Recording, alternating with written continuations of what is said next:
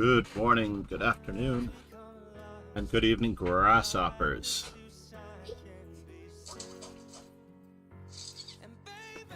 The only way I usually get out for a half-point buy is occasionally when there is an odd number.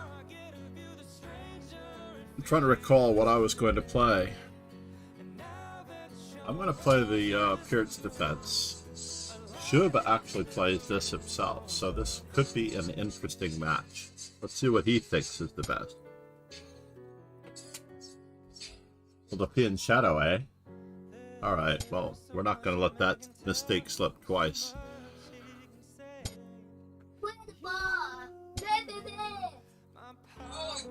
My pleasure, my pain. Is that a free pawn? You know, that is actually a wise move. But I like my center pawn.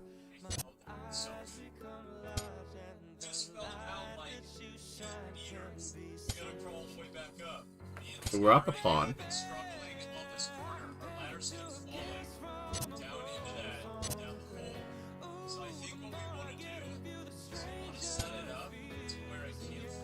Bishop to g4 was more to the point.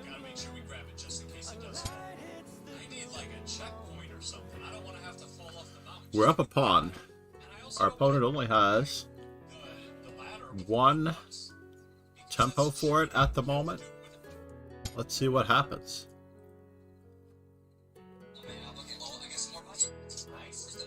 Let's see what happens, ladies and gentlemen. By the roses. So that one's going to have to happen. I do want to stop him from Katzler.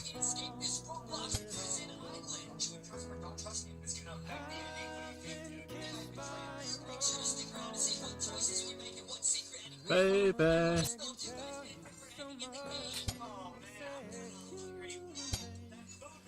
Queen to d4 was probably more to the point.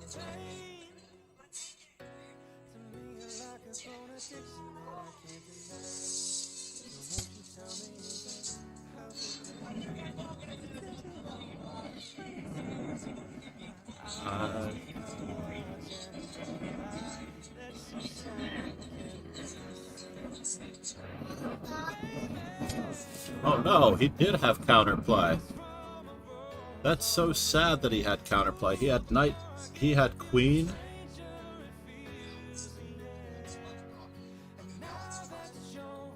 I have to simplify this. I do. I have to simplify this.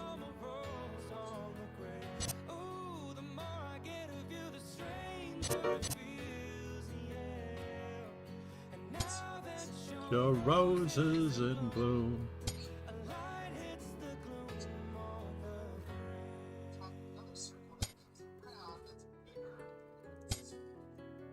Yes, we are going to have to live with that one. That was our mistake. Just Kudo said, "Hola, señor."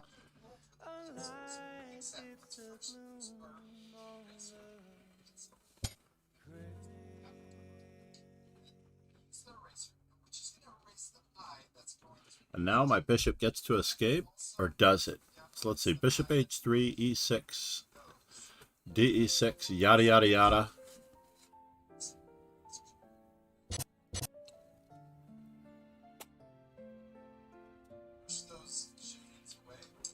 Can I still escape?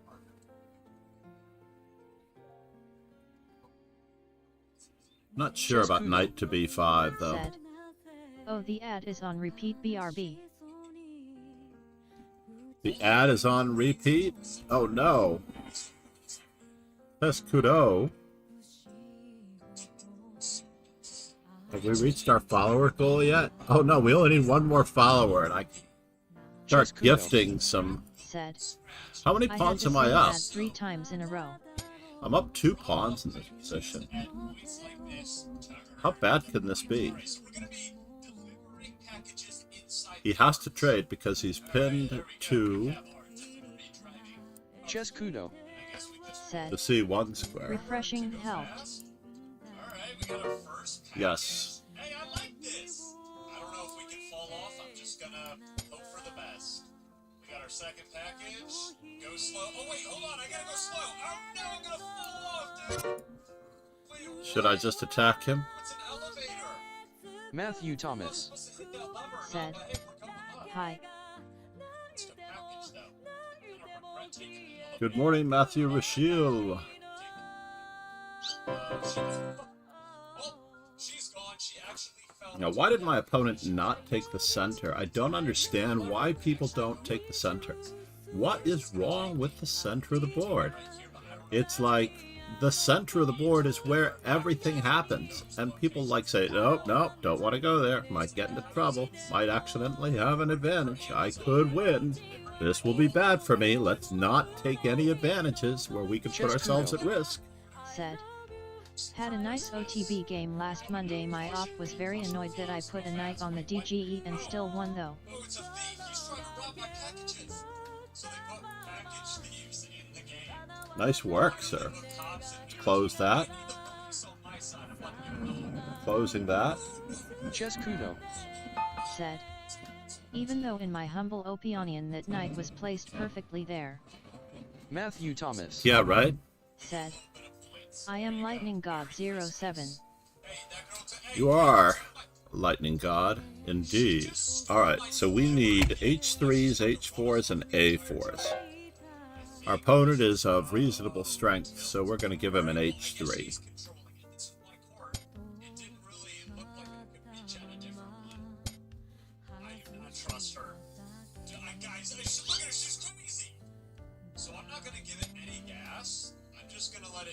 Interesting.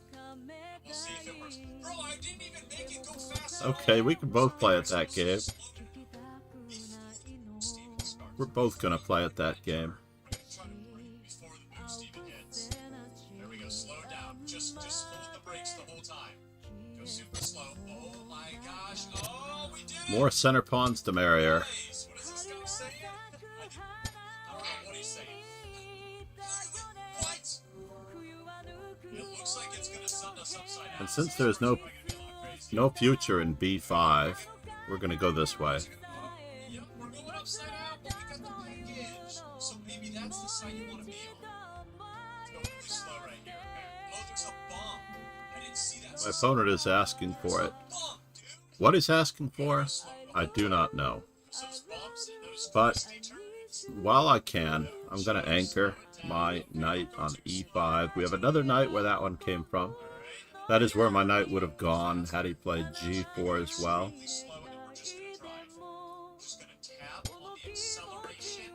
Wow! Oh my gosh. I don't even know where to begin. Queen H5? No, we have to reinforce our center here, don't we?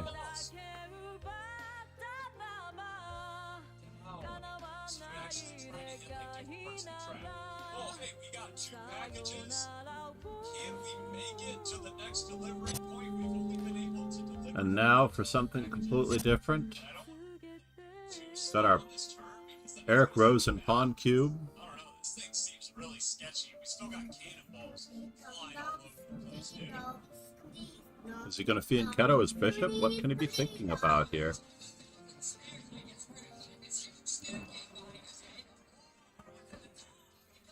What could he be thinking about? Alright, now the moment of truth. Rook takes f7, king takes f7, queen h5 check. King moves, rook to f1. He has just too much stuff there. It's too sad. Too sad, too bad.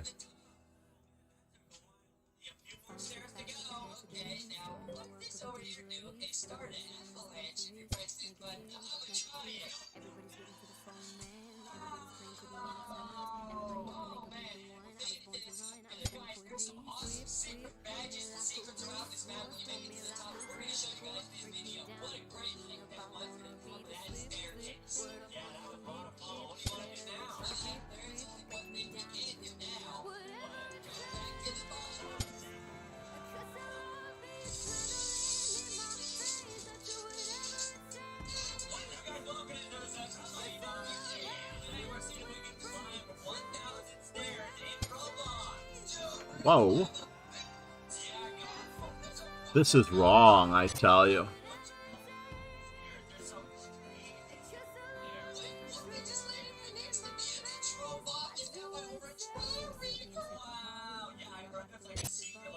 This is just wrong, I tell you.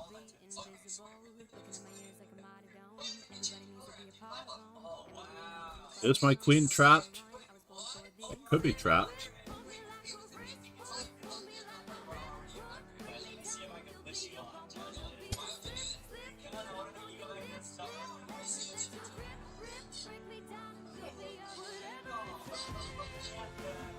Let's see which rook he chooses. The queen is not trapped.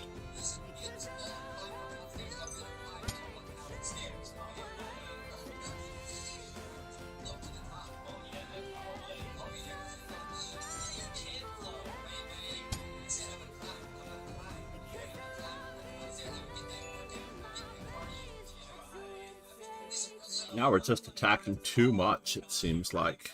We really are attacking way, way, way too much. I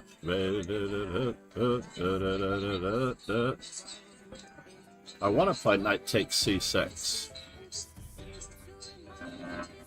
I really do. Knight takes c6, rook takes c6, but everything is just hanging.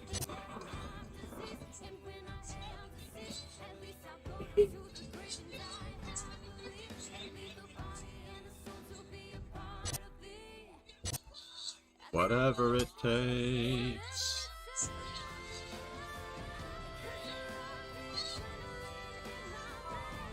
Whatever it takes.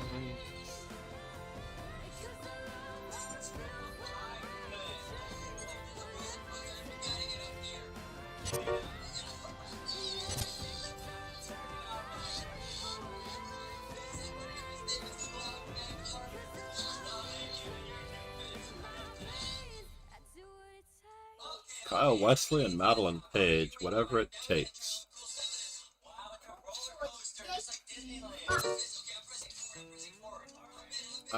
Obviously,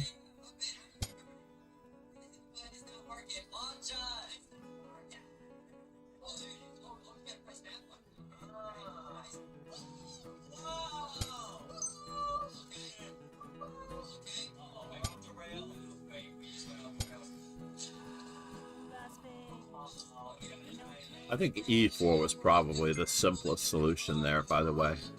I don't know what I was thinking.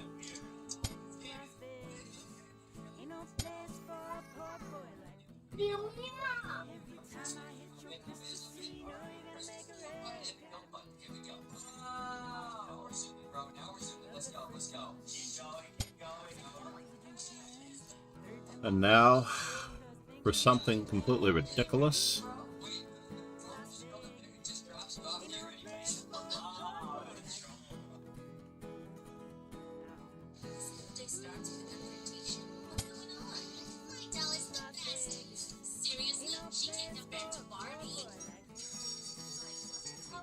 Something ridiculous. So now we're getting to that one, and then that one.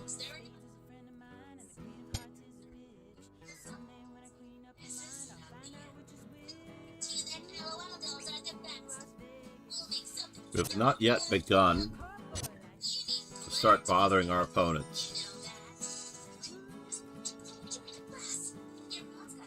Okay, we have a fork in two.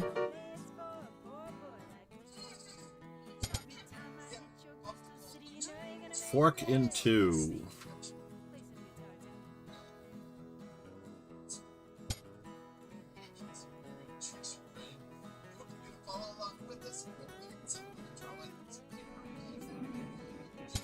Let's keep everything closed over there.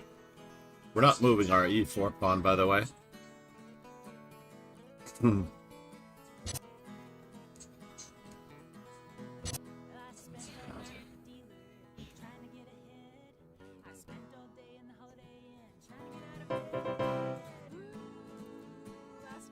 Just battening down the hatches. Reminder to self. 10 seconds. And we need events for the remaining weekends in October and November, and we need to add the World Champions' birthdays first.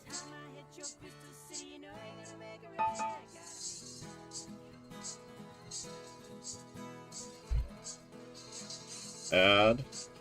What is wrong with my pen? Ye gods. You know it's bad when your pen is not working. Oh, and we're going to add the Dutch to our repertoire. Dutch! This might be the paper. You know what? It is the paper. Time for a new Lee Chess to-do page. Marshall Chess Club IRL. Could be today. Could be any day. It's a beautiful day. Maybe it should be tomorrow. But I don't have the keys to the Marshall to go in after hours like I used to.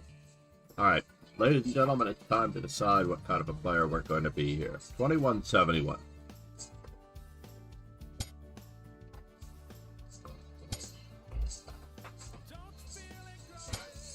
We're going to go with the Zurich 1953 treatment. Is it really that bright in here, or is it just me? I'm going to pull up, close the sunshine a little bit. There we go.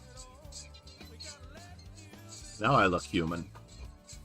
Now that the bishop's on d2,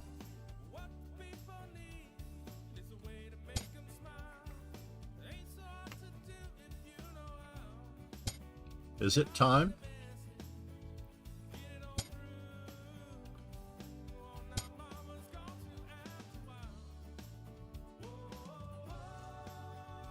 Listen to the music.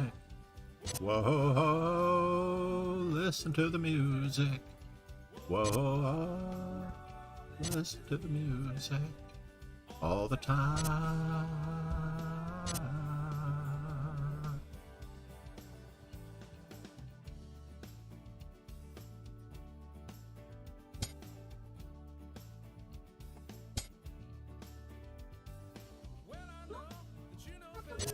Day by day.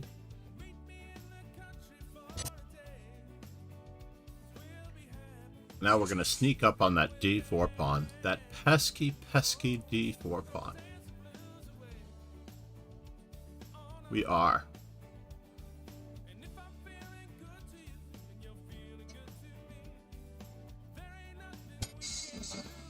Can I do it this way? Can I sneak up on the pesky d4 pawn this way?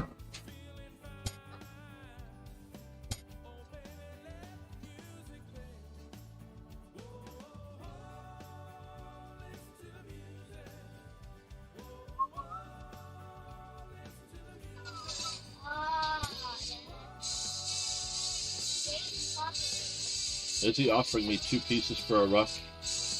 Unfortunately, he's not.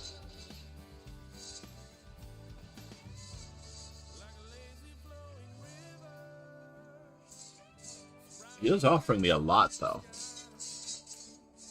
What is he offering me?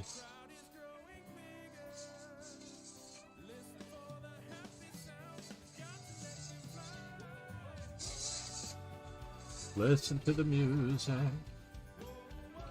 I'm tempted to take that one. I'm tempted to take that knight. Bishop has to move so many times. I feel like I'm having a lot of fun here. I have to actually analyze this out. If I take the knight and give him a checkup,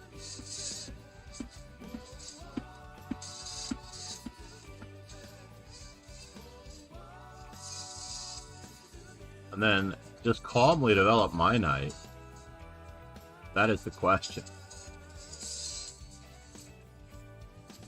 If I take the knight and give him a checkup, he has to go to that square. Then I capture again.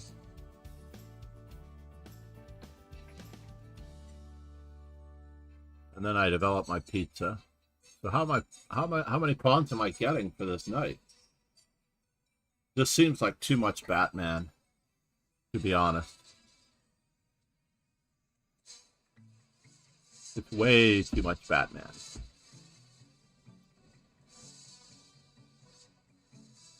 This bishop is... You can always castle queenside too. So what am I actually hoping to obtain from this? Fine.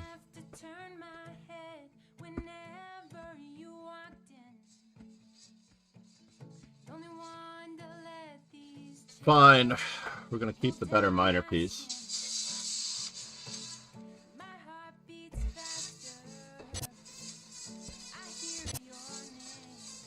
We're just going to keep the better minor piece. And we're going to exert a tremendous amount of pressure on the E, on the D4 pawn. The old-fashioned way.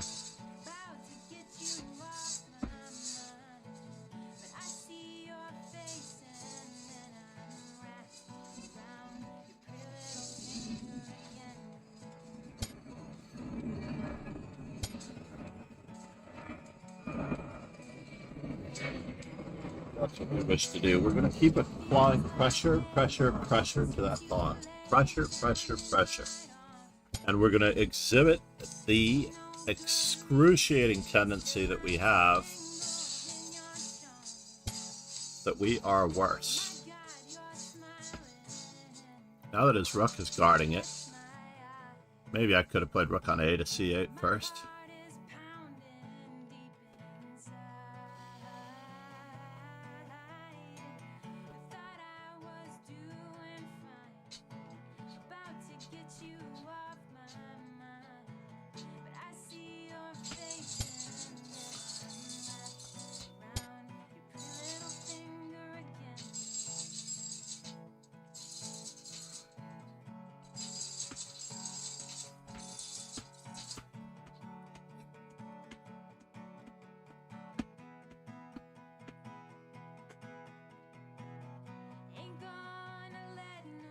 Pegasus Sway said, "Hi all.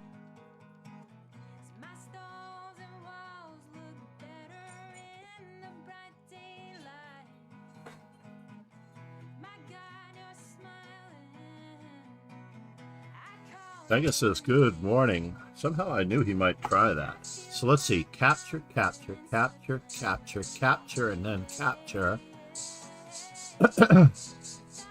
He has king captures. That's the problem. Matthew Thomas said, I feel I like need to leave after some time. Yes, I can understand, Matthew. It is early in the day. It is definitely early in the day. Matthew Thomas said, I am having only 6 charge left. 6 charge. No, not 6 charge. Made for 2. Do I want to put my pawns on?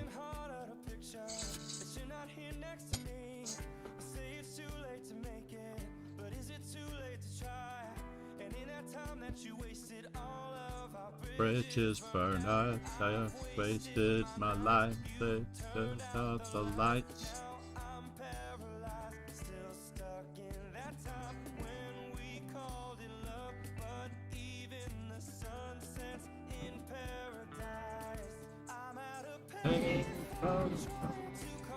Matthew Thomas said, here it's evening.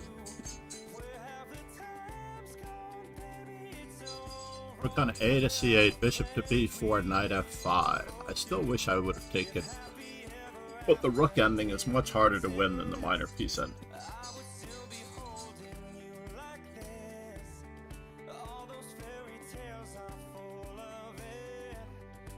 The rook ending is much harder to win.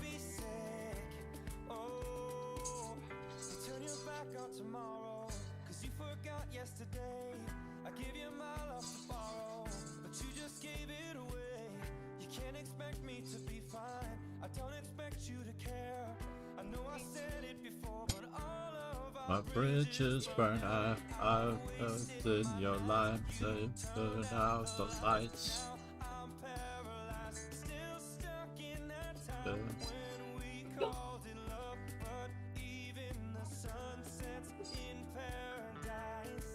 I'm at a payphone, my change I've been on you.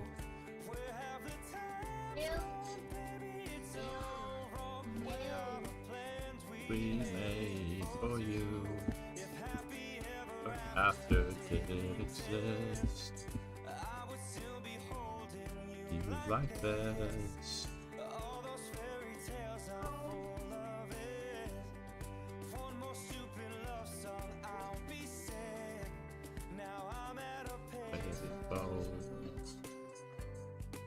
I'm at a payphone.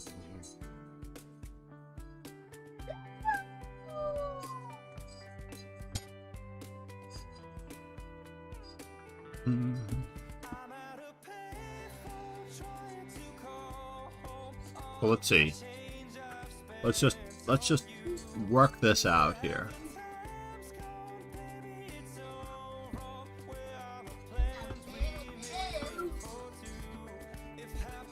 So we have knight c6.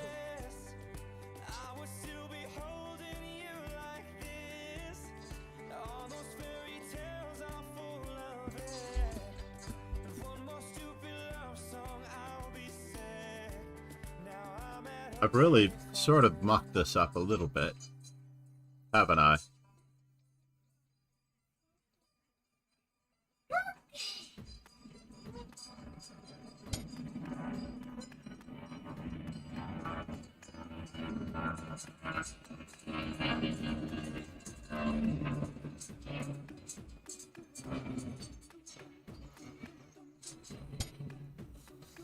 So this is where it at.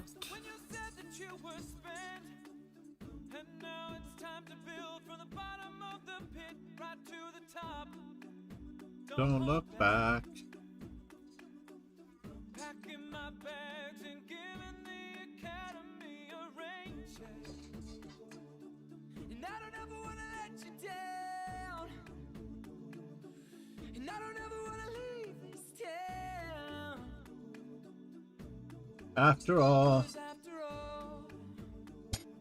the city never sleeps at night.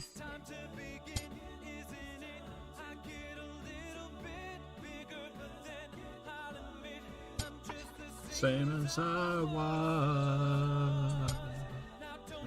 Understand who I am. So this is where you fail, and I am left to sail.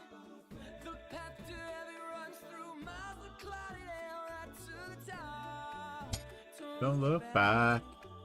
So we take, he takes, I take, he takes. Am I sacking the exchange now? Chess Kudo. Takes. Said. I could share the game if that S allowed. Chess Oh, it's Kudo. definitely allowed. Said. Allah Pegasus sway.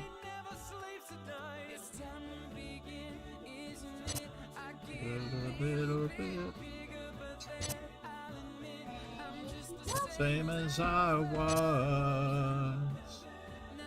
To understand who I am. I need a mistake. That's what I need. I need a mistake. The same as I was. Understand. Never changing who I am. Chess Kudo. So lovely. HTTPS like us org OTHVWEIG black. I was black, few inaccuracies but still a strong game I think.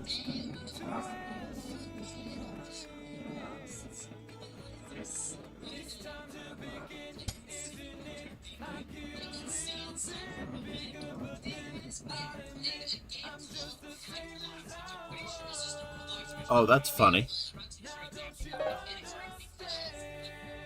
Gegenspieler.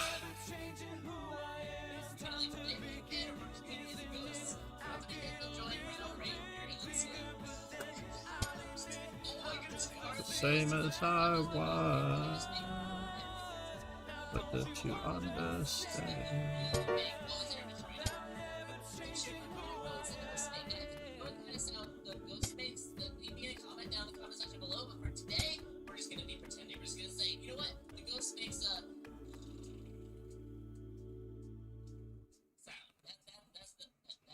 guys. I really hope you enjoyed the video. It was an honor to work on this with Tyler Ward. If you haven't checked out his channel, please do down below in the links. If you enjoyed this Away, I say. purchasing it on iTunes right here, or in the links down below directly from me on Louder. If you have any song suggestions, please leave it down in the comments down below. I have an awesome medley. Away, I say.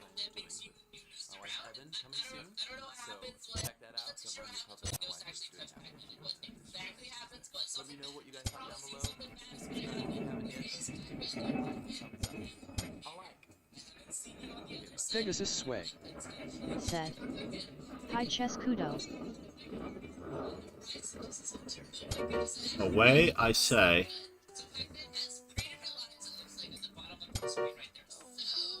We are going to be trying to find Pac-Man again. I'm so glad I actually was able to find Pac-Man. You should walk-a-walking around.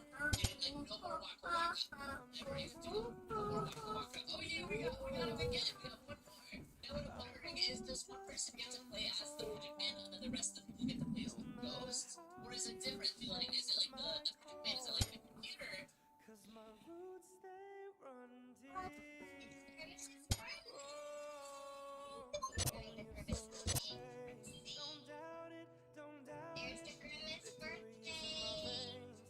Hey, drink the Grimace shake. Do not drink this.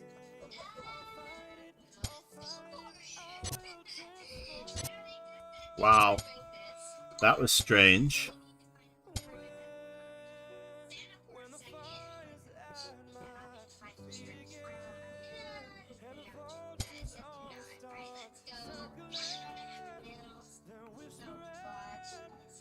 Chescudo. Said. Your opponent might be a smurf. My opponent, believe it or not, is a smurf.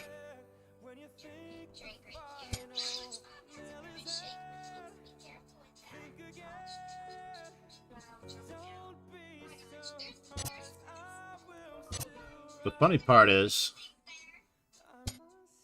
that I am going to promote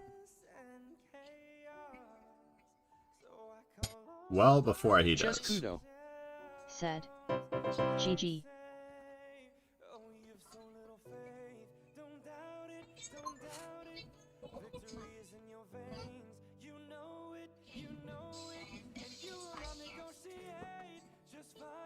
What I need are some funny reading glasses. That's what I need.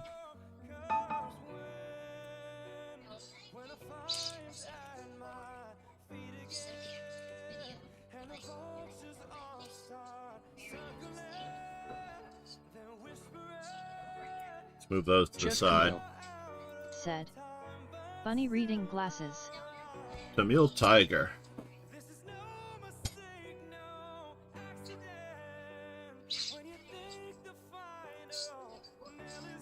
Where are you? I didn't get my search for funny reading glasses. I did not get them. Oh, now I got them. Good. Alright, so how useful is H3 in the Carl Khan? How useful is H3 in the Slav? How useful is H3 in the English?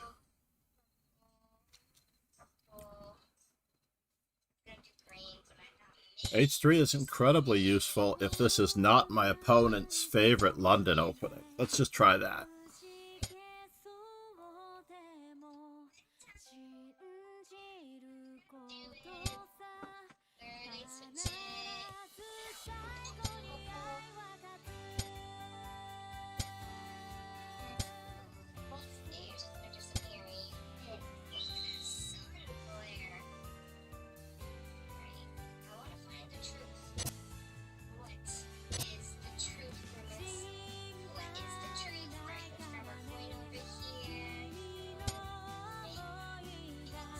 I'm going to choose this square just because I can.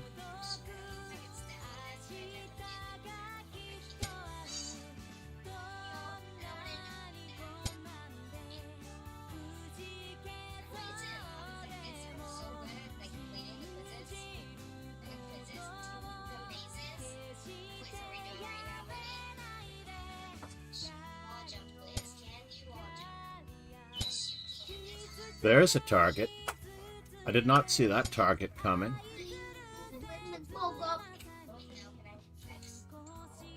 G4.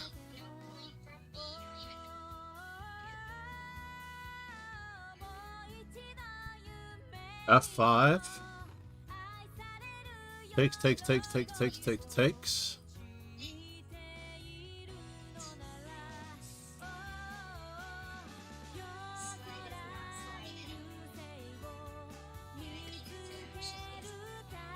Let's go in this direction. How about that?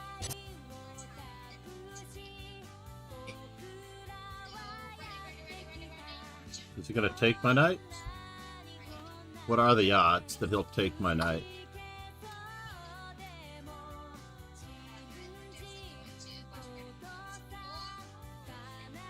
I don't know. He won't take my knight. Oh, he did take my knight. Oh my gosh, he took my knight. That's craziness.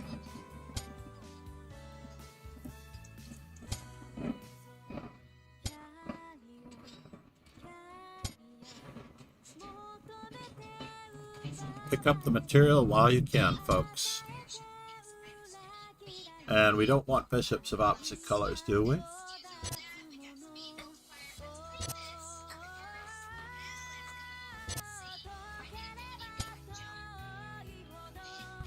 Where are you going? Oh, you're going to B4?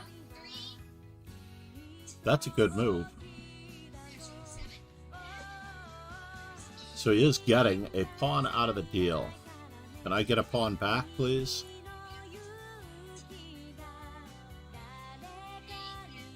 Can I get a pawn back, please?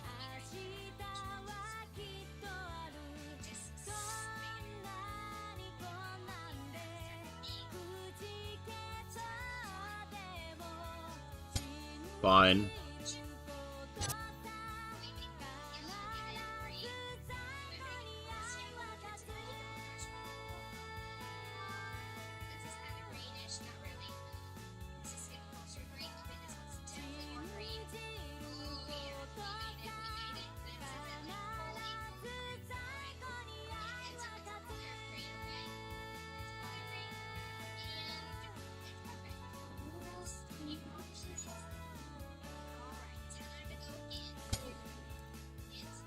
We'll choose to go to C1.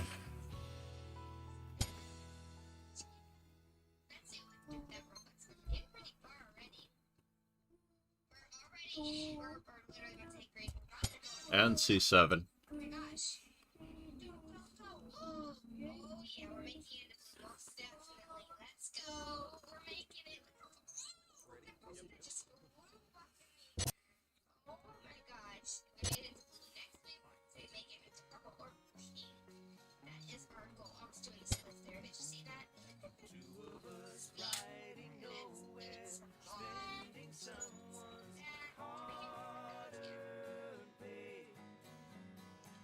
Where are you going now? What are you thinking? Back home. We're on our way home. Going home. Going home. So that was the square that I thought his knight should go to. So now that his knight isn't going to that square,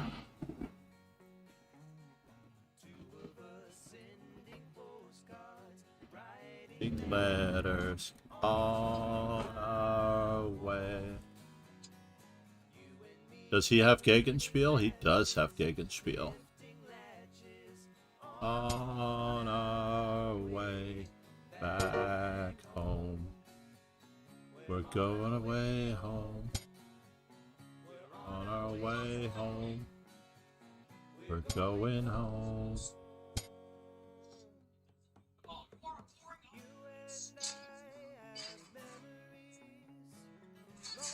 To the road remains about ahead.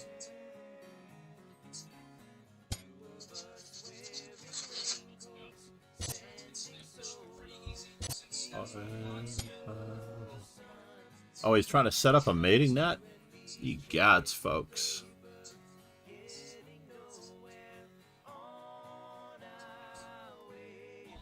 Back home. Going our way home.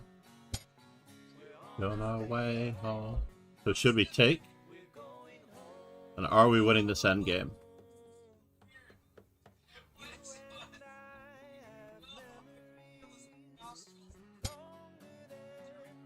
Road stretching out ahead.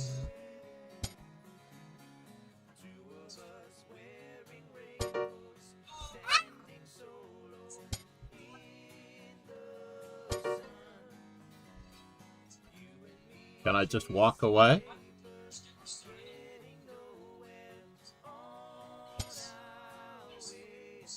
Back home. We're going home.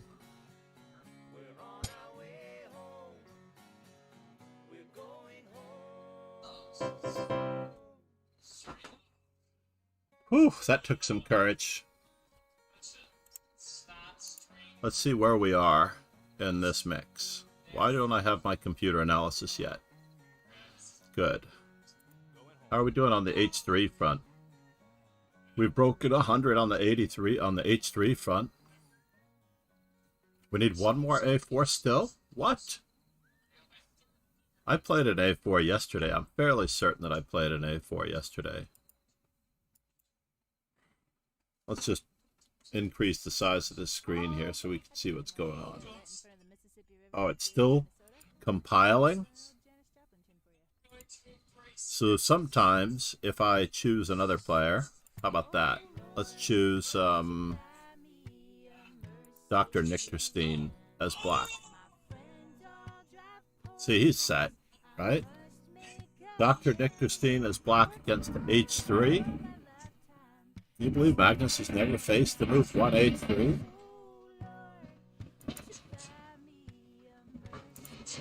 And now, instead of Dr. Nichterstein, we're going to go back to ourselves.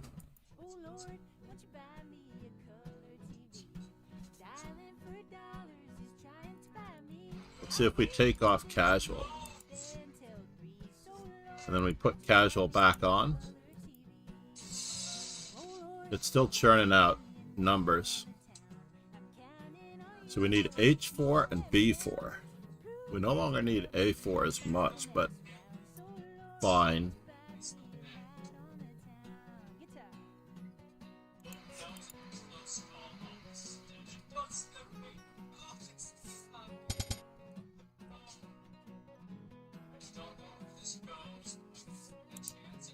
Let's go forward. So this is Tamil Tiger. Let's go back to our arena. Where are you, sir? There you are. Won't you buy me a Mercedes Benz? Friends, brothers.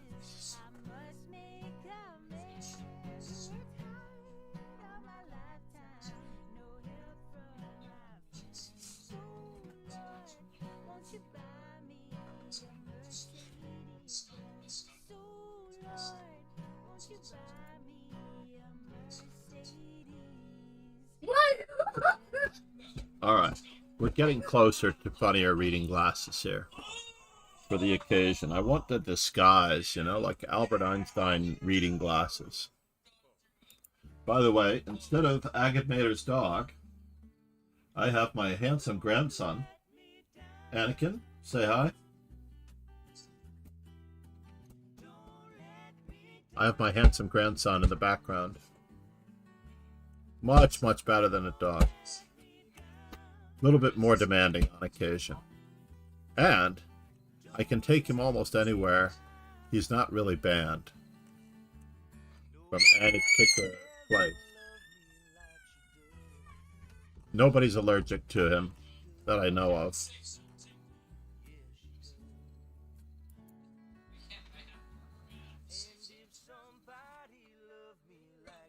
Alright, Kushateo. Smurf Cat. What did you do to deserve this, Kushateo?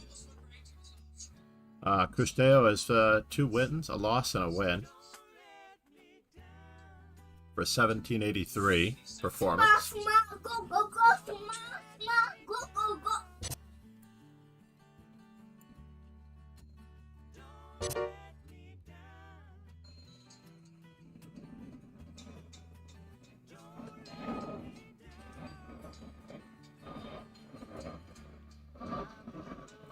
For the first time. And you know it's gonna last. Who did this? Carson McKee. Ladies and gentlemen, Carson McKee.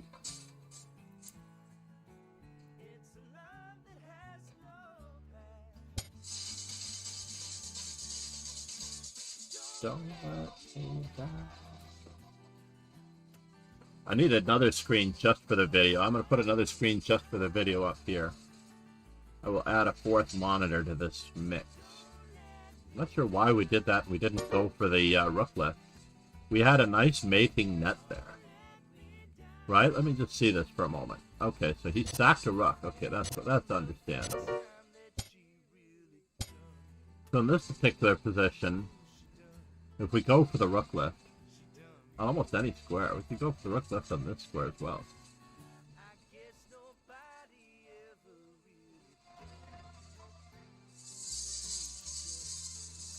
The rook lift, totally underestimated, and now, is he going for the rook lift this time?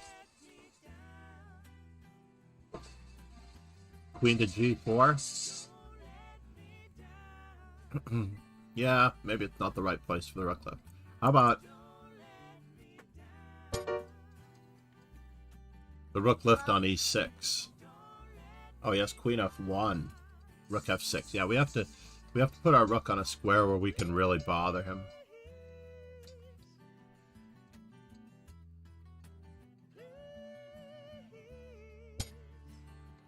Now we're threatening 2 different ideas. We're going to answer check with check. But we're still kind of in a box. These rooks are not being used properly. This is like the #1 mark among all players rated low. You don't want to use your rooks. In fact, most young players don't want to castle because they're afraid their king is going to be in trouble on the side of the board. So when you're in massive time pressure like this, you're absolutely in troubles. No, the rook's supposed to go to that square. The king is getting into some trouble here. I love where that king is. Why would you ever let that king be driven out? Oh, because you're trying to exchange queens? Is that it? Okay, fine. Said. I'll accept that. I You're would in have time just trouble. played QH4. Yeah, you're so winning in this position, but if this was his plan, I would have played it a lot sooner.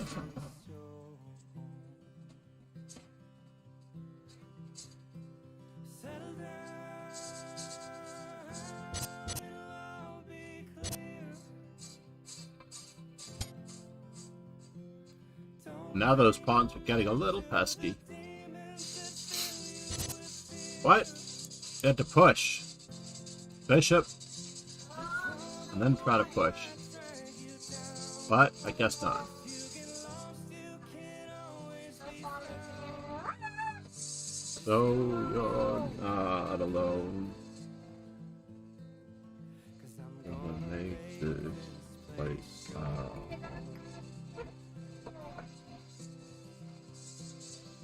We are running low on coffee, ladies and gentlemen. Edgar H.H.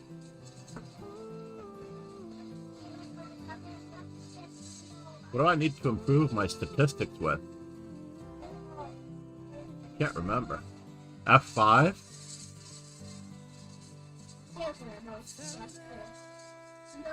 Karo Khan? Nah, statistics are entrenched for the Karo Khan. E5? E6?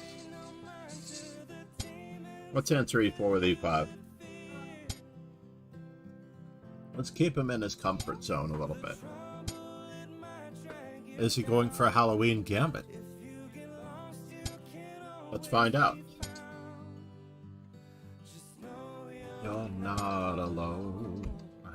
We're gonna make this place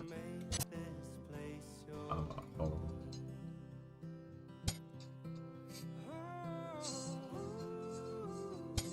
We're going for the lead in development.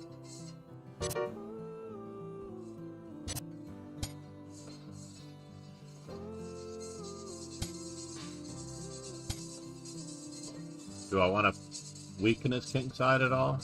Or do I wish to castle queen side? Am I going to get into trouble for this? He does have f4.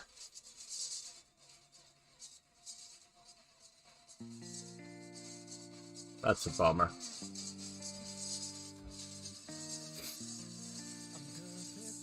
That is a bummer. He has f4.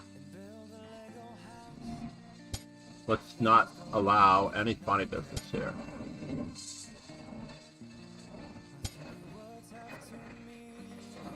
He did have e5. That was very poetic that he did not play e5.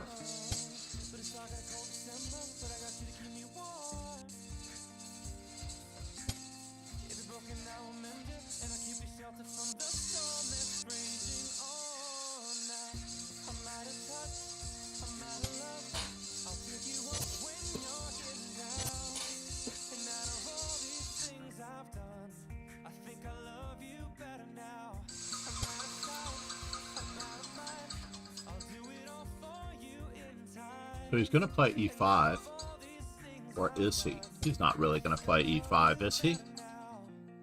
We need to get our other rook in the game.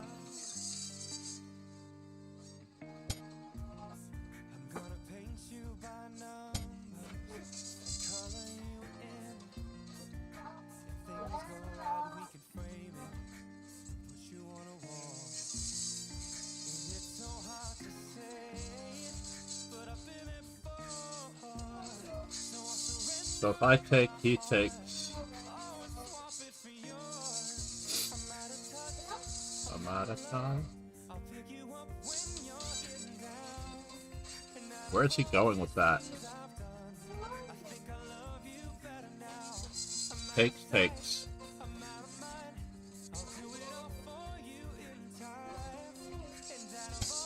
Let's just continue to get a bit of a double attack going.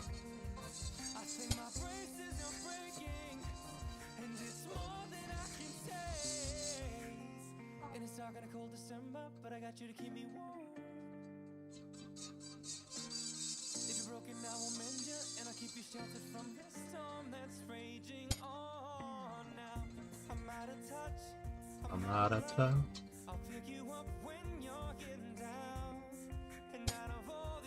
What?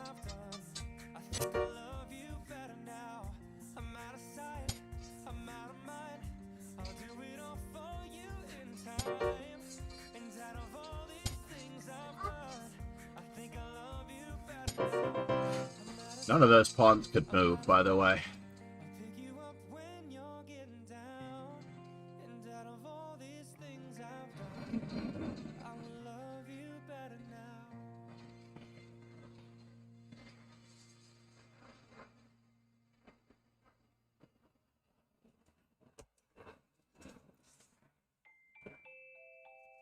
What if I make the weekends 5-3 blitz? Could I make the weekends 5-3 blitz for the moment? Nah. It's rapid.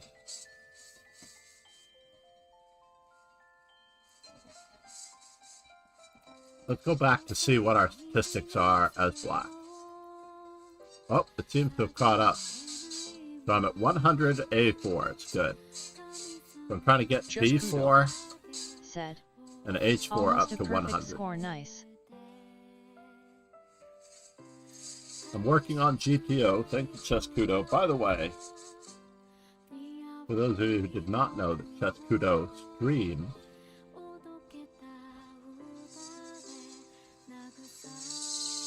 Chescudo said. Thank you sorry, for the so. I can only apologize for not being on the ball earlier. Chescudo, from the Netherlands.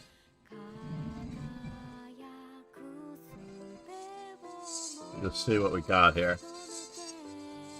Your last stream.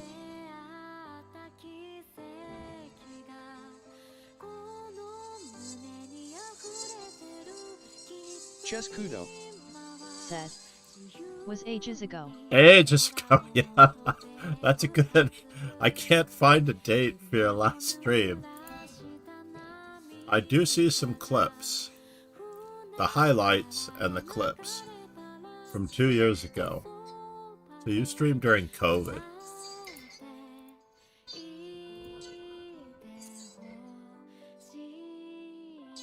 So H3 is more than accounted for. A4, I just have to decide on the difference between B4 and H4 when I'm white. B4, H4, G4, H3.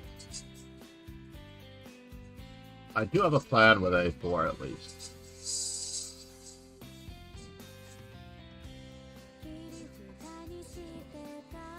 We are one follower away, ladies and gentlemen.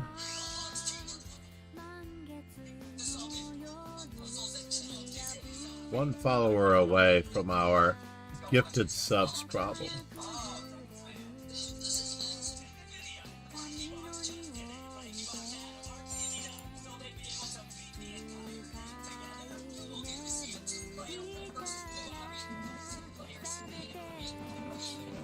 I'm wondering if it's searching Canada for these glasses.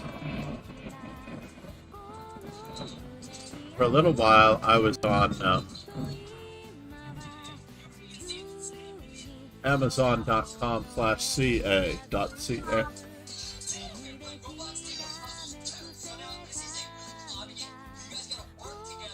When I was looking for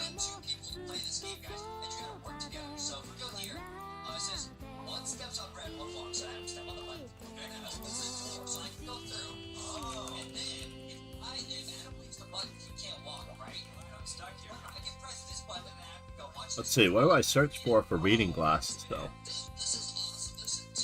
I was looking at what percentage I needed to bring up as black, though.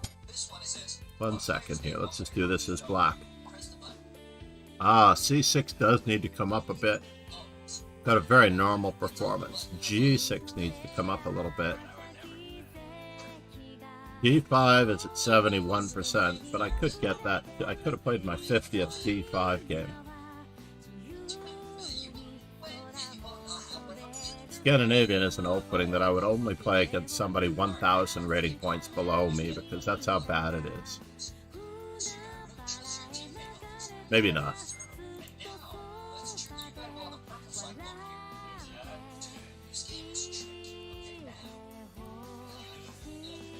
Daniel Dardha. Let's see how we're doing with Bullet Light versus XYZ. One side has a safer king, first thing to notice. The other side looks like they're very close to losing a pizza.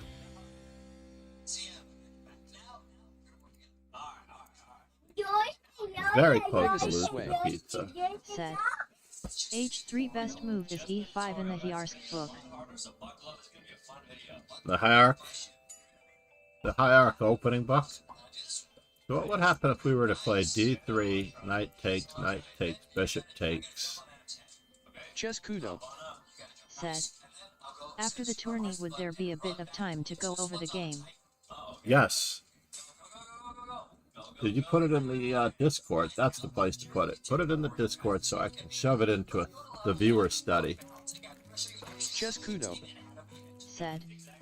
Awesome, thank you. Note to self. I should set up a game review for the a nominal channel reward point game rewards. That way when I see it up there, it'll be a reminder, you know? I don't know as a mod if you can set up channel point rewards or alter them. Alright, now I'm definitely going to be playing E3. Just Kudo. Said. I don't believe so. Yeah, it's rather tragic, don't you think?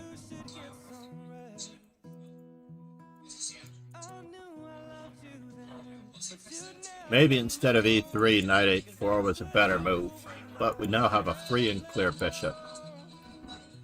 Sunfosh Raj. So how do we get there from here? I would even Sir, sack I a pawn. reached 1100 ELO in Sescom. Chess Kudo.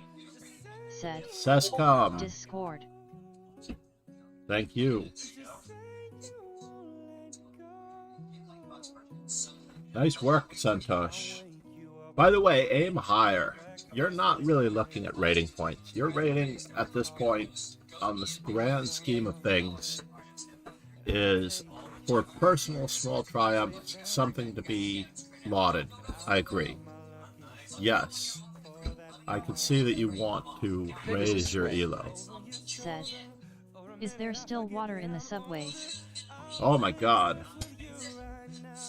It was really bad on every line except for mine, thankfully. It still took me a lot longer because there were a lot of delays because trains were being forced over to my line. And people were on my line and it was packed. But on the whole, fortunately, it did not affect me as much directly. But it was very serious. You were following on Facebook probably, right? The Facebook stories? Yet as you said, I learned better endgames and pawn structure. Yeah, just basically learn how to let yourself enjoy the I game. don't know what else to learn. Well, right now what you need to do is learn the piece coordination through the games of very good players. What I mean by that Sunfosh Raj. Said. is find a world Reading champion. Solomon endgame book. Yeah, but you can also go over. Daniel Naroditsky reminded me of Karpov's Anatoly Karpov Endgame Virtuoso. Pegasus Sway. Said. Endgame Virtuoso. No SVT play. Quite a good game. Quite a good. And I'm way overdue. I need to finish up. The problem I have with Tiger. Vodka martini. Shaken, not stirred. Sure. Is that our follower? Thank you for following. I believe we may have fulfilled our community teams.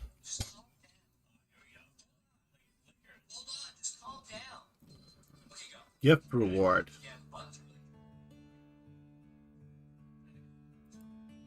Hold on here. Let me just go back. One person I definitely would like to give a community award to, and maybe he can continue it.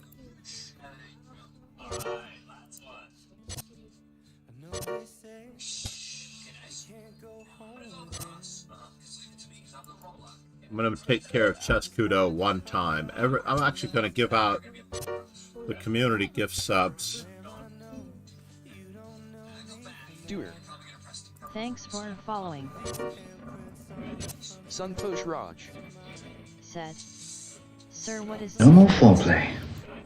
Chess Kudo. The book was... Thanks for I don't subscribing. recommend this one, by the way. I don't recommend this one for your level. For your level, I would recommend if you can find an out-of-print copy of Capablanca's Best Chess Endgames. Where are you? Capablanca's Best Chess Endgames. I may have it down here because I might have been using it.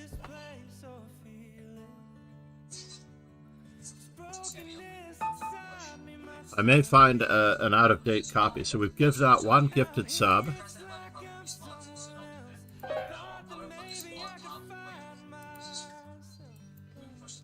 We've given out 2 gifted subs.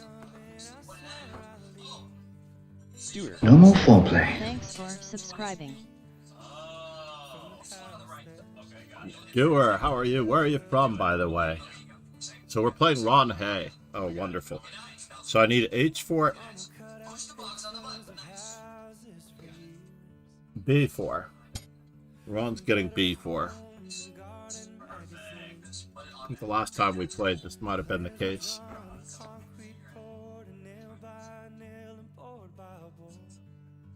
So we need B4, H3. Where's my pen? B4, H3, and H4 at the moment.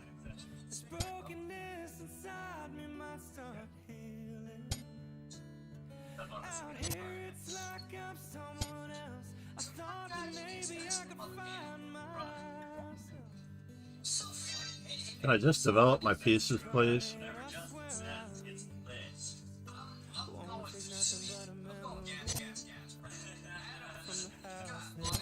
I just want to develop my pieces, please.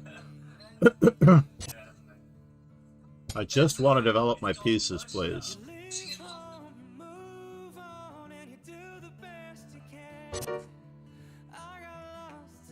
Oh no! Ron! You're so mean, sir. Ron is so mean. Well, I got my B4 in. That's all I can say. You know that expression, Anakin? You're so mean? I'm not so mean. You're not mean. I'm mean. I'm not mean? Are you sure? Ron A is mean. Ron is mean. Oh my God, Ron.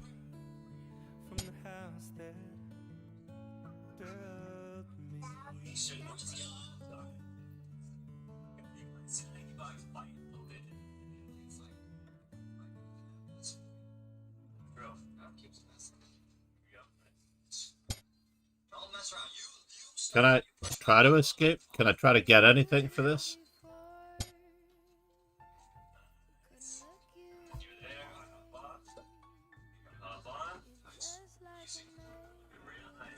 He's got 2 moves that can bother the daylights out of me.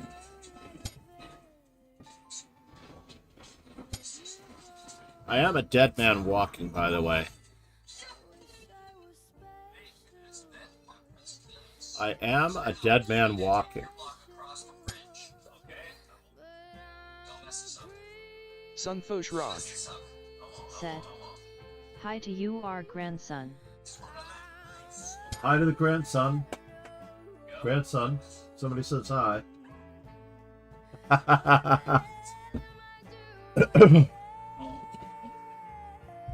Yeah, that's a problem.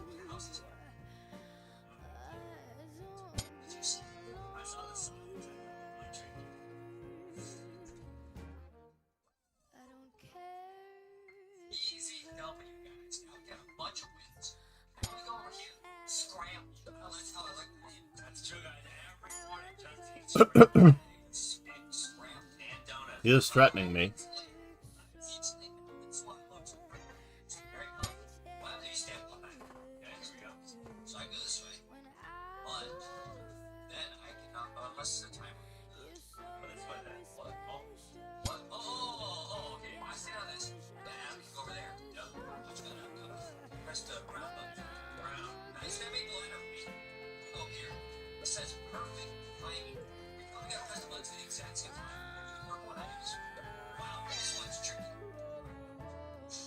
Can I?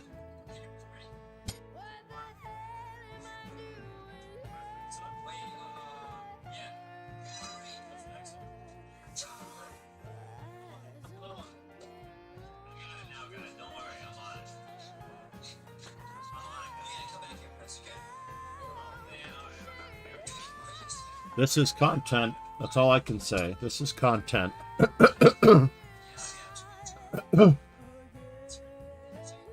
Sunfosh Raj said, "Sir, how long you playing chess?" I've been playing chess my whole life at this point. My whole life at this point.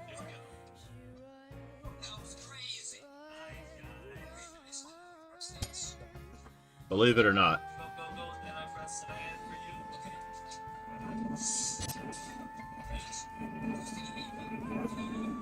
Sunfosh Raj said, "How to participate in this tournament?" You can join the dojo. And I will copy those links really quickly for you. For YouTube. Someone was trying to help me set up the MooBot and whatnot for YouTube.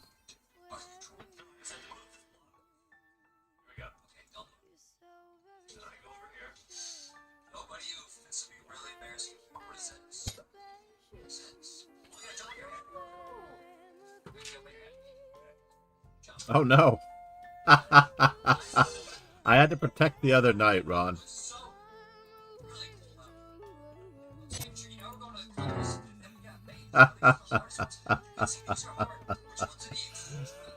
I set up the board wrong. Can we have a game do-over? I put my queen on the wrong square. We need to restart this game. Let me check the FIDE rule. I need to check the FIDE rule as I set up my queen and king wrong in this particular instance, eh? Pretty please? I had to clip that one, by the way. I clipped that embarrassing moment because I deserved it. We were holding up the whole tournament? Ye gods. Bullet light. Alright, G6 it is.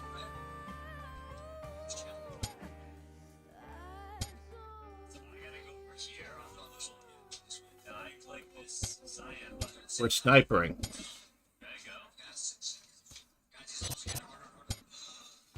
We're not only snipering,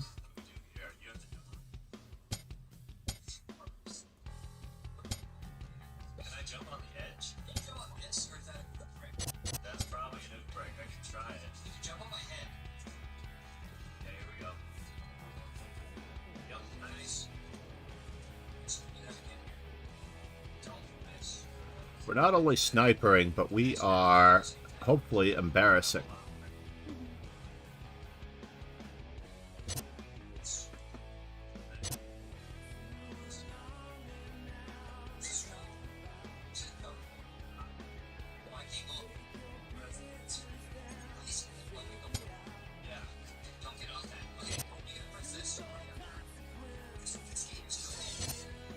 We're just going to trade. Indeed, we're just going to trade.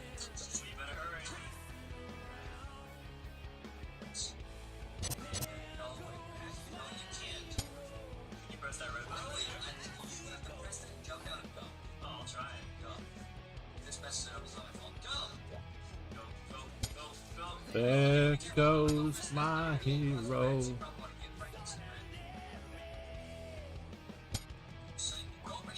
And now for something completely different. Can we fix that pawn on that square?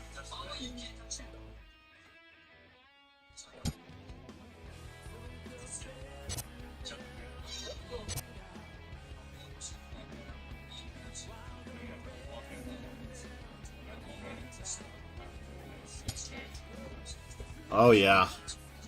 This is not good.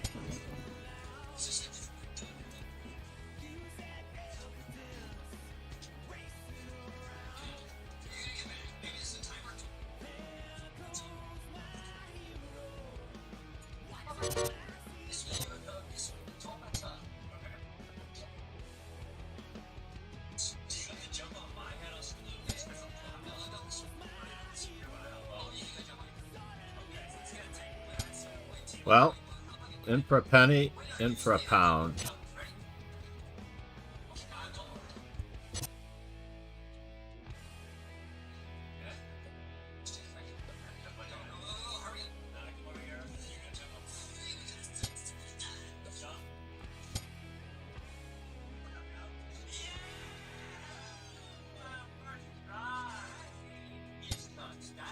In for a penny, in for a pound. Well, that helped.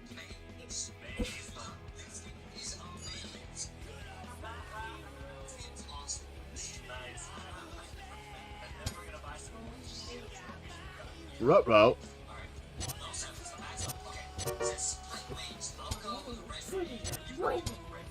Bullet light.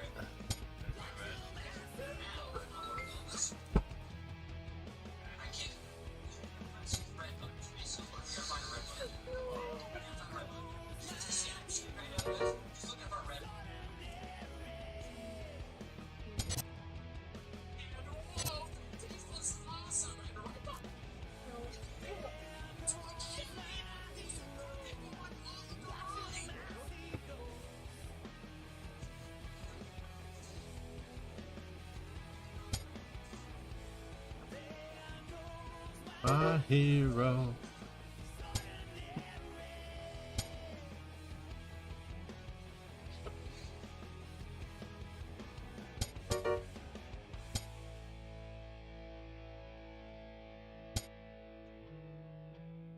What in the world? Is he getting trapped over there?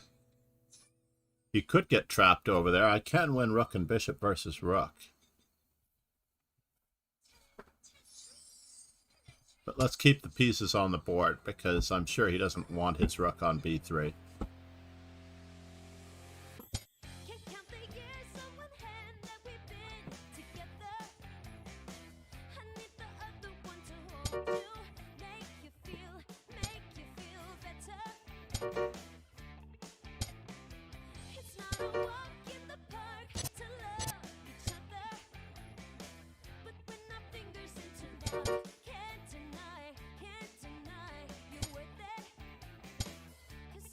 Alright, now that the pawn is fixed,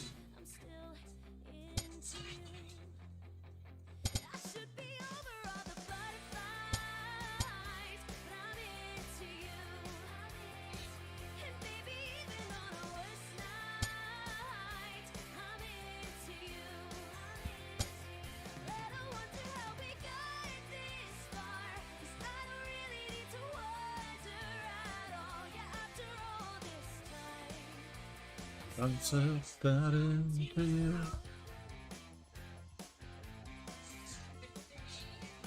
Ladies and gentlemen, I am Y2.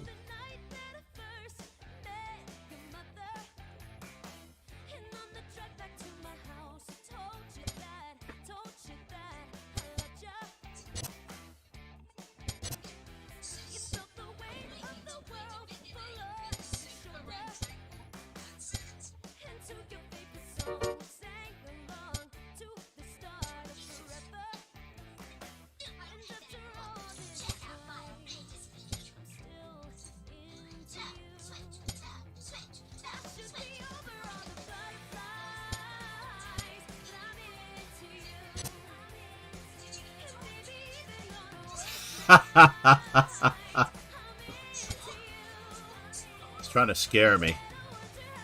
Made use of our extra pawn. Made use of our extra pawn.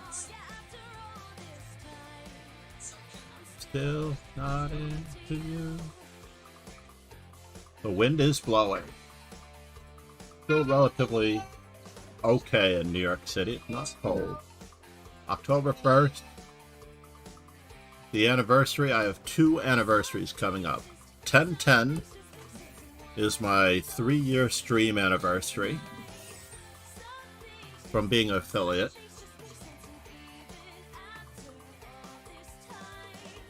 $10 stream anniversary.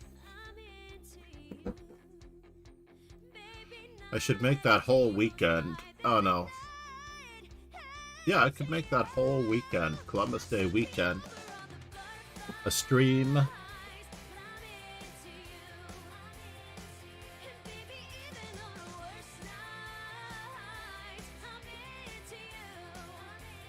Anniversary.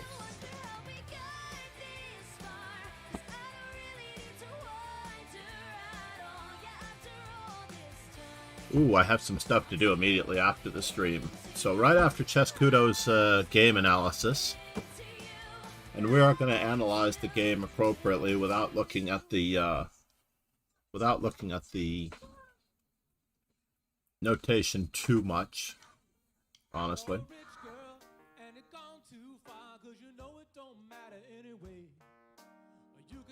The last game in the tournament, Van Hertz, who is suffering a little bit. Pegasus Sway said, "We had a large landslide north of Gothenburg 700 x 200 meters. The main road had moved 50 meters to the side." Oh no, I'm so sorry to hear that. The last time I was in Gothenburg, there was a problem as well. Where I can get oh no, free that will resources test your for playing chess, ability. sir, like opening middle game and puzzles like Cheska. Please, sir, say me. Middle games and puzzles. Say me. Oh, please tell me. Please tell me. By the way, the Microsoft Translator is the best translator I've discovered. I feel like the Microsoft Translator app, I can sit there and Ron can talk in Swedish. Puzzles are too addicting.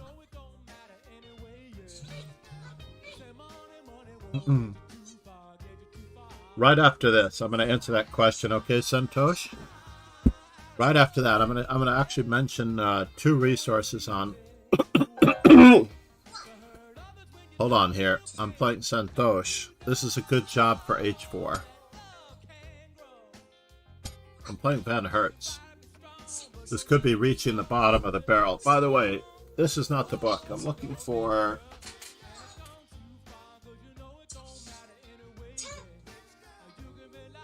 Capablanca's best chess endgames. That is Chess the shot. Said. Have you tried Deep L? Deep L? I do not know Deep L.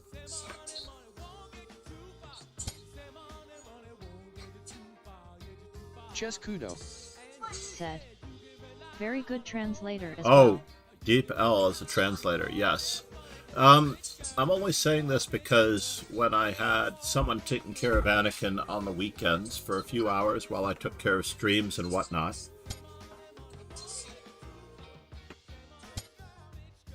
I had the opportunity to learn that if you just put Microsoft Translator on the table, it will automatically translate everything that you need it to translate.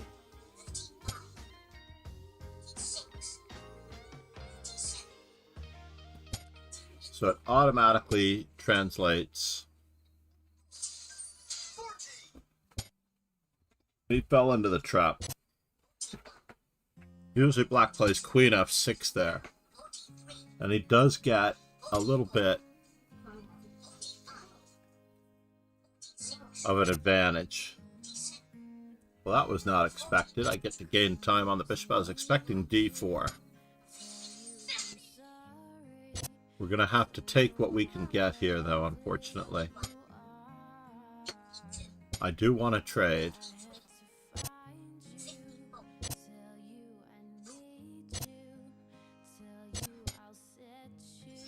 Apart.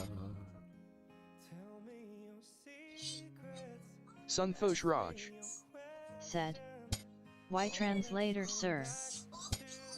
Sunfosh Raj. Do I want to trade? Sir, why translator? Because she only spoke Spanish, and my Spanish was very rough.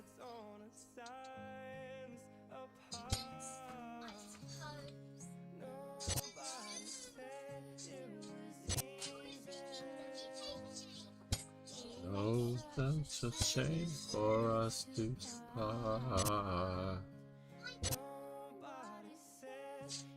Was easy. It would be suicide. I'm going back to the start.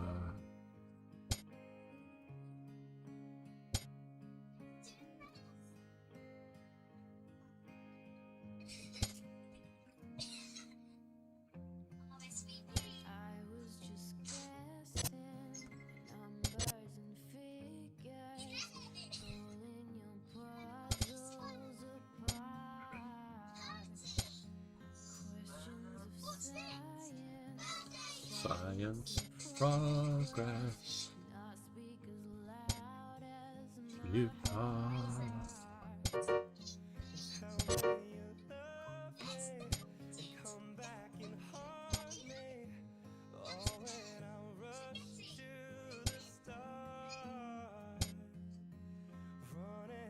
Circles.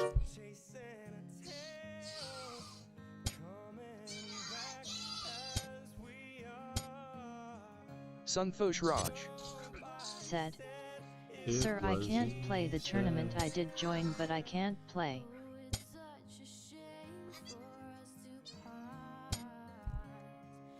Nobody said it was easy. Would be so hard. Oh no, it's not mate. It's not mate? That's a bummer. It's not mate with bishop and knight. I had to get my bishop around to the other side, and I didn't feel like it. I was going to checkmate him on that side. Yeah, I basically had to reorchestrate the knight and the bishop to this side. But I need the rook on that square. And it just seemed too risky for a bishop and knight mate formation. 2 raiders from Kayon Chess. have joined. Ian Chess, welcome. I am FIDE trainer and National Master John MacArthur. We've already handed out 2 of our gifted subs. Kayon Chess. Said, I raid you all I have in this world. Ah, yeah, I've been looking into why we don't have more viewers, Ian Chess, to be honest. It's really a bother, right?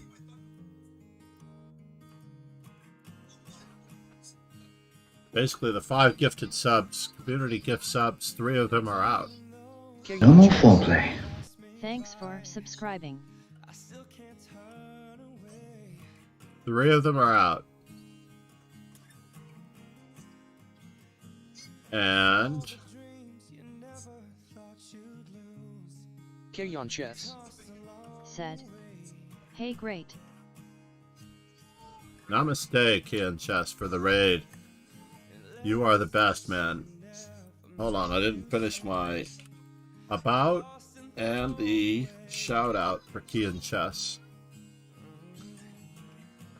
Why don't we have more subscribers? Well, there are about 4 reasons. Personality and personability, I don't have it. Kayon Chess. I have the knowledge, so the only reason Anonymous why Victor, thanks for the gift sub. I might have a dozen people watching at any given moment, and that's pretty much my average, give or take. I have like 10 to 12 as an average viewership. It's weighed down extremely by all of the days that I have 3 and 4 and 5 viewers, and on the weekends when I might have even more viewers. But on average, we don't have the numbers that those other guys have because A, we're not young. So we need a lot more energy. We need rambling energy. Sir, you know Hindi, you said namaste. Namaste indeed. Namaste. Well, namaste is a very common world greeting. I wouldn't call it Hindi as much anymore. That is part of the global language. I think everyone in the world should know namaste. I do appreciate Keen Chess for his efforts on Lee Chess. He works very hard on his game. He shows his playing in his streams as often as humanly possible. And I know that he is on at all hours. He doesn't necessarily have a stream schedule like Mike does, the Well-Heeled King and I.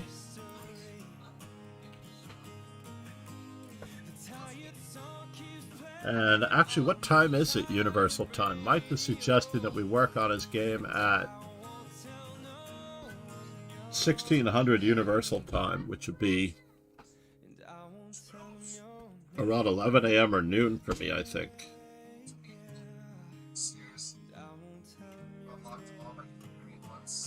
Just gonna check. Where is my time is actually on my stream. I take it back. 1600 is a half an hour from now. Sunfosh Raj. Said, Sir, I want to start a CHES channel to stream. Can you help me, sir?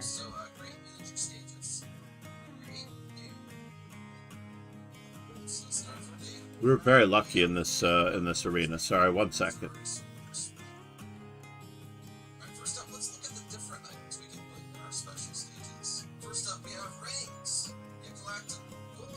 And of course, if you get a red spear, then you lose. We have these star bumpers, which will bounce you back and forth. Yellow ones. Just trying to look for Mike's text. Green ones will turn into blue ones. Meaning that once you turn them into the blue ones, of course, you have to collect them as well. And finally, if you collect So meanwhile, then you get a chaos emerald. Fantastic. games and analysis. Oh, Chess Kudo, got it. Chess Kudo was black in this game. Learn, Chess study. Said. Yupsies.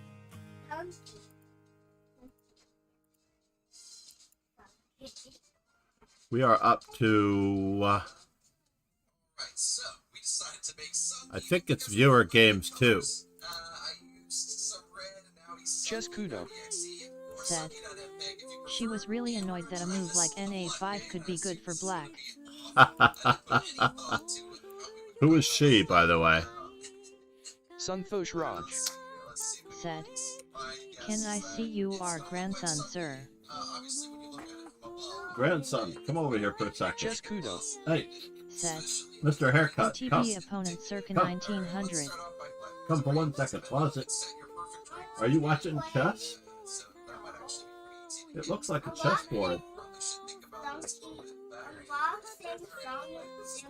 He was doing his chess homework from Stepping Stones 1. You were doing his Stepping Stones 1 with the knights, the bishops, the kings.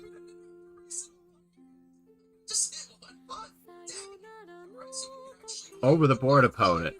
Pegasus Sway. This nation owes you a huge debt. Cheer 1000.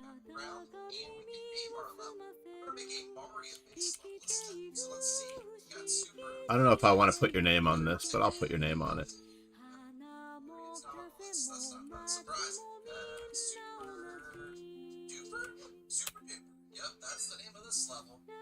Sunfosh Raj. Said. Sir, I want to start a chess channel to stream. Can you help me, sir? Hold the phone. Santosh Raj, you want a chess channel to stream. Alright, so before I finish with Chess Kudos, I want everybody to realize that you have a number of possibilities in the puzzles in order to... And for you, Chess... Santosh Raj, I would really suggest that you work on trying to get, and I've said this before, 100 mate and ones at the hardest level. Basically, this is really, really good practice for you. Copy link address. I'm going to put that one in. And I will put it into the Twitch as well. Basically, doing mate and one training. And you have a, right below, if you do the mate and one training, you can actually put it on a hardest. Easiest, easier, normal.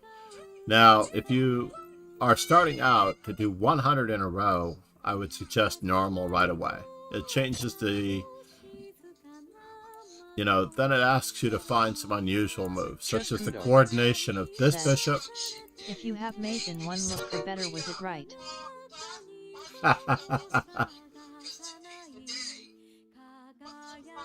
Exactly. And that way, you know, I don't gain any rating points for these. Now, if I go up one level, harder isn't necessarily that much harder, but they have the coordination of more pieces involved. Let's just get rid of this. You have the coordination of more pieces involved. That's all that's asked for from harder. And if I go to hardest, am I going to gain 1 rating point for the hardest because I've done 2 already? So basically we've got the coordination of the pawn, the coordination of the queen, and then we would think that we need the coordination of the bishop, but nothing's guarding that pawn. So we have to actually use the bishop as a support piece. Chess Kudo. Said. Hard mate in 2s can be really hard even for some masters. Yes, and then from there I would move on to mate in 2s. I'm going to copy that link address. You can try to do the easy mate in 2s. I'm a very big believer in mate in 2s. Absolutely a big believer in mate in 2s. The reason why I'm a big believer in mate in 2s is because you have to see your opponent's response in reply to your move. So now you're interacting with the opponent instead of just finding piece coordination. So mate in 1, where to start? 100 in a row, no mistakes. And if you want to know how you can look at 100 in a row, no mistakes, then down below you'll see that there's 1. right? So now this is mate in 2. We have the rook coordinating with the queen. So we can see that even if our knight is captured because of this forcing move, we're demonstrating this. Now, interestingly enough, if you have these going across, you can resize your board so that there are 10 boxes going across. Okay? If that does not work for you, to keep track of whether or not you've done 100, you can keep a separate window open with your profile, and it will say that you have solved 4 tactical puzzles, and it will say 100 wins over here. So each day, try to do 100 mate in 1s. It will take you some time. It's going to take you at least at 3 to 5 seconds per exercise. It's going to take you a good 20 to 30 minutes. You got to be certain. Don't rush it. Be certain of how the pieces coordinate for the mate in 1s, and then you can see that you've done 4 tactical puzzles. So I would suggest that you do that theme, and that theme requires that you know en passant, pawn promotion, how the pawns move, capturing, and how the bishops, queens, and rooks are working from great distances, because those checkmates at the hardest level will be putting the bishops on A1, the rooks on H1, as you saw, Pegasus and sway. all of that. Said. Even Tiger has missed checkmate in 1, but he had seen a long variation to checkmate. Yeah, and very often you see the trees for the forest. Bobby Fischer overlooked a mate 3 in his 60 memorable games versus Petrosian, or was it Botvinnik? I think it was against Petrosian. I'm not sure if it was in the 4 queens game, but he was definitely exhausted at that point. Other than that, you should absolutely do the learning chess basics. You should absolutely reset your progress. And the thing that I love about this is that when you do these exercises, they start off simple, capturing stars. But when you get toward the end of each exercise, now you actually have to think about what you're capturing first. So we're going to capture on the outside. And the other thing about this one, for very young players, they will use the same rook.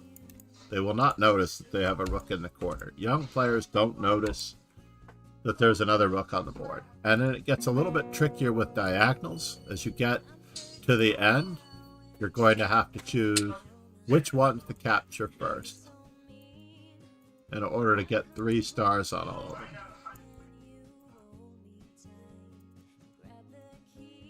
And doing the learn chess exercises is absolutely key, despite how difficult it might be. And when you get to the end, you're going to see that it even requires some thought from me. This is definitely the odd one out.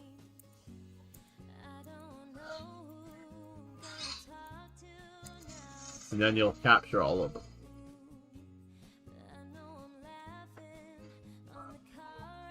One that is very awkward here is the king, because there are so many spaces in between the pawns. Like, this is probably one that I actually have to think about how many moves it is to take, right?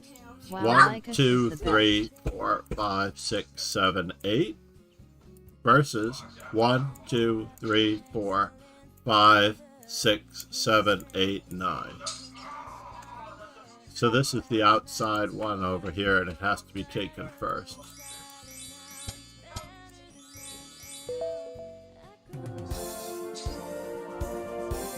And the other great thing about it is that you can do pawn promotion exercises and en passant exercises. So for example, you can actually practice being passed by a pawn. And this is not one that you can actually capture. You're going to have to capture on this side, because that's the pawn that just moved. And here there are 2 pawns that look like they can capture the en passant. This is not legal because there was a chance to capture on that side. And then it becomes a little bit like a machine gun as you get to practice like a ball machine. And this works even for my grandson as well. He finds this very, very amusing. I don't like a lot of the exercises for setting up the board and castling, for example. Learning how to castle on the queen side, personally, I prefer to just get all of the pieces out, practice controlling the center. Even Dear Shub, Jessica. who was in my stream earlier, it says I have to castle there, kingside. MCD. But if I make a mistake following the instructions, it will simply tell me to retry. Certainly the fastest way to castle. Hold on, let's refresh. Yep, there it is. So, oops. Now I'm going to get 2 stars or 1. I'm not good at this. It lies for you, too, to build your self-esteem. Now I'm going to get 2 stars. Said. BF1SUS. Yeah, I didn't let go of it, apparently, with my mouse. Then we can castle on the queen side as well. Then it goes through some of the rules for not castling. Right? Like trying to move this back, and then trying to castle does not work. Chess Kudo. Said. Sometimes But you I just can gotta castle. let some stuff go. And it tells you how to get out of check. The last one in that one, by the way, is extremely difficult. Let me just go back. If we go to this one we're castling into check, we're castling through check, and J Chess Kid. we're not in Set. check. We might as well be Hello, in Chess check Kudo. while we're at it, too. But we're going to have to capture, block, lock, and Chess castle. Kudo. Said. A watch air chess kid.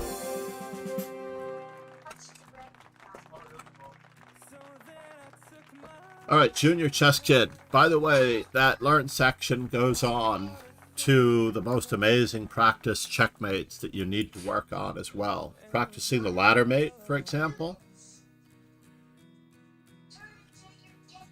I believe that it's this one. J Chess Kid. And then Said. MCD. it was mate in 3. And then we can actually sandwich mate him up against that.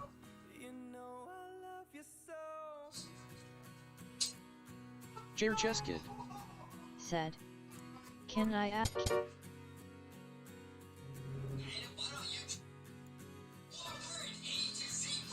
Was it mate in 4 when we started? I feel like it was.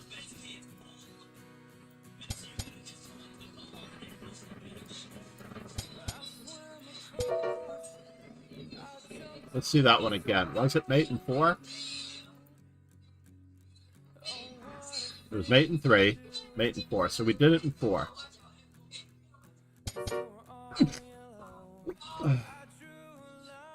So we can actually go this way.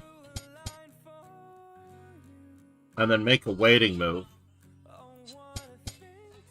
And mate. Queen and bishop mate, believe it or not, the fastest method of checkmating here.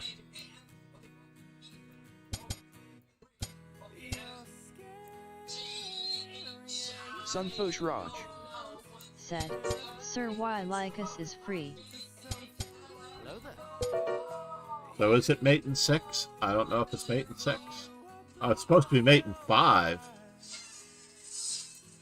Let's bring the king toward us.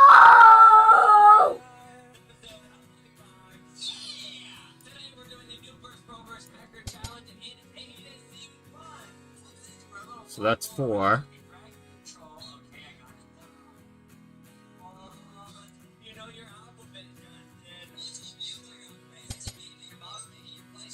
Oh, that's a blunder. See how difficult it is to actually do the objectives where you need them? So in the Learn Practice section... MCD wanna play at 2,300. M said. He's a real good kid.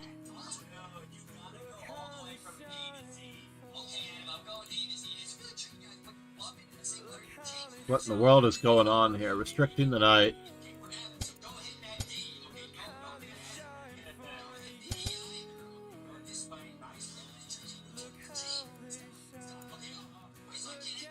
Oh, I see. They turned this into an interactive.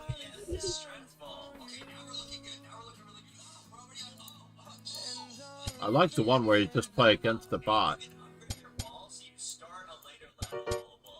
I don't like that particular one in general. Here we go. Checkmating the engine.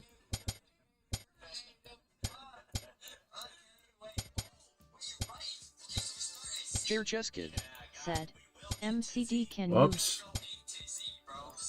Bring the knight in.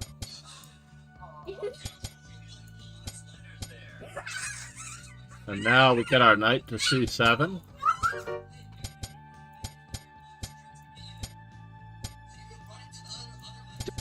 Looks like he's getting out.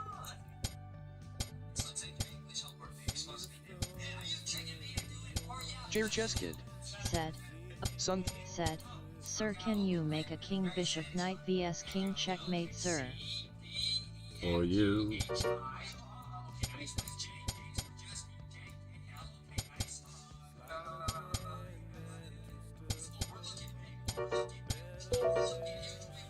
Not that hard. All right, chess kudo. I apologize. Dark Blade.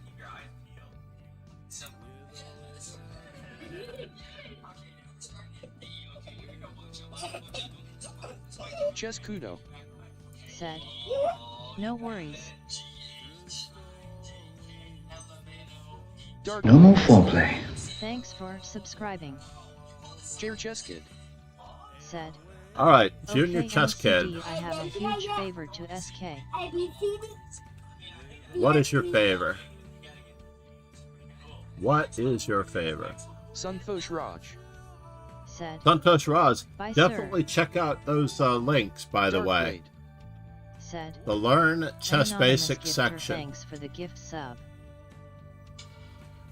Copy link address. Santosh Jair Raj. Cheskid. Said, so MCD, I was asking for an arena stream on Wednesday. Were you? I don't think I streamed on Wednesday. Jair Cheskid. Said, Oh, title title Jair is Cheskid's birthday arena. Is it this coming Wednesday? Or the last? JR Chess Jair Kid. Cheskid. Said, it's my birthday on Wednesday. Jair Cheskid. Said, 54 chapters. yes, this one. Jair Cheskid. Let's check our community teams 3 1 days second. left. 3 days left. You're asking a lot. So that's Monday, Tuesday, Wednesday. So we're gonna You want an arena, not a Swiss, though. JR Cheskid. You want an arena, right? Jair Cheskid. Said, any is fine. Jair Cheskid. Said, Yeah, we'll you do can it. do it though. But it's going to be before this one. Because I have to go to school. Immediately after, I have to go to school. So we'll do it before... What time control? Remember that it has to have increment.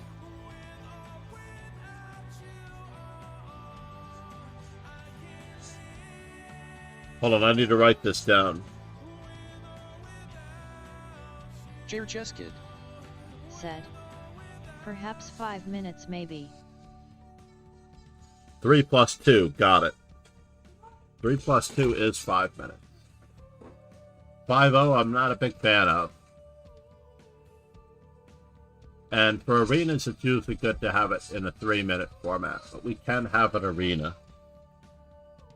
And that is October 4th.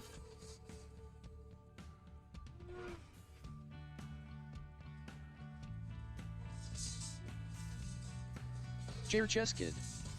Said, I'm going to learn some endgame checkmates on Lycus. Can I have link to that study? Walking Dead. Yeah, that was the Said. one. CI. Walking Dead. Said, 1000.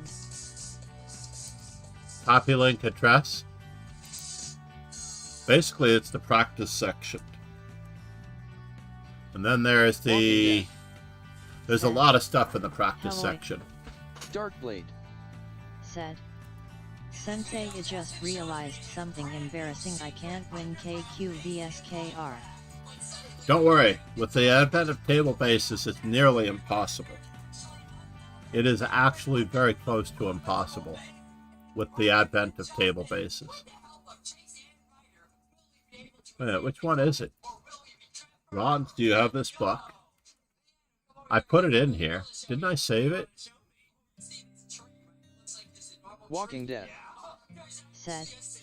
Where can I find the tournament link? We are finished with the tournament for today, Walking Death. Namaste.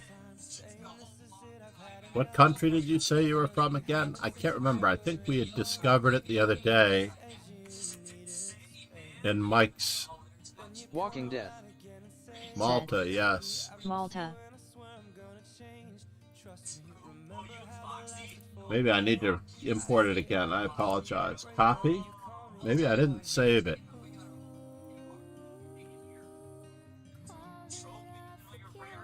Hello there.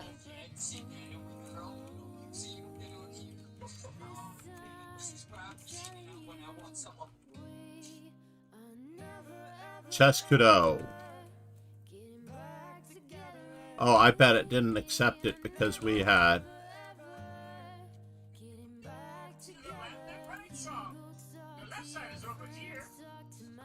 Alright. I don't want to look at the game score, though. So we'll cover up the game score. Kayon Chess. Said.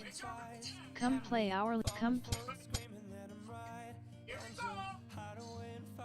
Hold on, Chess Kid Jr. Come play Hourly Bullet. I am juggling Mike at 1600 Central European Time. Chess Kudo. Said. 1d4 white is already losing. Chair Chess Kid. Said. Hello Keen Chess.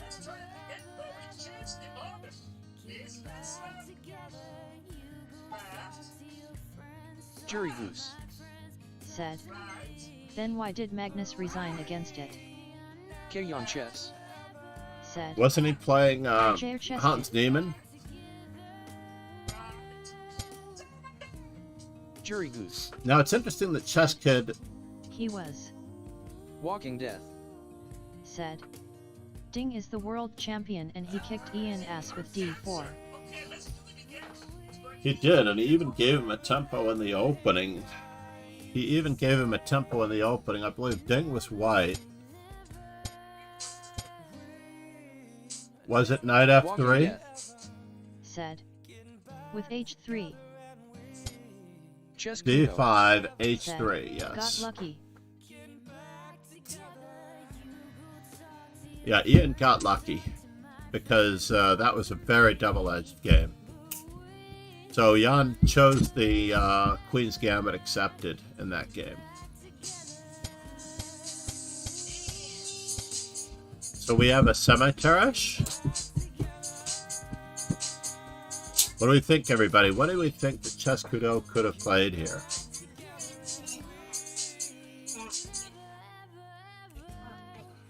I don't think he got lucky. I think Ding was the better player stamina-wise. The problem with short matches, as someone pointed out in a Facebook World Championship thread, Said. is that Karpov would have Candidate beaten moves. Kasparov every single time in short matches. He could have stayed world champion forever without giving him...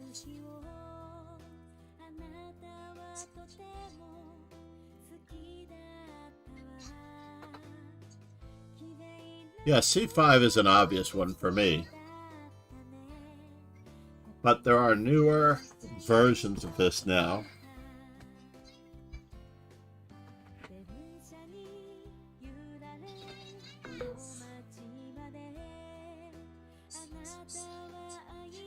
That we have to do. Chess Kudo. Said. It's not No, really it's fair true. if I join in on this. But 3 moves, you don't have to say which one you play. I believe that there are 1, 2, 3, 4,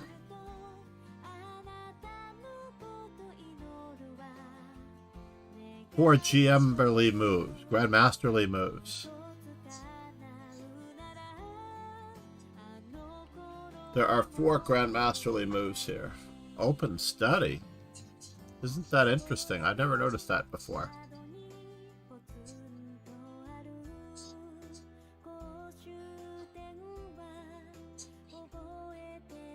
So I'm not showing the variation Just arrows. And we Said, have might be 5.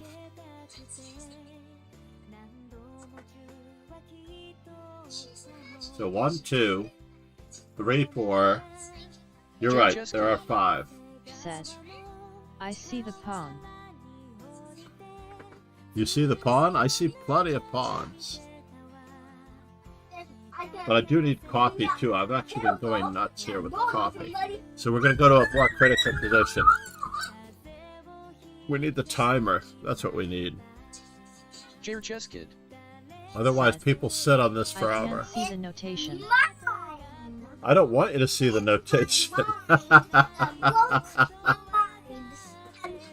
I do not Just want you kudo. to see the notation. Said, that S on purpose, Jair Chess Kid.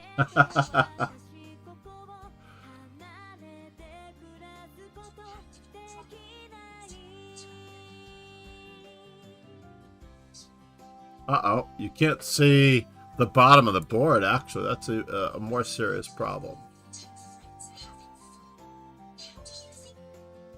Oh, you can see the bottom of the board. I just thought it was cut off in my thing. I apologize. It looked very dark there on my screen. Said, how else are we gonna learn from my terrible play? Well, I won't know about terrible play. I think your play is absolutely normal. Alright. So there are 3 pawn moves that I would suggest straight off the bat. 2 bishop moves and a knight move. If I go for 6. Said, OFC, we're only 3 moves in, hard to botch it. So, I mean, in the old days, if you're really concerned about your bishop, you could prepare c5 with b6. You could prepare c5 with knight on b to d7. The Vienna variation is very popular these days. This is the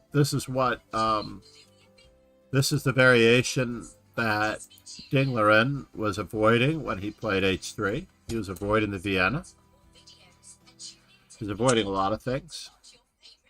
So in this particular position, Chess Kudo. Said, I prefer c5. C5 G6 D. Oh, you're going to give g6 too? Said, I don't know about he has g6. bishop b5, pawn c5, and pawn c6, b6, knight bd2. Yeah, bishop b4, b6, not knight c6. You have c6, c5, knight on b to d7, bishop e7, and bishop b4. Those are my 5. And I wish I could show it without... Hold on here. Chess Kudo. Said, you didn't, he got my move. I didn't get your move? That's incredible. Oh, there's that move too. Yeah, that is a move. I like that move. But I wanted to check the opening book. The opening book gives bishop b4, bishop e7, c5, c6. And your move. Well, I forgot about d takes c4. D takes c4 and bishop to b7. I can show this. I can show this.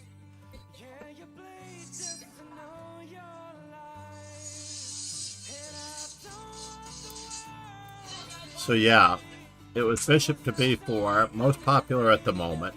Oh, that's just in my games. Hold on. Aha! Bishop e7, bishop b4, Chess Kudo. c6, d takes c4, It's on your games. c5, and knight on b to d7. I didn't really look at d takes c4. Yeah, it is on my games. And this is the Vienna variation. 3 knights Vienna variation. So, you played the higher Said, class waiting E6 move only gained some A6. popularity later. Waiting move E6 gained some A6. popularity later. Just Kudo. Said. But it has some deep ideas. But it... Yeah. It does have some deep ideas. I have a difficult time with this move, given that we can't break. But I understand the idea of it.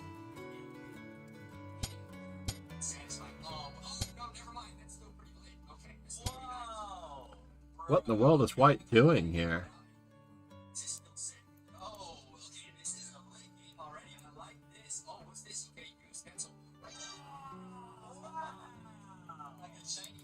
avoided the double attack on C3. Said. C6 is good for black. I don't like it and I play white. Yeah.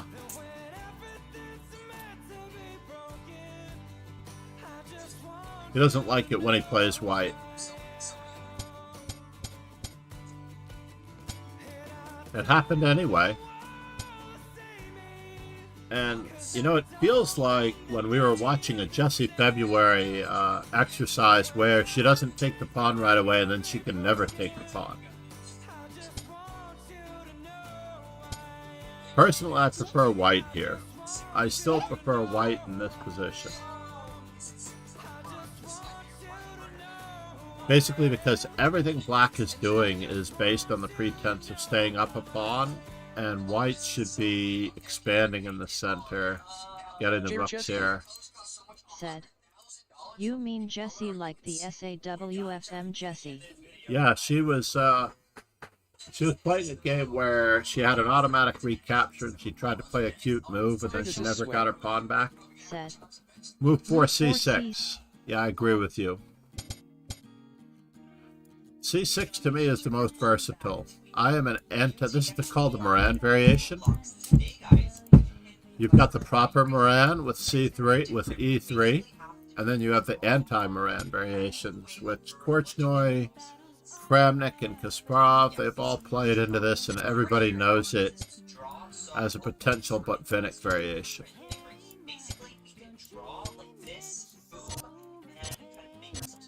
With the pressure on this as well. And the really cool part about this is that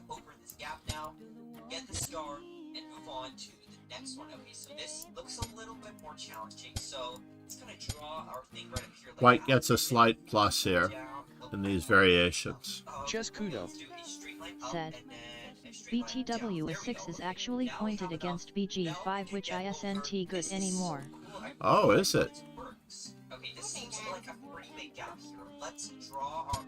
so we can actually draw on this, like, grayed out bit, so I guess... I might have learned something just now. I would have to check my database to see, as white, I've lost one game playing Bishop G5, and I usually play C takes D5. I believe that C takes D5 would be my standard in this. We can transpose to an improved semi-Slav for black. By the way, when I played this, I was playing Knight F3 on the first move. That's how I got into this. Yeah, an improved semi-Slav for black, I agree. Just Kudo. Said. CX D5 is the right way to punish A6. Yeah. It's just so slow that you should open up the lines. By the way, what Jan Nepomniachtchi did against Ding Liren, which was to play the Queen's Gambit accepted and try to open up the center against sluggish development by white, was the right way principally to play as well. So we were in this position here. Just Kudo. Said. Black has an interesting conglomeration of pieces. A bit better, I believe. You think black is better? Just seems so crazy to me.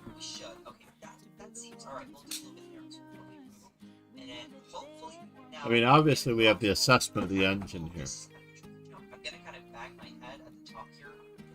It's just crazy that That's what she said. That's what she said as well.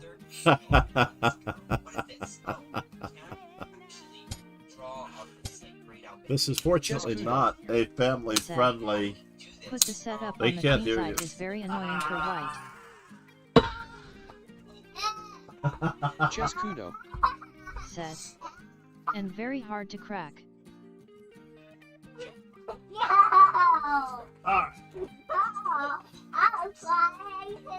All right, go back to what you're doing. Let's jump. See, yeah. Does. He got a little close. Had to catch him while I could. He got really, really close. Another star down. No, this is pretty interesting to me. I could never play like this. Okay.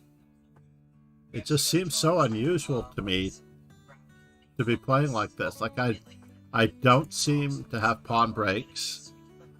I don't know how the rooks are coming into the game. I mean, I guess it would work. Let's try that out. Let's get over and move. Oh, that was actually The pretty problem for white, S method, like drawing like an S. why is white better after queen d7? It looks like some sort of phase. Okay, let's figure out where the I imagine that we have to castle here, We're gonna go all the way to sit right there. So I guess we'll just draw like a little. or do we simplify? Suggestions for black, by the way. Here, and then go across up here. I think Let's Just do it. Kudo. that should Said. work great. Let's go I up, miscalculated after up again, QD7. And then this should be the exit. Oh, that was so easy. She's kind of stuck down there. Do you need help, ma'am? No? Okay. I have a pretty sure she's- Ooh, okay, we got some other gaps right here. Just Gravity is Kudo. angled on this one. Said. So we'll move down But like an IM that. wasn't Nope. he able to spot it. Like this. Okay, this is not. I believe that. Is it there? Oh, whoa, what happened? Oh, is the white an IM? Just an over-the-board opponent. 1900, you said. But you showed this game to an international master. Longer lines, and then we can get Just Kudo. this one as well. Easy Said. breezy. No in after analysis. Drawing and then you just Well, I'm going to type in my moves that I believe that we have to go with. Okay, let's keep going. Oh, wait. No. I'm gonna die. I'm still gonna die. Okay, next time, let's not just walk straight into that. Alright, so this is a conveyor belt as well. Oh, but there's no gravity. Okay, so do that. And run from just jump up here, and then, like, that was pretty easy, apart from me just And into it. Alright, next up is this one. the wind is blowing my shades open, so I'm starting to get some sun on my face here. What is the point? My drapes. There we go. Oh, I just don't have enough. I only have two. I have 30 Just- seconds. I have two moves that I'm about to My send. first plan was QE7 long castle h4 to poke at the badly placed bishop and start setting up some well-timed e5 break. Just Kudo. Said. But I persuaded myself and played QD7. Well, I'm going to test myself against you then at the moment. So my time is up. I'm going to send my moves in the chat on screen. Let's do a little bit of jumps right here. Hopefully we can just, yeah, there we go. Perfect. Just jump across, not die. Ooh, okay, the floor actually disappears on this one. So, I guess we just gotta draw where it appears. Like, oh, we do not have, like, a lot of moves. We'll do a little Just bit there, Kudo. and then we'll do a little bit Said. here. H5 I like bxc3 and f5 not so much. Hopefully that should be enough, right? Okay, oh, we'll Now, usually, pretty tricky. Jump down here. We're pretty safe right now. No, H5 gives away some of the advantage. okay, oh, F5 is similar. I don't like it as much either. Bishop takes C3. Yuck, because they can recapture with the queen. Honestly, we're kind of breezing this right now. We've got another one. So your move was queen E7, castling long, which seemed pretty Just reasonable. Kudo. Said. I think after f5 the breaks in the center are stronger for white. Yeah, they're too strong. It's just an anti-positional move. It's erasing my stuff. The irony is that I was typing F5 after you said Queen E7, so I didn't really want to suggest Queen E7. So I was just trying to find something other than Queen E7. Let's draw across. Oh, we can't draw there. Let's let's do these. Hopefully that should work. Oh, I mean, let's draw a better X. There we go. Okay. I don't know. Knight Just e4? Kudo. Said. Knight G5 e4. might even be possible. That should totally. Why am I stuck? Hey, get me out. What is going on? I actually can't move. Hello? Help me. I don't like weakening the h5 square. But that's obviously not the right move, but I don't like weakening the h5 square. Probably the same problem for white, expanding in the center. So what was the IM's conclusion? Or what was the best move? Queen e7? How do we do this? Oh wait, we can climb around here, jump up here. Oh, I'm so good. To open the door. Okay. Well, I haven't turned off my timer. Said. You do have to calculate the whole lines with qxd4 after e4. Just Kudo. Well, with this one you do now. Which is pretty hard to do. There we go. Oh, look at that. That's beautiful. No, it's not actually. We can't even make the first jump. Okay, Wow. Let's hear that again. Okay, go down here this time. No, let's go up and down like that. Okay, we can do that. And then we'll go Oh, he just loses another pawn and he gets skewered. That just loses material outright. Yes. No, you keep falling. Wow. There we go. Okay, that should do it. This was a critical position for black. It's pretty easy from there. Good job we had enough. But he did not see the point of your move. Press the 2 buttons to open the door. We've got 2 buttons to push now, but they're on the sides. How are we gonna... Right on d to e4, giving up on trying to get this pawn, giving up the b3 square could have been better than what he played.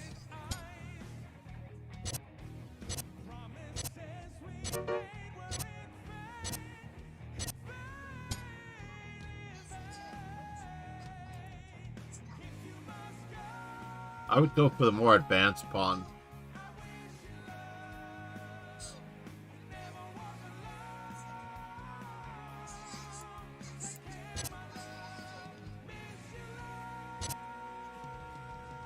Aha. Let's do this properly.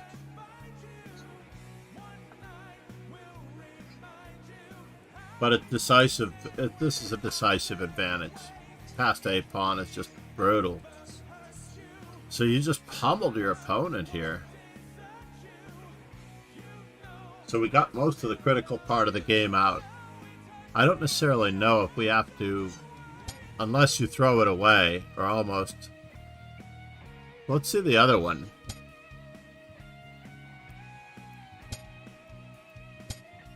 Just Kudo. Said. You can try to punish qd7.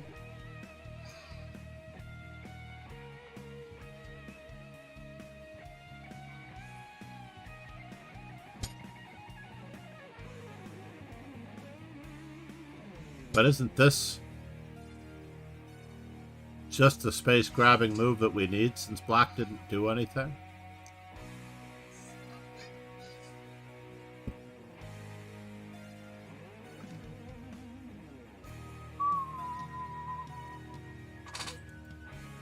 I know he was after the pawn. White was only thinking about the pawn. They weren't thinking about black's big idea. What's the big idea for black? Just Kudo.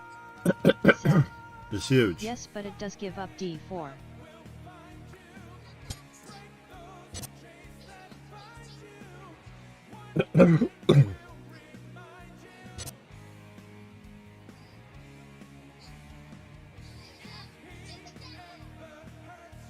This is craziness, folks.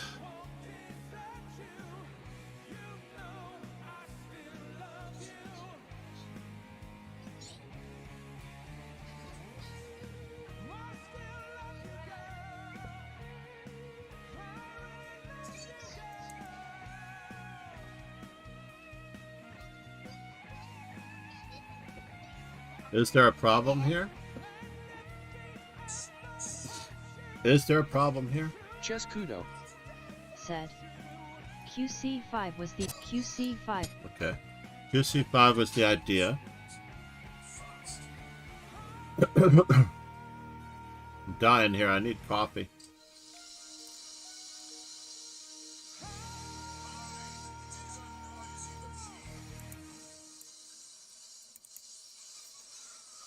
Pardon me. The queen is pinned. The knight is pinned.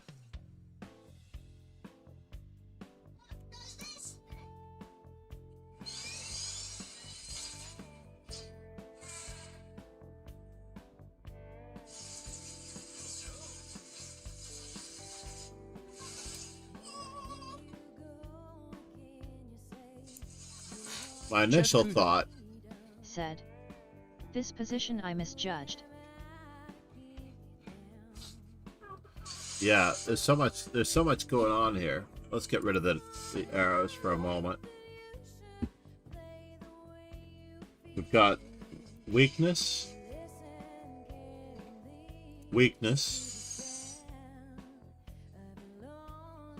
awkward,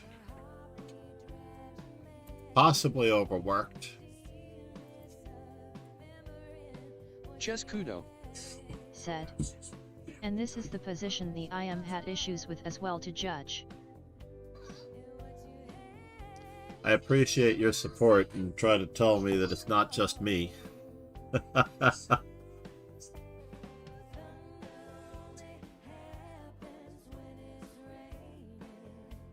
I have a hard time taking the knight on a5 because it just seems like you shouldn't be taking that particular piece. But with the pressure on c7, the queen has to stay on this square in order to perhaps go for a counter-attacking idea, but we always have bishop takes knight. Bishop takes queen, bishop takes queen. So if I look at this line after knight takes a5,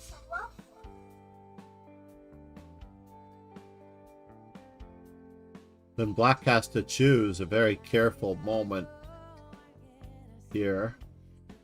If queen takes, then bishop takes c7 looks really good for white. So therefore bishop takes a5.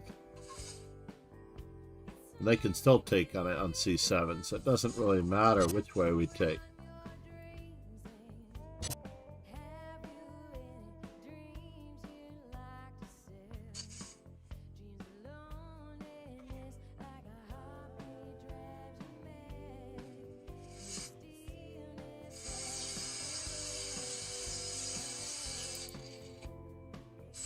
Just Kudo said, "And our c8 is no threat." No, we always have a way out if we need it, and we can extract our queen if needed. Or we could just play f3. Yeah, it looked pretty bad. The white did have a way out, stacking the d4 pawn, but do you have to take the d4 Just pawn? Kudo said, Taking the d4 "F-pawn pawn is pinned." Oh yeah, the f pawn is pinned in that position. Yes.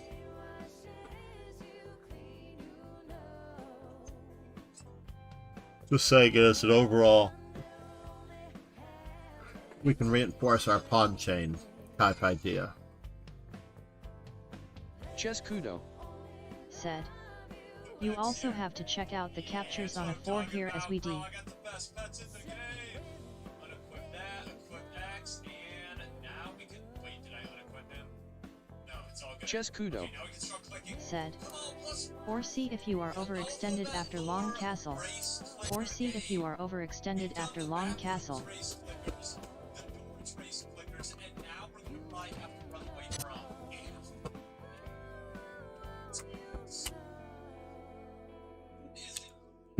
So we just gotta wait a little bit. What kind of pets do they got here? We got all the alphabet letters, dude. We got A, B, D, and E, C, D, E, and F. I gotta get F. He's so cool. He's an epic, of course he is. But X is a legendary. I'm not gonna buy any pets yet because I need to see if I have what it takes to click and run away from F. But if we click after the intermission, probably. Look, Sonic's here. Bro, I gotta try to beat Sonic in this race. That's gonna be tough. Alright, let's start clicking. We got 15 seconds to try to outrun F and the other evil alphabet letters. Just Kudo Run away from said. Long Castle now, for example. Okay.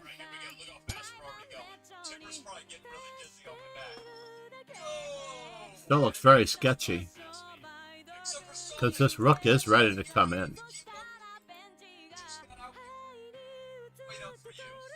The knight's not really covering this because the knight has to cover c4, as well as b6 threats. So the bishop can't move as easily.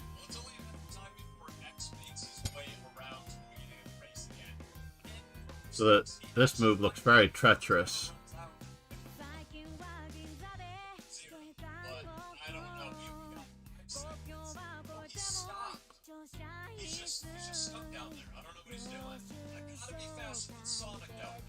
Well, obviously we have to take once. We can't lose a bishop.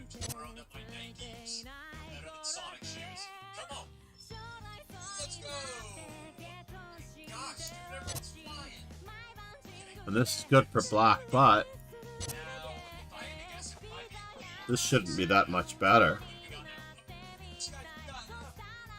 This is all good for black. But why doesn't this register? Is there something else going on here?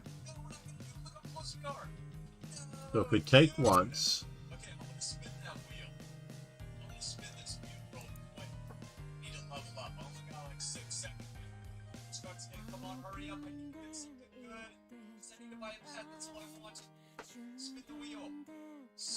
you have to watch out for bishop takes a4 on knight takes d5. Bishop takes a4.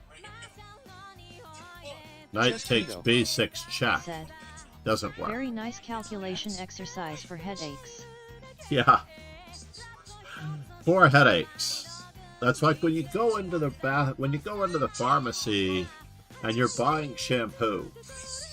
And on the side of the shampoo it says for thinner hair. Now, does that mean that if you want thinner hair, do you buy this?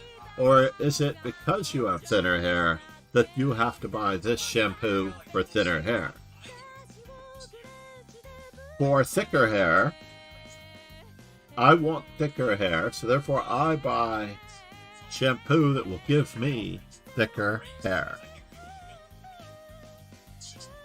Chess Kudo said. Dear pharmacist, I need medication for a headache. What kind? A chest headache. And they recommend this position. Yes, the best way to have a headache. Chess Kudo. I need medication for a headache. And they give you a headache. And it will give you a headache. Just past 300, let's go, dude. This is the fastest we're going to be so far. Hello! Yeah! And looks still way faster than me. We're definitely going to hit this next checkpoint, the first one that we've got. So this should give us, I think, 2. Oh, I love this song. Chess Kudo said.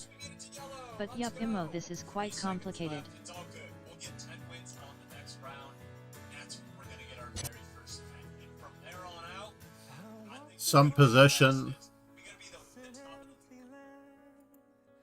Some position only we know.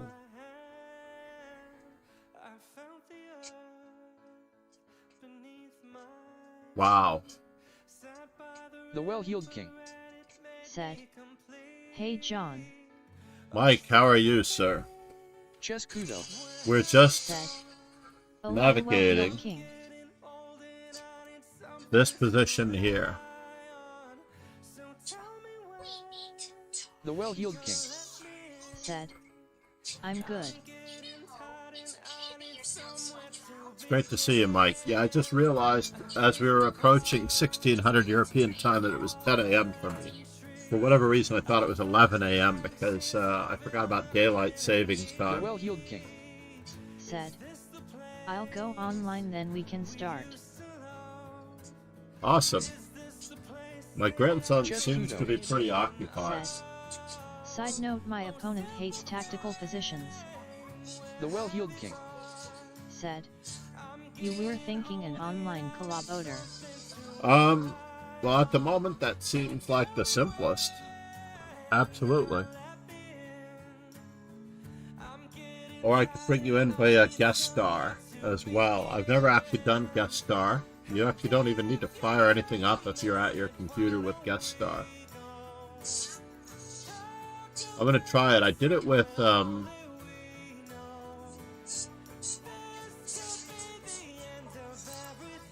Here, check this out. The well-heeled king. Said. I mean live on stream that s great thanks in advance. How do I do it? Open guest star.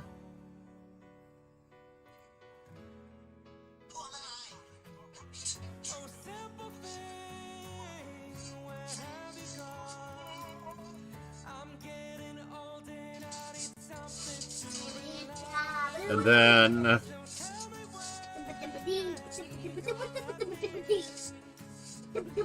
How did he do this? How did he do this? This is backstage.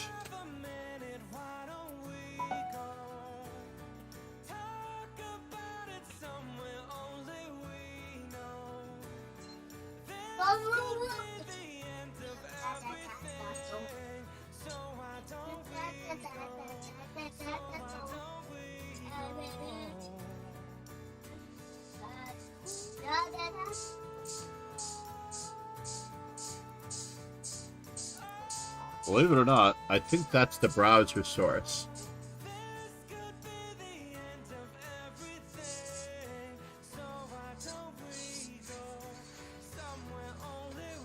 Or is it? Configure guest star.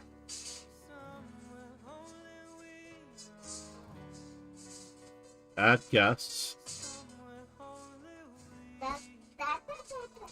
I don't know how he did it.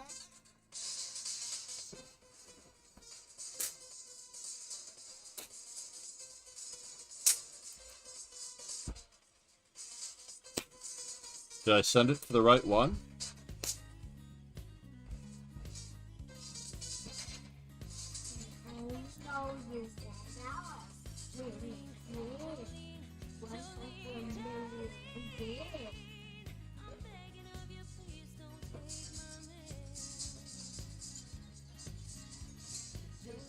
I think that was it.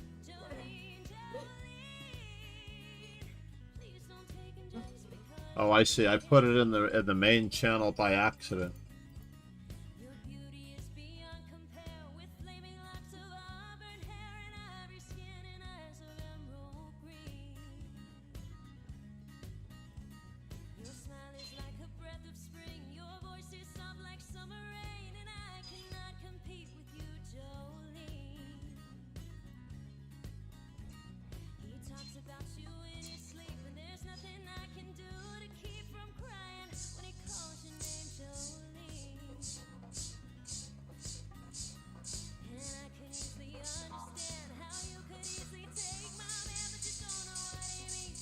Interestingly enough, I can't delete my own chat.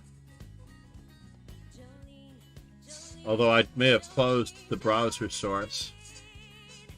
The well-heeled king. Said. I'm live, should I set up a Leica study and we chat over that? That sounds good.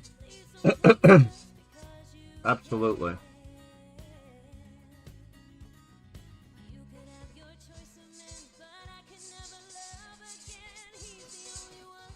Where did guest star go?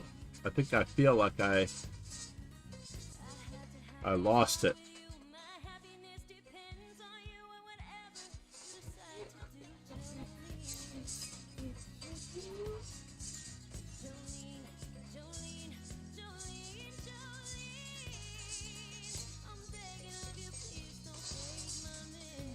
I think I closed it by accident.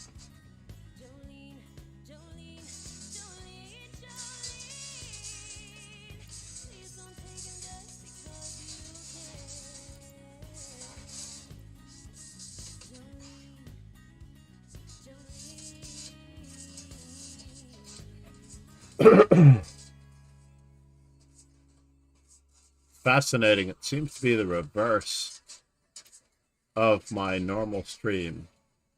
the mirrored screen setting.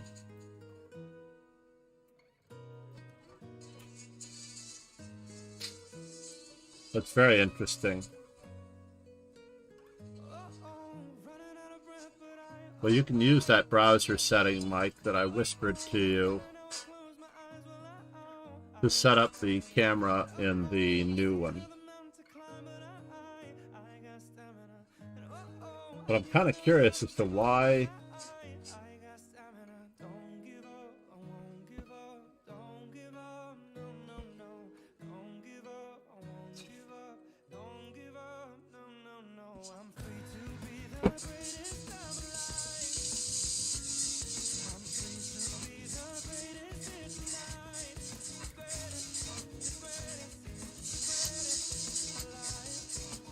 it's interesting. That much is true. I've got a mirrored camera and setup. Alright, meanwhile, we're back at this one. I apologize to Chescudo, but his game went as we were talking about it. His opponent jettisons the exchange, forces the trade of queens, gets a little bit of counterplay, if you can call it that. And now this knight is hanging. You go for... The well-heeled king said, I've created a stud. Awesome. Awesome.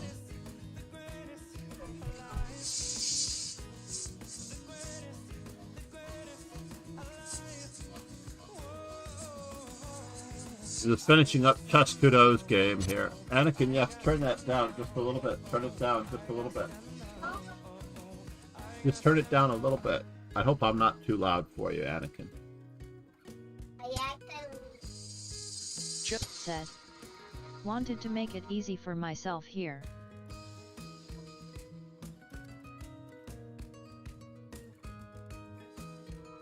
I'd probably be playing rook to c2 here. But that looks a little tricky. I'm not entirely sure that I don't want to play king e7. That's why I want to play rook to c2.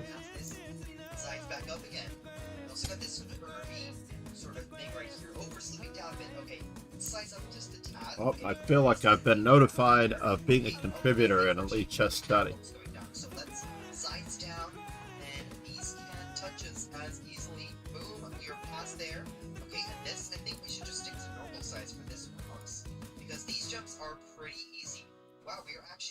I'm going to add Mike to the stream in just a moment. I'm going to add his image when he joins the guest star randomness. I don't know if he can, actually. I think you need more than one camera to do it. But he can join for his microphone. I know that much.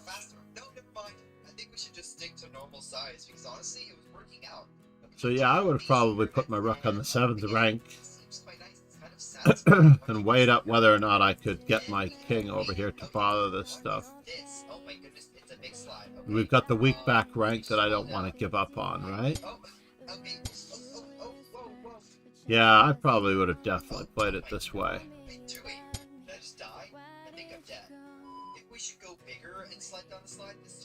Okay, oh, that works, yeah. We didn't fly as much, and now we're okay. Now we got 3 different colors. I'm not sure which one is the right one. Let's do green. Red. White is somewhat forced to play that move. Okay, yellow, then green. Okay, yellow, green, then red. Sure. Yes, yellow, green, red. Okay, that was good. Alright, let's go up here. Oh, wait, okay. Big size, obviously. Higher jumps.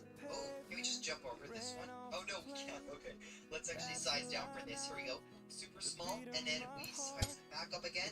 Boom. Is the evaluation bar still measuring stuff? Yes, it is. Just gotta check it. So it hadn't budged from this continuation for so long. And this is going to be met by rook to b8, more than likely.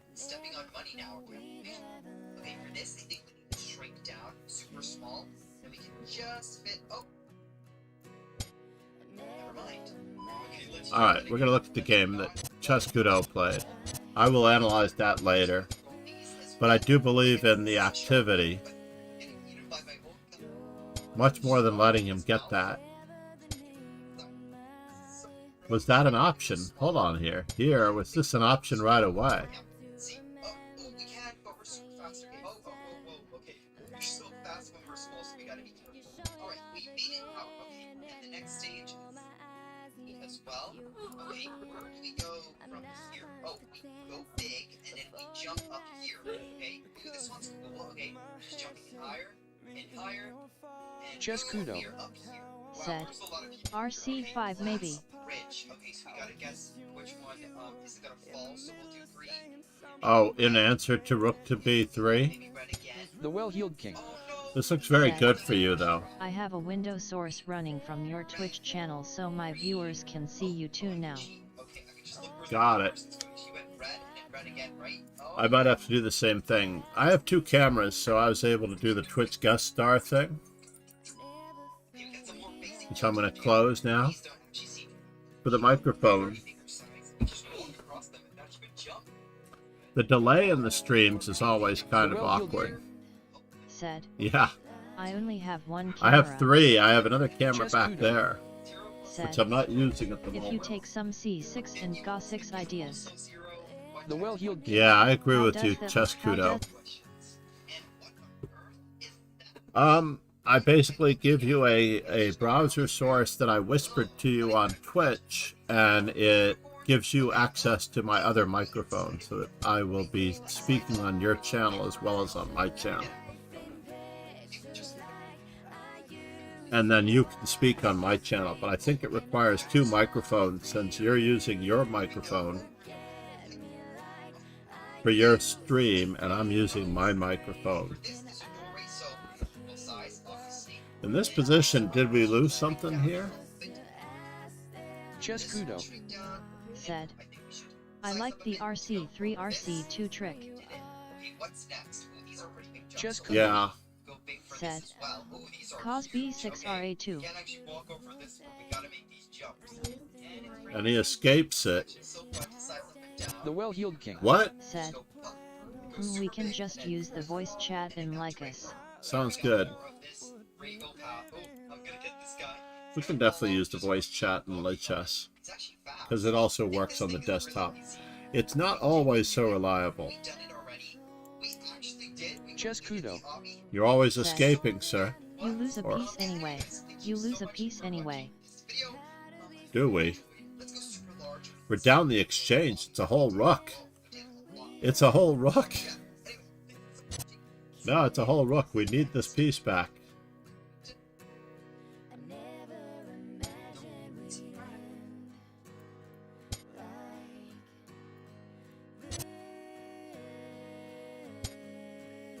We still don't escape, huh? No, we don't escape at all. We keep the pin.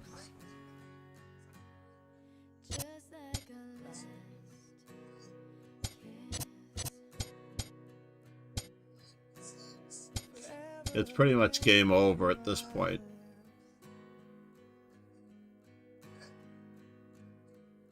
I thought you were going to free yourself here by playing rook to c2 and knight d3 and attack his rook.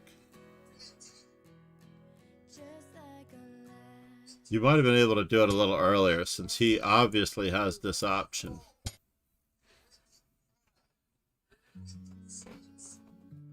But if you wanted to free yourself, you could have freed yourself at any time. Like here.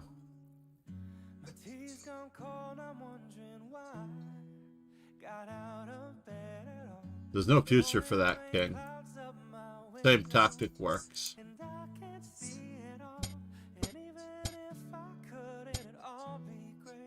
Now we're there.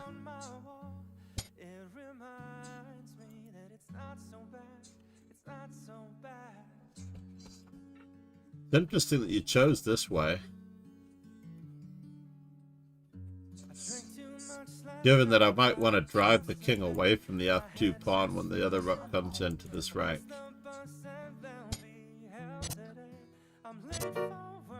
And he just let it fall.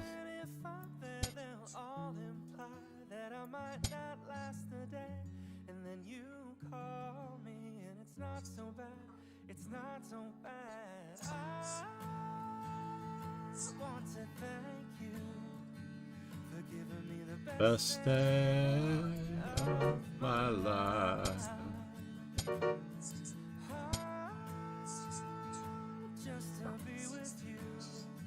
This is very scary. Alright, so let's look at Cheskudo's game. Cheskudo's game proceeded like this.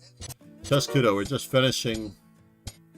Now this rook's trapped. The well-heeled king said, I've used the link you sent to make a browse. Oh yeah? The well-heeled I'll king go back. Said, ERM. I have to go back.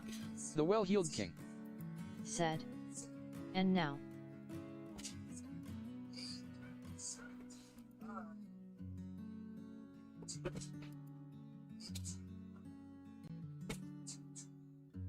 Push the door, I'm home at last, and I'm soaking through and through. Then you handed me a towel, and all I see is you. And even if my house falls down now, Wait. Oh, I see. I see. 1 second. You might not need a new camera. I just see it. The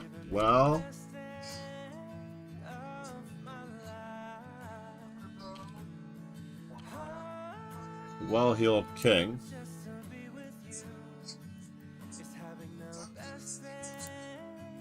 I sent you a new invite. I don't know if that's gonna work. And then you might send me an invite, so I have to be ready for your invite. In the right-hand side of that guest star is a way to send me an invite. If you've already set it up, I'll jettison mine. But at least guest star is using the right camera now, and vice versa.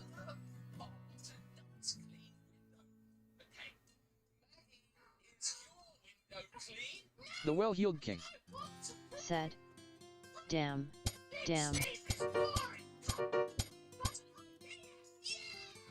Uncle, namaste. Said, apparently it only works for Chrome or Firefox. The well-heeled king Said, Really? I use Edge. Really? Well, I sent you an invite link. Maybe the invite link worked from the other end. Or did you click the,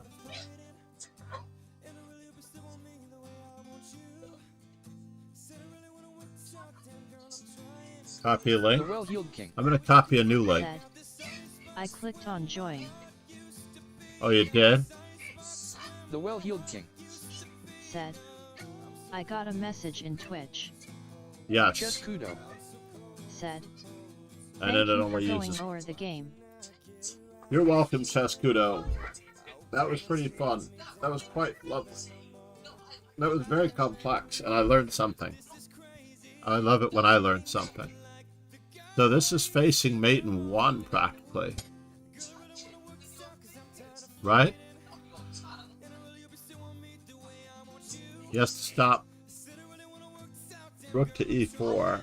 And if he does try to stop rook e4...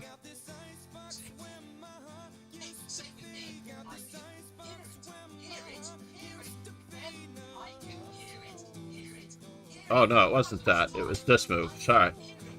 I apologize. This was the move played in this game. And the white chose to resign rather than allow check, check, check. Right? Let's just say we play some random move. Check.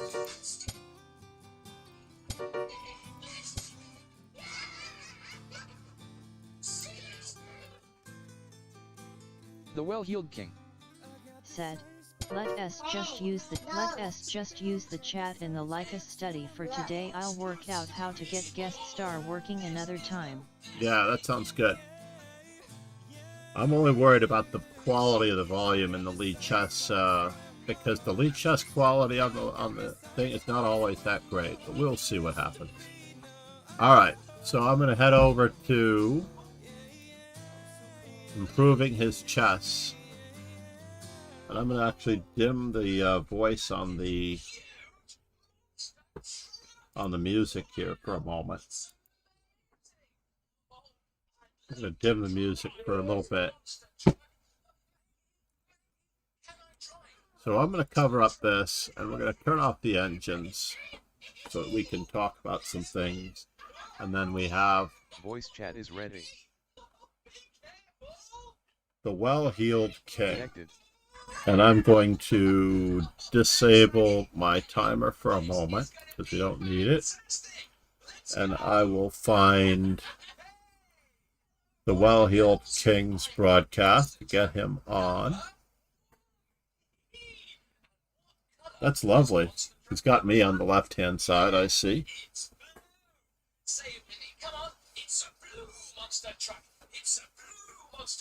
And we're going to have some fun with this.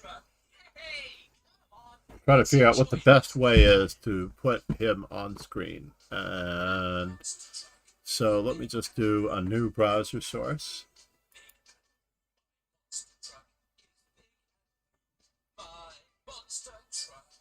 I don't want a new scene. I want...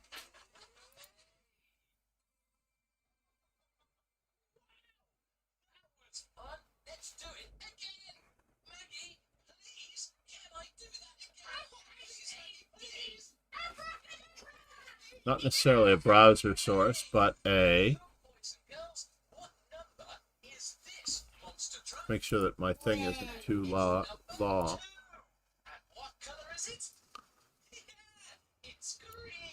Good. I'm just going to go with this one. I'm going to go with one of my favorites of all time.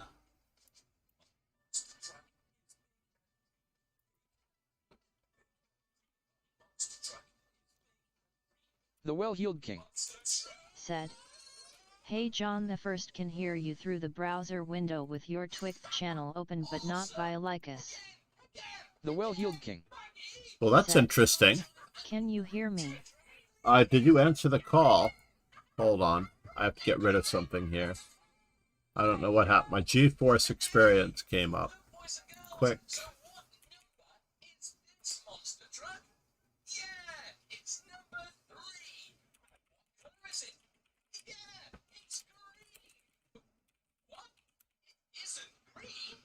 I can hear you, sir. I can hear you.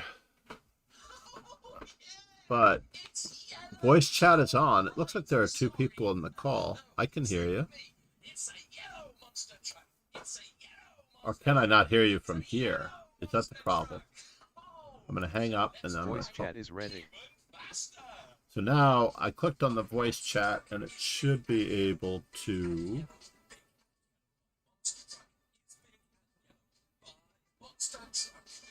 add you if you answer the call.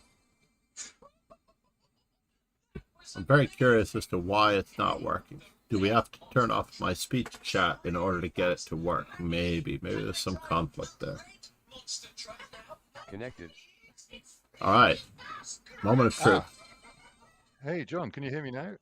Yes, I turned off my music just in case there were too many audio conflicts. Okay, I can hear you now, and you can hear me. So that looks to be we've got at least the technology issues out of the way to begin with. Indeed, that was the main hurdle in a way. Yeah. I don't have you on my stream yet visually. I know it's going to be with a certain amount of lag. I was just setting it up in the sources here. 1 second. Let me just finish the source. What did you use? Did you use, it wasn't display capture, window capture, I guess. I just use window capture and, and cut out your camera from your Twitch channel. Exactly. Yeah, the guest star worked pretty well on Rogan's, but we didn't attempt the video. We only did the voice. So if Lichess audio is still working well, that's great. PW. HK. I'm just gonna name this window. Have you got some other audio going on, or is that your grandson we can hear? Oh, that is my grandson in the background. I can only apologize. He's got a game going. Okay, Anakin, all right. are you behaving? I was just wondering whether it was on my channel that I had. No, I can only That's fine. apologize. He turned it down a little bit, but he might need to turn it down again. Okay. Which is pretty funny, right? So, in a way, let's just alt this up here. I'm gonna. There we go. Chess Kudo said. So So I'm the looking at well-heeled you king. on your Twitch. You're looking at me on my Twitch, and the electrons are going to be going around in circles. They're going to. That's right. They can all get confused sooner or later. You'd think. Right. This is kind of weird. That is pretty funny. And now, hold on, let's move that out of the way of me.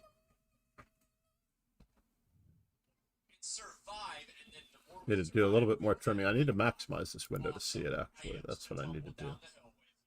Grab that little tiny thingamajiggy. But we are consummate professionals, John, doing this on the fly. That's right. No, it's quite impressive, actually. I'm very impressed. All right, so I've got you on, but you're not moving. Why is that? Oh, is it because I covered up the screen when I maximized? Okay. That's right. Yes, it was because I covered up the screen to maximize. Or I could drag you over to this one. And I can do it in the one in front of me for a moment. And then I can maybe put it over here on the left. Because... Hold on, I want to try to get you to be a little bit bigger. So Hey. I'm just making you a little bit bigger as well. So there we go. Hold on there. Okay. Click away. Right. So I'm ready. Here we go. I'm just going to trim it up a smidge because you have the bottom. And then bring it over from the left-hand side. Yeah, I'm going to give you a quick run through from all the things that I think you should know. And the things that you really, I believe from what I'm seeing, is just that certain habits are not internalized, and you are going to have to concentrate on those fundamentals just to keep from doing it in the games. Right. The number one thing I see most young players doing, especially when I'm playing people every single day in Blitz, the thing I love about Blitz, and this, interestingly enough, is the fact that you get to see the intuitive error straight to the source. It's not like you've had a chance to think about whether or not you're supposed to be doing this. It's what you just do. And I love the 3+2 for that, because it gives you just enough time to be able to play a realistic game of chess without necessarily impairing the process of having time to think. I know you might think differently on occasion, that it's just never enough time. But this is true of life in general. There's never enough time. There's only 24 hours in a day, and I've got a to-do list, 100 things long, and I can't get more than 4 or 5 of them done. So in general, set priorities, right? Just as in life, there are priorities, right? So that's what I would say is what practical chess is about. Anakin, you have to turn it down just a little bit more, Anakin. Anakin, turn it down just a little bit more, please. Or have it facing you. Can you sit in the chair? I don't know who this YouTuber is that he's watching, but now he's watching Roblox on YouTube, not playing the game. It's gotten worse. It's gotten worse. In any event, so I'm going to move this off my screen now. I'm quite okay with this, and I need to change my stream title. Wherever it is. We'll do that over here. I'm not changing the YouTube stream title, interestingly enough.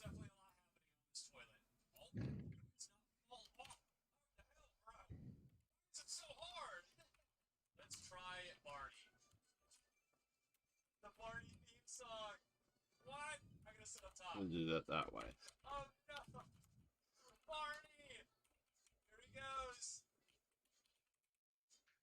Oh, typing it wrong.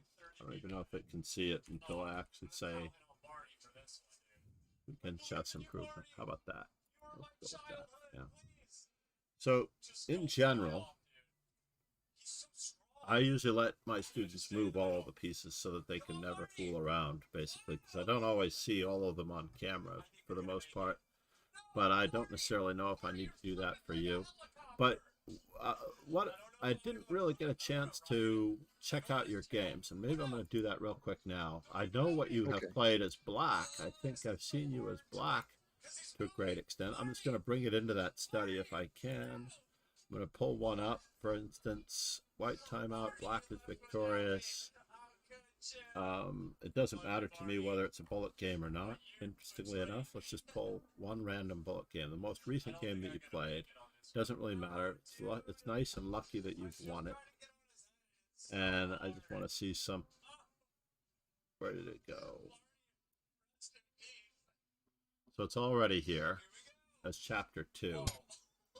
And I believe that since you were black, right? So you really like these gambits, the elephant gambit, right? This is the elephant gambit that we're looking at now, yeah?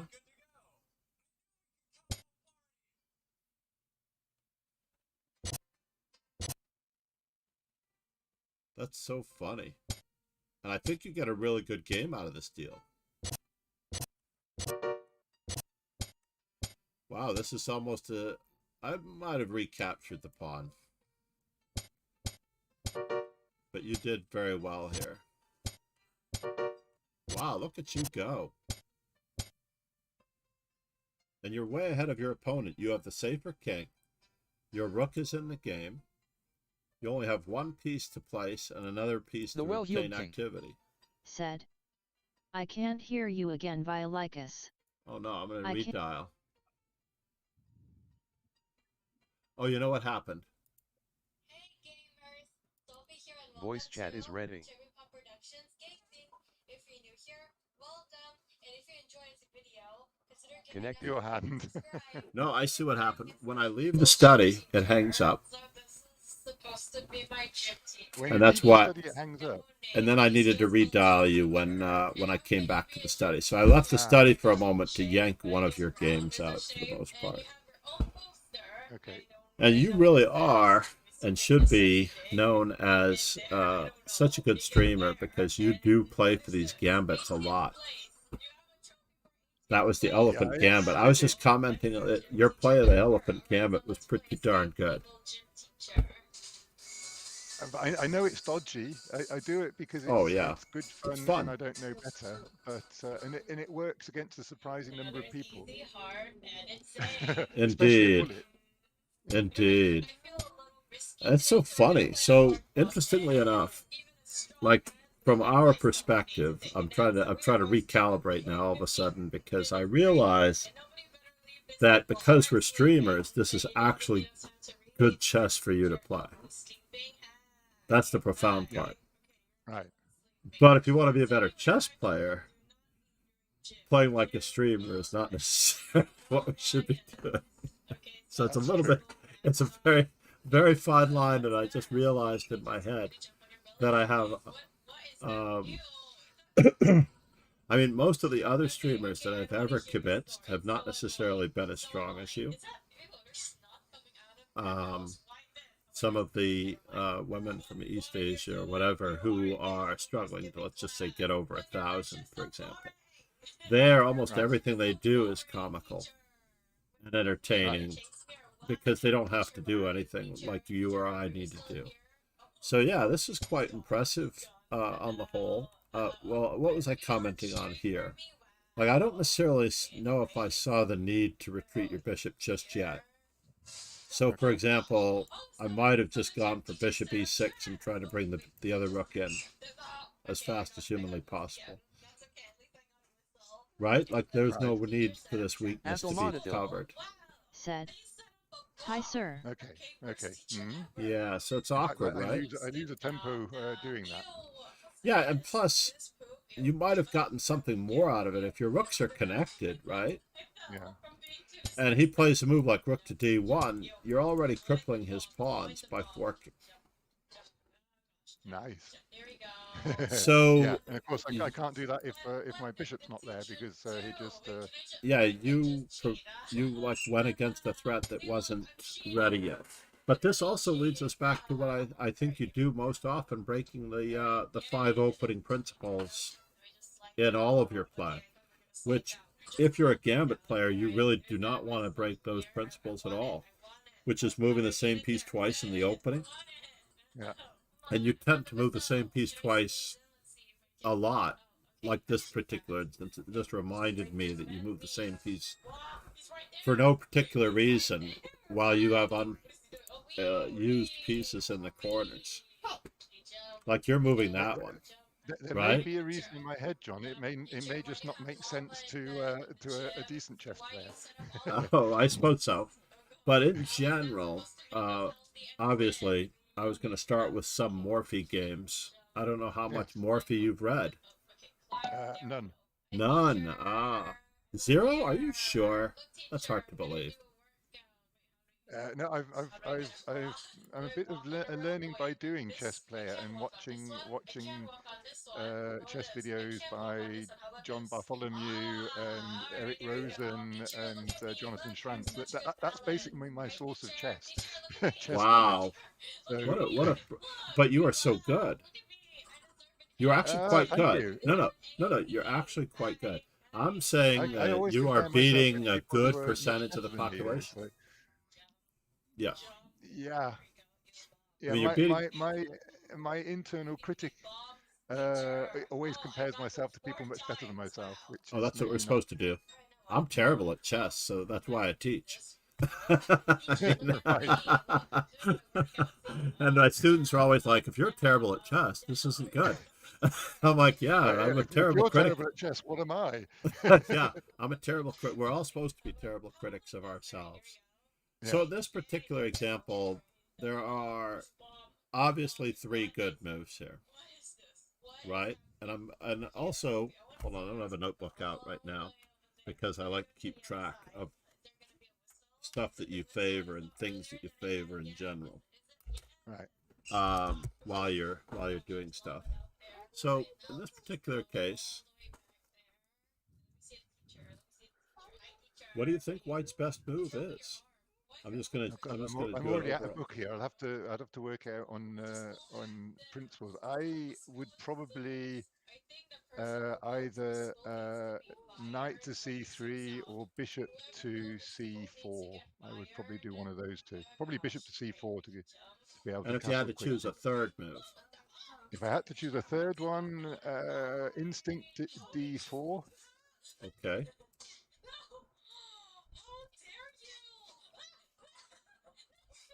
So Are they now, all really bad moves, or are those quite? no, those are the best. You've named the three best moves.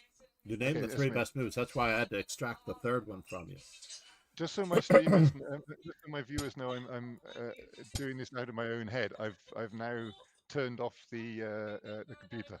That's good. No, yeah, Yeah, please, please. yeah. Usually, when I create the study and invite a student, I usually turn off the computer in general.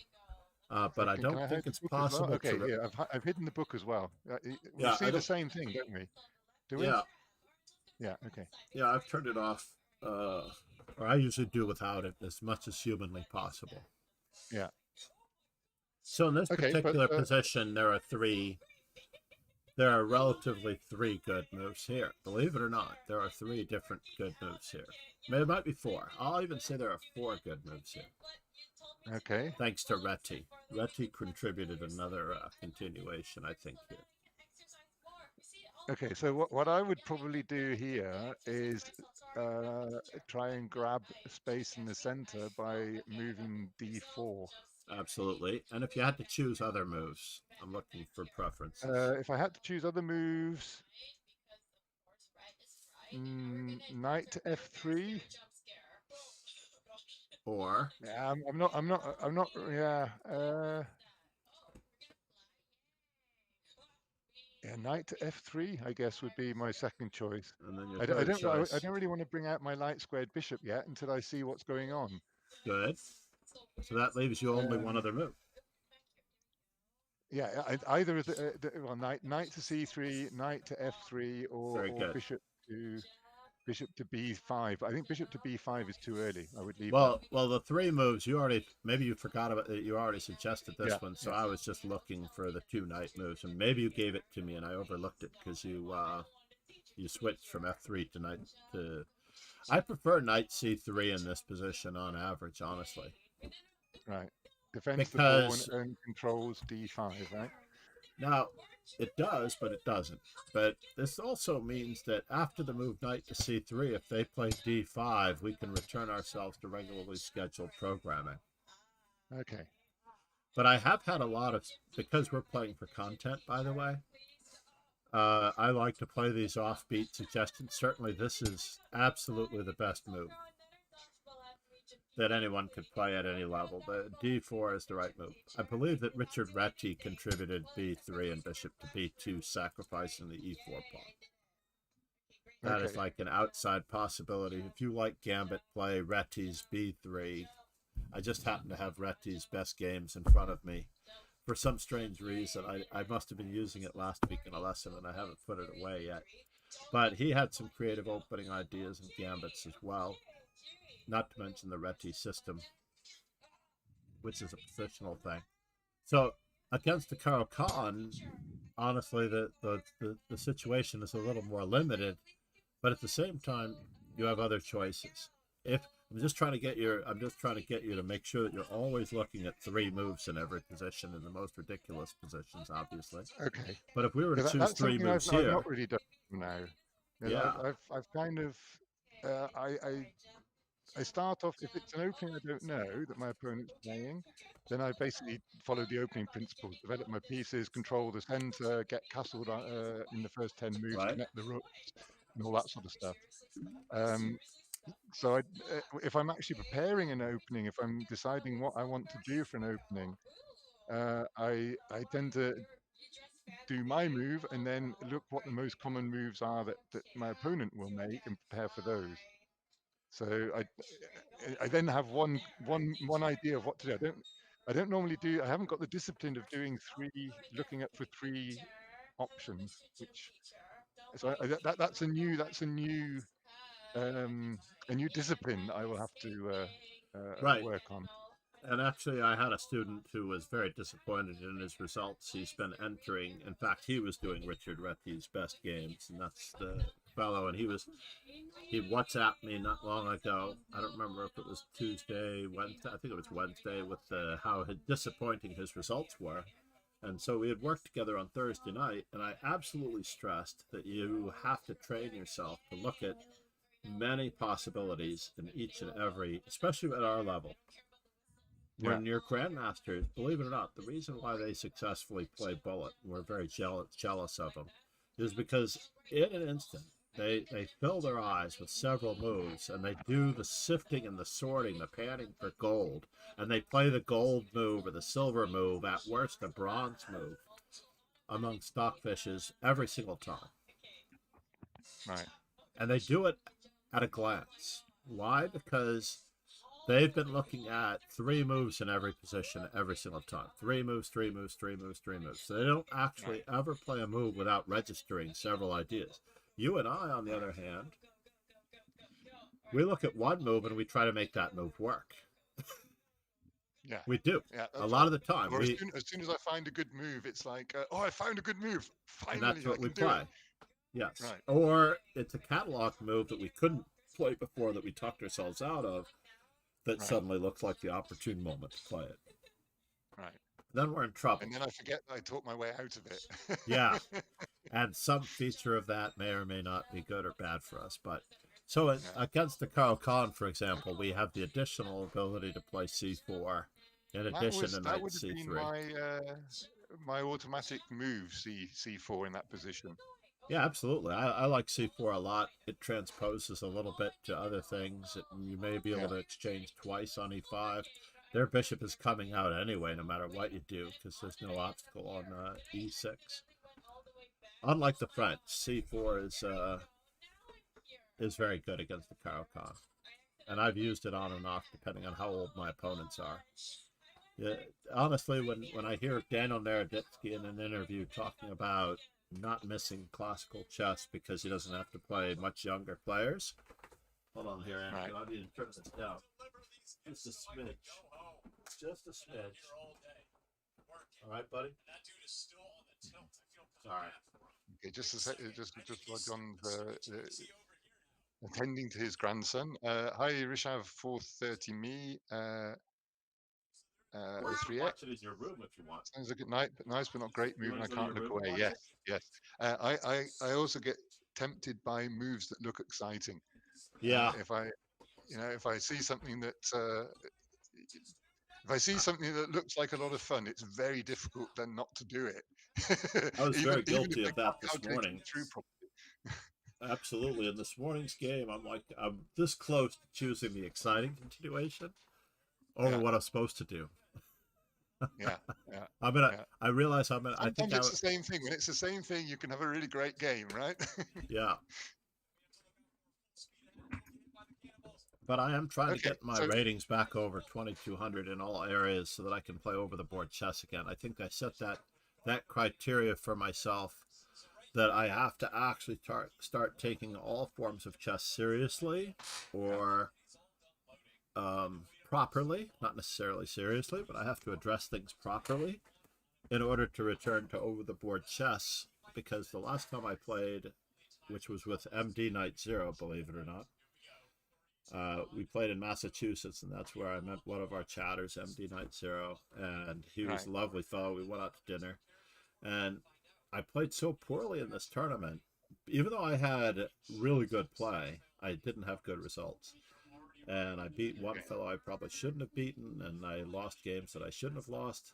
And I yeah, realized that it was the attitude that I carry, or that we carry in general as streamers, to try to play moves that are more entertaining. right, right. And it's not good for your chess. I can only imagine if that's one of the reasons why Levy chose to retire himself. You know, I think so. Yeah, because really you can only play entertaining and instructive chess so much without it impairing your judgment or affecting right, your style of play. right. And it was really happening. I gave away my eyeglass cleaner the other day that was in my pocket. Fortunately, I have a desk full of them. There we go. I kind of I started streaming. My original intention while streaming Mm-hmm. was for many years I've been playing Bullet and Blitz, and my rating hadn't really changed much. It had oscillated around the same place. So clearly, playing a lot wasn't improving my chess. Right. And then I thought, okay, I'll try and improve it, and I'll become a streamer and stream the process of improving my chess was the original idea. Right. Unfortunately, it didn't quite work out like that because my chess didn't improve Well, the because I number was one screwed, thing is right? to try to add to your knowledge. Right Yeah, now, most of the days you and I are just reinforcing our knowledge. correct, And if correct. we Or have less in my case, knowledge, reinforcing my mistakes. and sometimes I get the feeling I reinforcing our play in certain positions, I play the same mistake time and time again, and I don't learn from yeah, it. reinforcing our bad habits, unfortunately, Right. as well. And yeah, I Okay, am kind of so curious. but starting off, I don't normally open e4 basically because I don't know the theory on it. I tend to go for c4. You've seen my games. I pretty much always start c4 as white. I have, and you are handicapping yourself quite a bit by playing c4. I mean, I understand why you're playing c4 because you think that you might be keeping a better grip on the center. So let's talk about four different types of center. We've Yeah. got our open games, right? And then we have our semi-open games, Okay. and this is concerned with the opportunity to create open files. For example, white can open up the center now immediately Yes. and without haste to a certain extent. I'm Right. going to message my wife that I will message her later. So if white goes ahead and takes the e5 pawn, and black takes back, so d takes e5. Right, let's just assume. Black. Okay. All right. So if I take the pawn, black takes back, Mm-hmm. which is what I would expect. Well, they have to Probably throw in the that's what the in-between lower move player would play, because and they then I are take the queen, right? right. You'll take the queen and then you'll take the pawn on e5. So bishop takes f3 is somewhat forced, and then you play. Just a minute. Have I missed something? Sorry, Well, can you black go back? throws in an in-between move to save the loss of the pawn. Ah, okay, okay. In-between move, Yeah, very yeah, important. yeah, yeah. And I believe it or not, I've played the white side of this many times, recently, in fact. So white's natural move is, of course, you can play the natural move. Well, I would probably take it with the pawn. Well, Steinitz like that. It looks really dodgy because I got two double pawns, right? But No, I can Steinitz actually still... liked that because he did want to trade queens and go into a semi-closed position and go for the second pawn break. But Steinitz's era, this is one more bit that I'm going to have you. If you don't have a notebook, like I said, I have a 4x6 index cards that I use for students for the most part, just to write down I can make notes in the study. You can make notes in the study. Absolutely. Go ahead. Definitely do that. Okay. So, pawn islands. We're going to talk about pawn islands. Yeah. Right now, black has 2 pawn islands. Right. And I have 3.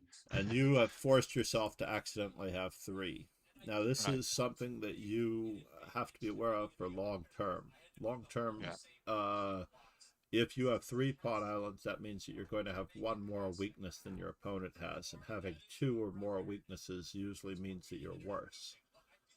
Right. So they can be targeted or ganged up upon, and you will have limited resources to defend in multiple directions.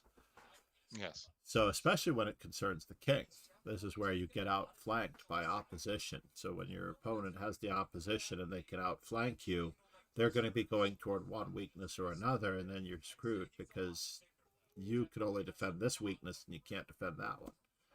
Right. So in general, I would be very aware of pawn islands for the time being, and the long-term effects that they seem to have on your opponents. I want them. This is something I learned from one of the greatest pool players in the world. When a teammate of mine asked him if he was going to foul if he made a particular shot, would the cue ball go into the corner pocket? Right? That was the extent of how he wanted to be coached during one of his games. And the pro looks at him with a crazy look and goes, "Pockets are for object balls." Your cue ball, you cannot think that your cue ball is going to go into the corner pocket if you want it to not go in the corner pocket. Yeah. And the same thing extrapolated, he also said, but I don't recall how he said it, so that's the only story that I usually relate to him. But he goes, mistakes are for the opponent to make, not for us. Okay. You can never actually think that you're going to go into any position doubting yourself or thinking that you're going to make a mistake, because mistakes are for the opponent to make, not for us. And that's where I'm extrapolating out from how the pawn islands affect your opponents from now on in an adverse way is what you're going to be paying attention to.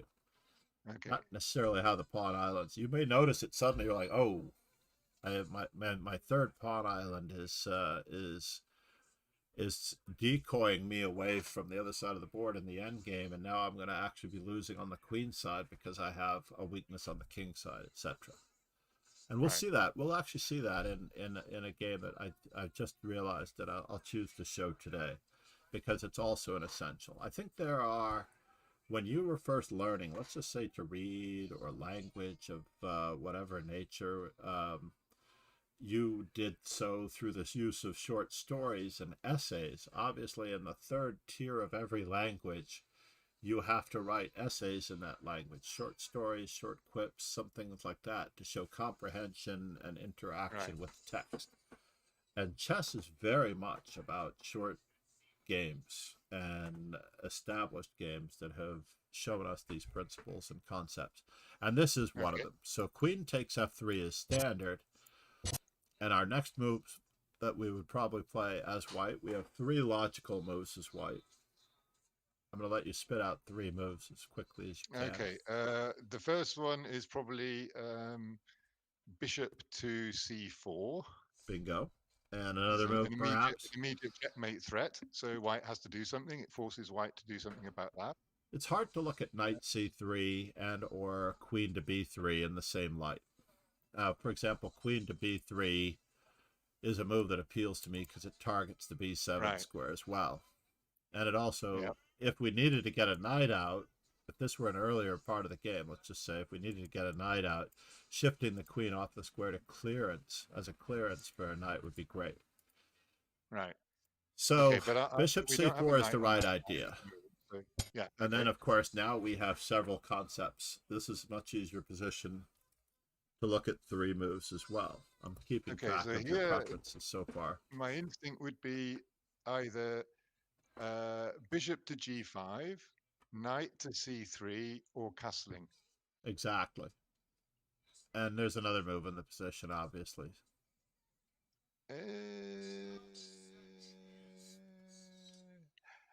Is there some sort of crafty thing? I sack my bishop, take the pawn, and then queen to b3, and then I can take the pawn in the corner with the rook, the b pawn. Is that right? Sack the bishop, or just queen to queen to b3. Absolutely. Queen to b3 now. Yeah. In fact, the essence of every tactic. The essence of every tactic, and I'm going to put the major 3 in the chat for us for the most part, forks, pins, and skewers, is the principle of 2 weaknesses. The principle of 2 weaknesses indicates that the opponent, or whoever does not have those weaknesses, is better. So in other words, John, if you can limit... You can also write your comments in directly into the comment box under the board. Yeah, I can write too. I'm going to put them in our chat. Good morning, Atul. How are you? Yeah, the principle of 2 weaknesses. Basically, without 2 weaknesses, you can't be removing a defender of another object. Without 2 weaknesses, you can't be pinning an object to another piece that's more valuable or skewering something more valuable to an object that's behind it. Without the principle of 2 weaknesses, you wouldn't have this fork in the first place. So queen to b3, I'm going to let you make that move. Queen to b3 needs to be addressed, right? Yes. No, there might be a little bit of a delay in our thing, so I'm just going to go with this one. Now, interestingly enough, we have three moves in this position that need to be considered. Okay. So the first thing that I would do here is I would be wary because my king is x-rayed by my opponent's queen. My pawn on e4 is not defended. So before I start thinking about how I can come crashing through my opponent's defenses, I would say, what about your defenses? Be careful. Right. Okay. Okay, so things that I could think about here would be either, queen takes b7, bishop to g5, again, the defensive move castling, or knight to c3, defending the pawn. So lots of choices here. Right. So I've written in the second one, and now we're going to address the third one. So basically, when we're recapturing on f3 with the queen rather than the pawn, we're improving the placement of our queen. We're giving it more opportunities. And the last one, which should affect us, and you do address it, are what's the opponent's big idea, basically. I like to say what's the opponent's big idea because they have to have one. Otherwise, we have to consider that they're not just going to resign and make the game easy for us. So in this particular case, black could have placed his queen on d7 and perhaps even gotten into further trouble on queen to c6, because then queen to b7 would be met by bishop to b5, pinning queen to the king, and that would be just winning. as in the England gambit proper, reversed. Right. Among other things, there's no mate on c8 here like there would be there. But in this particular case, the opponent is planning on playing queen to b4 check. So this helps us with our choices between queen takes b7, bishop to g5, and knight to c3, because one of those moves limits the movement of the opponent's pieces. And that would be, so between the three moves, queen b7, bishop g5, and knight c3, one of those moves is better. Well, knight to c3 would block the check. Absolutely. Now, there is a famous YouTube video, by the way, of this particular game being used as instruction by Bobby Fischer. In fact, the only instructional Bobby Fischer video ever did. You can find him giving this game. Really? Okay. On YouTube. And he also addresses the fact that the brute force modern mentality of materialism would be just to play bishop takes f7 check, decoying the queen, and then devastating the queen side by taking on b7 and winning the rook. That looks like a lot of fun too. Unfortunately, I mean, it's a little less fun than the actual game continuation, interestingly enough, because it's like the brute force club to hammer approach. Like, I'm just going to beat my opponent into submission rather than playing an elegant game. Paul Morphy did choose knight to c3, and the opponent chose c6. And then our other candidate move, as we like to talk about, I'm glad you're thinking in terms of threes, because when you're playing a bullet game, if you have three equivalently good moves, you can actually instantly go to your catalog of moves that you've rejected. If you're looking for three all the time, this or that, this or that might still be available to you on future moves. So we have these options, right? Yes. Yeah. Okay. Now, it's usually here that I address the issue of time. Like, for instance, I'm going to have you rattle off very quickly the values of the pieces. Yeah. Okay. Pawns 1, bishops and knights 3, rooks 5, queen 9. Exactly. King infinite. King is definitely at the highest of the order because we never exchange him. Those are exchanging values. Sometimes I'll even tell you that those are strength values. Strength values. So, for example, once white gets castled queenside, his rook on a1 will be worth 5 on d1. Yes. The rook on h8, though, it's not worth much at all because it's not doing anything. The rooks on a8 and h8, they're out to lunch. The bishop on f8, well, it's a very sad 3 if there is a 3 there to be spoken of. And so the values of the pieces reflect their potential, their strength potential. And there's one more thing. We won't discuss it necessarily. We won't be able to see it as much in this particular game, but the pawns in the center are actually worth more than the pawns in the flanks. Okay, yeah. It's an interesting concept because the pawns in the center are worth more than the pawns on the flank at the beginning of the game. But when we reach the end game, the pawns on the flanks, because they could and have the potential to be outside pass pawns, they can decoy pieces away. The pawns on the outside have the potential in the end game to actually be more valuable than a center pawn. So, for example, if you have a passed pawn in the center, your opponent's king gets to stay in the center. That's no good. Right.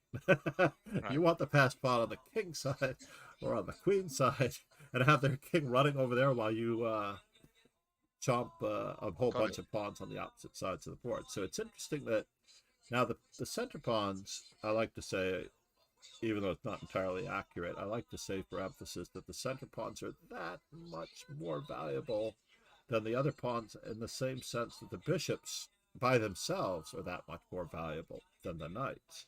We don't really know what that number is. Everybody tries to put a decimal on it, like 0.15, 0.25, 0.125. I've seen all kinds of things where they try to put a number on it.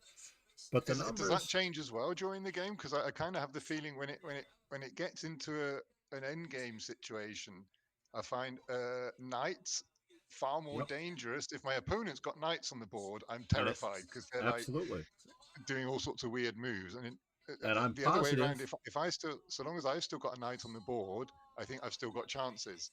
and I'm positive that you're absolutely evaluating that based on the position in front of you. I know that you are, because that's exactly where you should feel that the knight is more valuable than the bishop, or that the two bishops. Now, it really does tell in an open position that the two bishops really are better than Right. the knights. And now Right. we can extrapolate it all the way toward the end game again. By the way, we can go straight back toward, you can checkmate with two bishops relatively easily, Yes. like a ladder mate with a rook. It's Yes. much more difficult to checkmate with a bishop and a knight, and we can't checkmate with two knights at all Right. without help from the opponent. We need a lot of help from the opponent when we have two knights.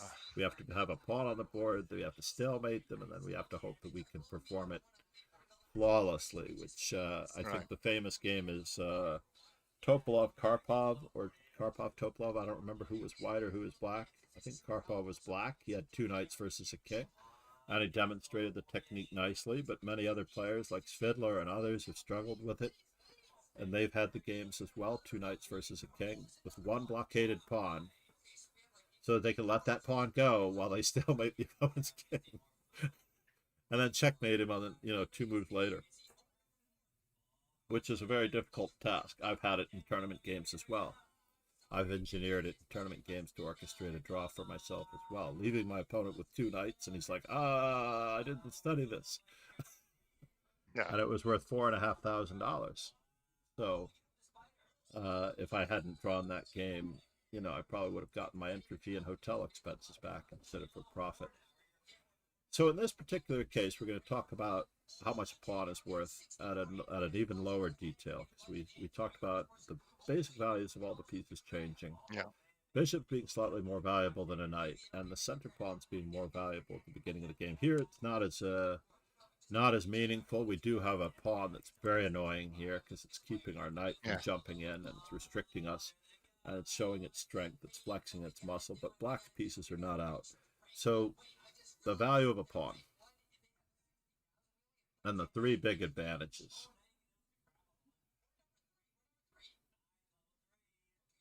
We have three major ways of knowing how much, or whether we're winning or not. And those three advantages are material, space, which we don't have here. We don't have any advantage in space because our pawns are fixed equally. And the third advantage is something that you struggle with. Sorry, I can't hear you. The third advantage is actually something that you often struggle with. I've seen it even in our games the last couple of times that we played. Okay. What is the third advantage in chess that might help you win? Material position. Yeah, no, time.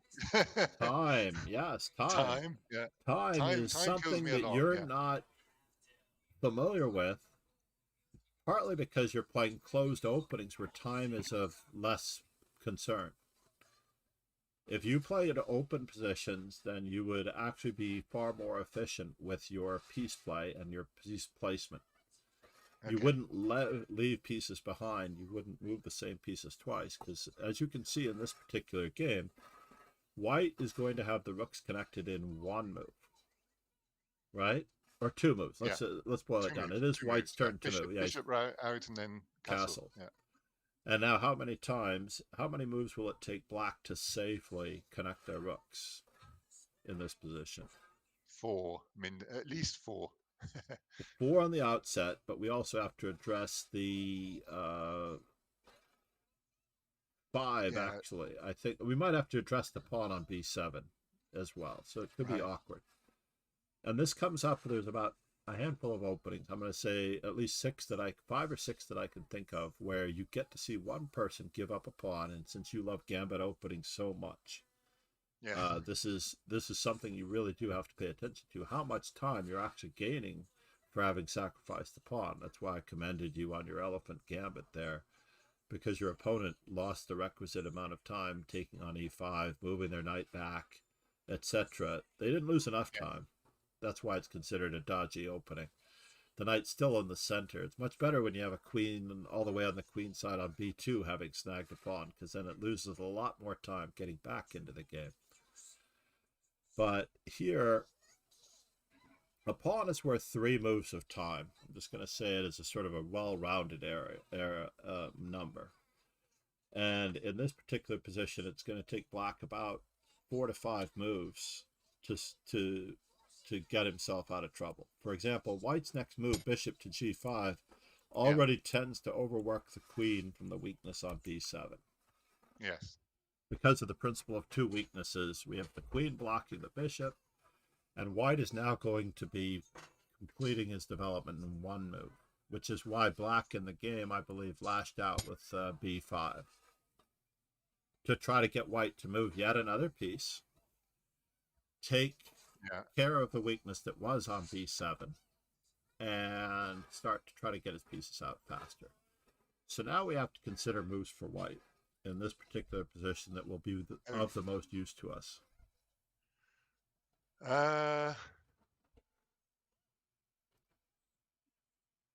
Okay. I'd be tempted to look for something to not have to move my bishop again. So the reflex is to do something so the bishop doesn't get taken, right? That's awesome. That another of my instincts is to castle queenside and get my rook onto an open file. Okay. The question is whether sacking my bishop would compensate for that. Whether I can have anything that I can. I don't think it would. Right. Or sack the bishop and take the pawn straight away. If he takes back with his pawn, then I take with check. Correct. And that is the continuation that Morphy chose. So you considered moving the bishop, castling queenside, sacking the bishop, and capturing on b5. Interestingly enough, you're not sacking anything. That's the funny part. You could consider it an exchange. You're getting 2 pawns for the knight, and you are checking the king. I'm taking it with the knight. Okay, okay. Yeah, and you are checking the king. And I didn't give you an opportunity to move the queen to that square, fortunately. Mainly because we're going to speed along this illustrative game as much as possible. And the opponent does block. Now, I can't tell you how long I've been using this particular game, because Ben Feingold actually showed this game on his stream. Right. In pertaining to one of my lessons, because I taught with Ben Feingold decades ago. And he said, John MacArthur showed a variation in this line that I had never even considered possible in order to illustrate other points that were going on. And then he proceeded to show it. And this was early in the days of COVID, by the way. And I didn't realize that I could clip it. I wish I had clipped it at this point, because I would have liked to have recalled, because I showed this game so often, that particular moment in time, because I'd forgotten it and I haven't shown it since, which is sad. So just a sec, John. Okay, sorry, can you hold on a sec?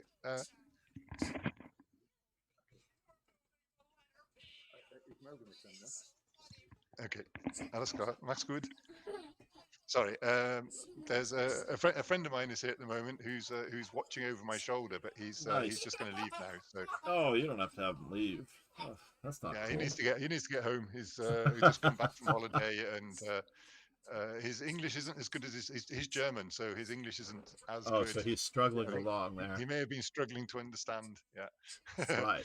But take care, Jens. Ciao. Ja, komm gut nach Hause. Okay. So I'm back. You have my full concentration again. Oh, no worries. I was actually hoping you were going to have 2 or 3 minutes there, because I was going to go get coffee. I'm going to go get coffee on an intermission. I'm going to go and get coffee. I could do with 2 or 3 minutes. All right, intermission.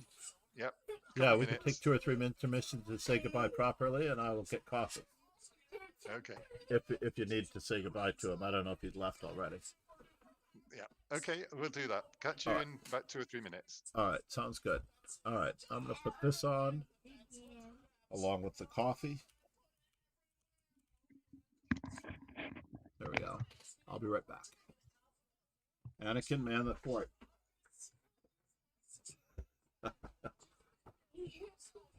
need my coffee cup Are and you water bottle. ready for the stupid one? Anakin, I'm getting coffee. I'll be right back. No, what? I'm coming right back, okay? Okay, don't take so long. Don't But take- you have to hold this. Hey, you have to hold it. What?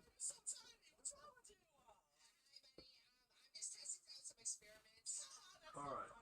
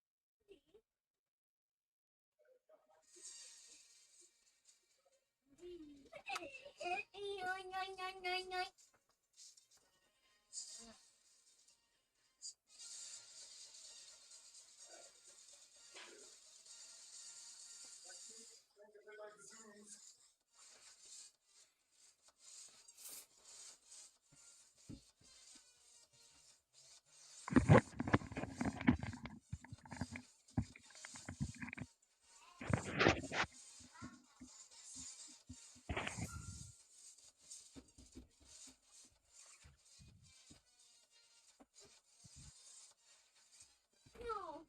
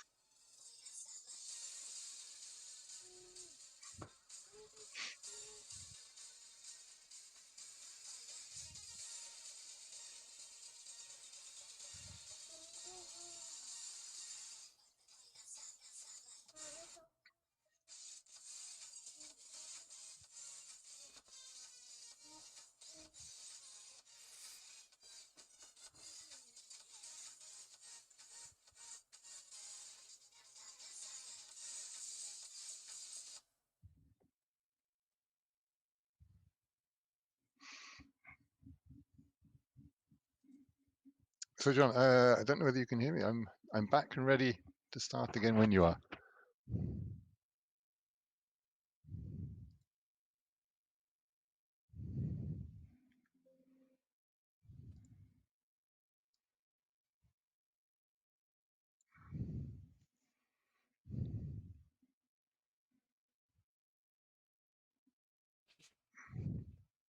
right. Chocolate milk.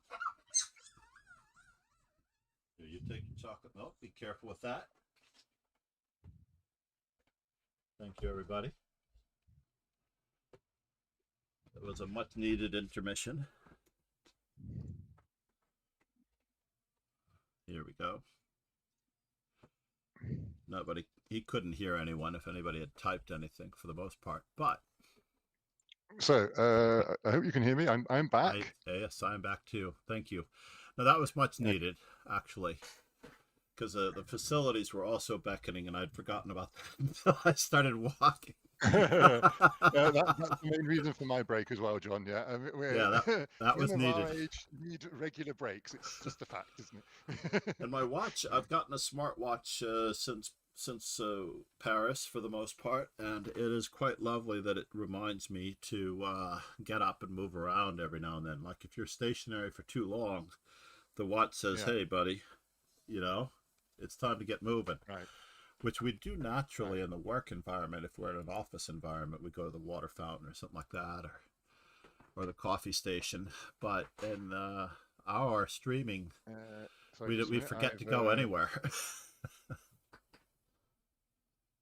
So I've lost the sound somehow. I fiddled around my sound settings briefly. Did you lose my sound? A second. Maybe we need to just redial. Turn things up a bit.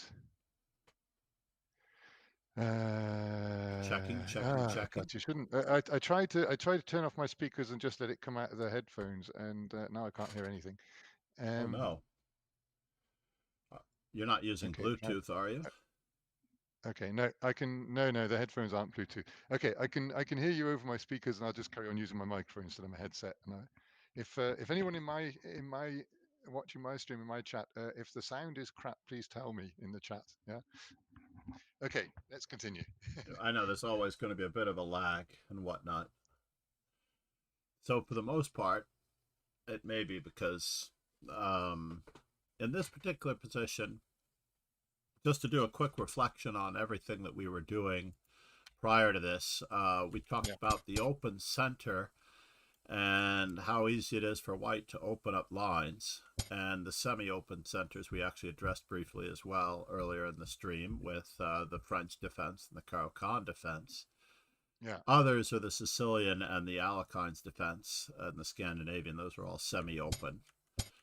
But here we were talking about how rapidly white can get their pieces out, and in the open games, to complete the centers that we were talking about, in the open games, you're required to place your pieces efficiently and properly, quickly.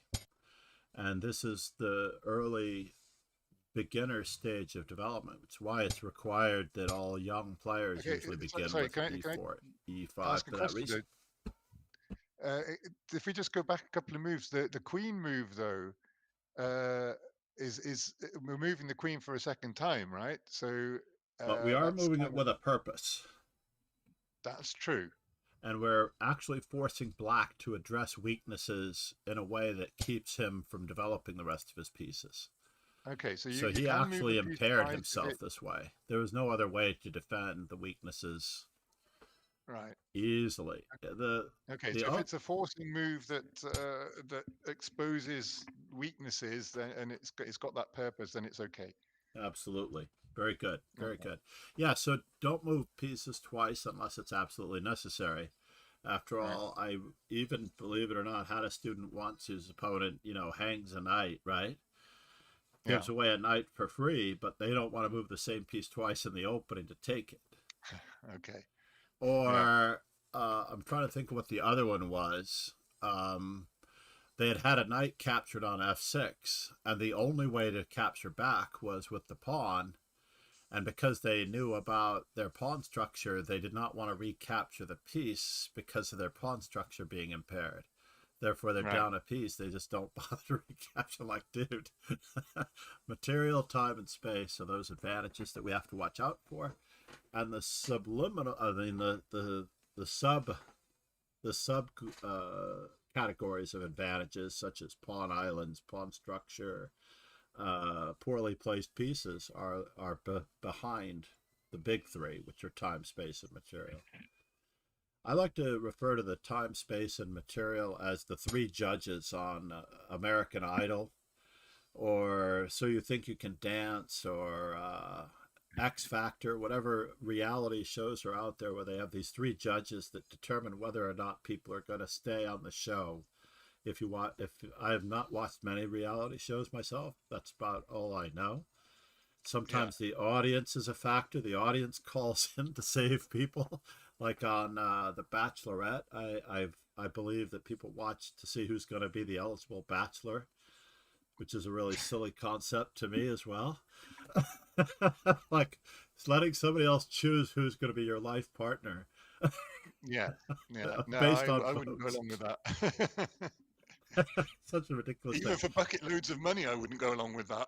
It's pretty tough. I mean, obviously the selections are not so bad from a physical standpoint, but aside from that, it's like, why would you do that?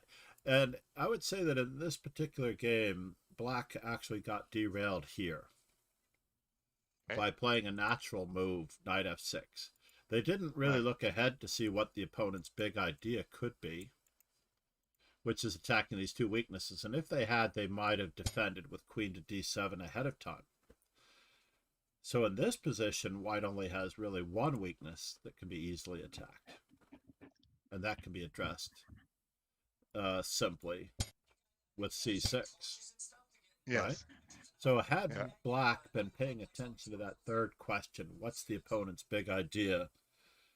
When they played bishop c4, they only saw one of the ideas and defended against it with knight f6. Yeah. And before we go so really you need to look for three ideas for your opponent, right? You have to look for all the moves, and find it, and then it may not be the best. The candidate moves for your opponent, indeed, on all of those, and it will be one of those moves, right? So if you're only looking at queen f7 and you're stopping one move by your opponent, and you don't see queen b3, etc., or maybe you just expected bishop g5 on knight f6, who knows? I have to mention that if you look in the mega database or online for this particular position, that Sergei Karyakin also played the white side of this in 2003 when he was 11 years old. His opponent, unfortunately, did not pay attention to any of the opponent's big ideas and played knight on b to d7, and Karyakin wrapped him up with a quick mate. Ouch. And that game That's is fine. That game is from a simul, I believe, that Sergei Karyakin did in 2003. I could be wrong if it were a simul, but it was certainly an opponent that did not have a substantial rating. And like literally, that's the blatant, aside from mate and one, I've had opponents. Oh, thank you. Lost the cup. Using a to-go coffee cup for the toddler now that he's relatively responsible. He doesn't need the kitty cups, but he needs something bigger. Yeah. But yeah, Karyakin's opponent and many other young opponents, let's just say the queen attacks h7, threatening checkmate, and many young opponents will attack the queen to make it move, not looking at h7 and just allow queen takes f7. And this happens quite a lot. It's like so profound that they might even have, I remember one young man had a queen on h5, a black queen on h5, defending a pawn on h7 against the bishop battery mate. And then for some reason, I think when something was threatened to go to g5, he played h6, allowing queen to h7 mate. Ouch. Completely overlooking the opponent's big idea, right? Yes. That was the opponent's big idea. And it happens time and time again. So ultimately, the small errors compound themselves on Black's side of the board until we get to this. And I mentioned that this was not a sacrifice because we're getting 2 pawns and 3 moves of time. Believe it or not, when white connects the rooks here, white is already well into the middle game. And I would equate rooks and queens as middle game pieces. The fifth opening principle, which you did allude to when you were commenting on what you do in the opening before. The fifth opening principle is placing queens and rooks carefully because they're so valuable. You actually don't really want to place them at all until you really know what you're going to do with them, because you lose time. That's why the four move don't checkmate. get your queen out too early. That's one of Yeah, the it doesn't work because you lose so much time, and then you're down a pawn right out of the opening. One of my earliest ones that I like to show it against this, another chess teacher and I had come up with this particular gambit, and I was working it out with Grandmaster Nick DeFermian. We just attack the queen anyway. And then you get developed, you're on your way to castling, and you're going to hit the queen again, the pawn on e4, the pawn on d4. And this gambit for black is actually quite okay at almost every young level because they brought their queen out early. There's no hope of ever remotely getting a checkmate. Black's getting castled, and that queen is going to be chased around quite a bit. Isn't this the wayward queen attack, the early queen? Yeah, the wayward, it could be called that. I have never looked it up. I have played this as white, interestingly enough. How many times? It's in my database as white. I played it 3 times. I've won every game that I've played the wayward queen. But the correct move for black here is knight to c6, right? If you are materially minded, yes. Yeah. If you're just mainly keeping the and then the bishop to c4 comes in. Right, but you can do knight to f6, gambit the pawn. I quite like that. And it's not full compensation, believe it or not, because the person that's playing white has to be a person that can't handle their pieces all that well. I would say if the Hikaru Nakamura played queen h5 against you, I would not play knight f6 because they can't take the pawn and get away with it. Probably. Yeah. But even if we go, Momo Chess, how are you? Good morning. And even in this position, for example, if we were to just go with this, white's losing back material already because there's no way to defend everything. And I've had this as black. It looks like I played it against one of our Lion students. Momo Chess said, "I'm good, you." Momo Chess, good to see you. Yeah, we're doing a fundamentals lesson and a basically the reason I wanted to do this a long time ago with Mike, who is known AKA as the Well-Heeled King. I'm going to give a couple of shout outs for Mike and company here. Shout out back. There you go. For the most part, is that what I noticed was that, and I've used this with one of my greatest successes as a student. He was a lifetime 1200 rated player, and he was playing openings that were suitable for a 1200 rated player. And I told him he was going to have to either sharpen them up with the Evans Gambit or some form of Gambit if he just wanted to play Bishop C4, or he had to play the Ruy Lopez. And once he actually got through his Evans Gambit stage, I believe his Evans Gambit stage took him from like 1200 to 1500. And then he noticed that his opponents knew what they were doing against the Evans Gambit. Yeah. And I said, well, now it's time to graduate yourself to the Ruy Lopez. And really, the Ruy Lopez is the simplest of all openings to learn. Interestingly, that's the opening that I've been intending to study next. Yeah, it's so easy and logical over the Italian, where you actually have to know a lot of tricks and traps along the way, just because black gets to have so much fun in 2 knights defenses and things like that. But interestingly enough, like his rating shot up to, I think before he left me and went back to Pittsburgh, because he was only in New York while his mother was teaching at Columbia University or the New School at Columbia. His mother was a professor of economics or something. I can't recall. But they went back to Pittsburgh. I gave him to Grandmaster Alex Shabalov, but he was about 2,000 in rating. With the Ruy Lopez, he just gained another 500 points, and she was only here for about a year. So he went from 1,200 to 2,000. Wow. Relatively straightforwardly, just by graduating himself and experiencing new things. Hey, John, can I give you a challenge? What's that? Your challenge is to get me up to 2,000. If you can do that, you're the That'll best. Be easy. You're the best chess teacher on the planet. No, you're already very smart. I can already tell how smart you are. The hard part is that I'll round it out with my conversation with that young man as well, because he wanted to play what he wanted to play. He didn't necessarily want to graduate through the openings. And I said, when you're in 3rd grade, right, or when you're in 2nd grade, you have a lot less recess time than you did when you were in kindergarten, 1st grade, right? Right. And he's like, yeah, I guess I do. And I'm like, well, there's a reason for that, because as you get older, they give you the responsibility of scheduling your own recess time or your own enjoyment time. But as the academics increase in difficulty, the teachers will challenge you more. And graduating yourself through the openings is part of that challenge of growing Right. as a player.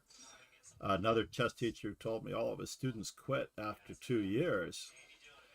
Routinely, he never keeps a student for longer than 18 months, and rarely beyond 2 years. I said, well, what openings are they going through? And he goes, no, I just give them the 4 nights game.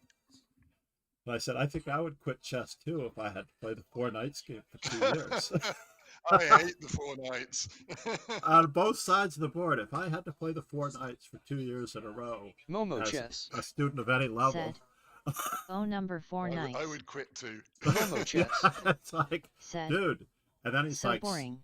so you graduate, and I told him the process of just graduating them. And if you do have a student at the youngest of ages who wants to play the King's Gambit or dabble with it, that area below 1500 is perfect area to dabble with all of the gambits, the Danish, the King's Gambit, the Vienna game. But when you get above 1500, closer to 2000, unfortunately, with great rating, with a higher rating comes greater responsibility. Yeah. And you have to be responsible to yourself as well. And it's pretty much what we're expected of for our viewers as well. I don't think I can get away with playing A4 on the first move because I'm doing my GTO strategy.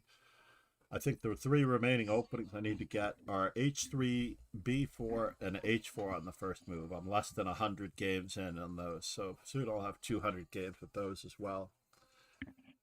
And my performance, by the way, is not that bad. I'm still scoring, well above 50%, if not 60 and 70% with these openings moves. Even though the first move is a handicap, I have very few opponents who have the ability to form and think about planning on their own. Right. In the open games, I would say as black, the only thing that black should remember is that if the e5 pawn is not attacked, there's no reason to play knight c6. Yes. Correct. So bishop c4, knight f6 attacks back. Yes. Yeah. Knight c3 and other moves, knight f6 Said. attacks back. Yeah. I think dabbling with openings is crucial to see attacking ideas so you can easily detect and apply new ideas, see what you like and don't like. Right. Also the experience too, getting outside your comfort zone, just being able to go for it and not worrying about it at all.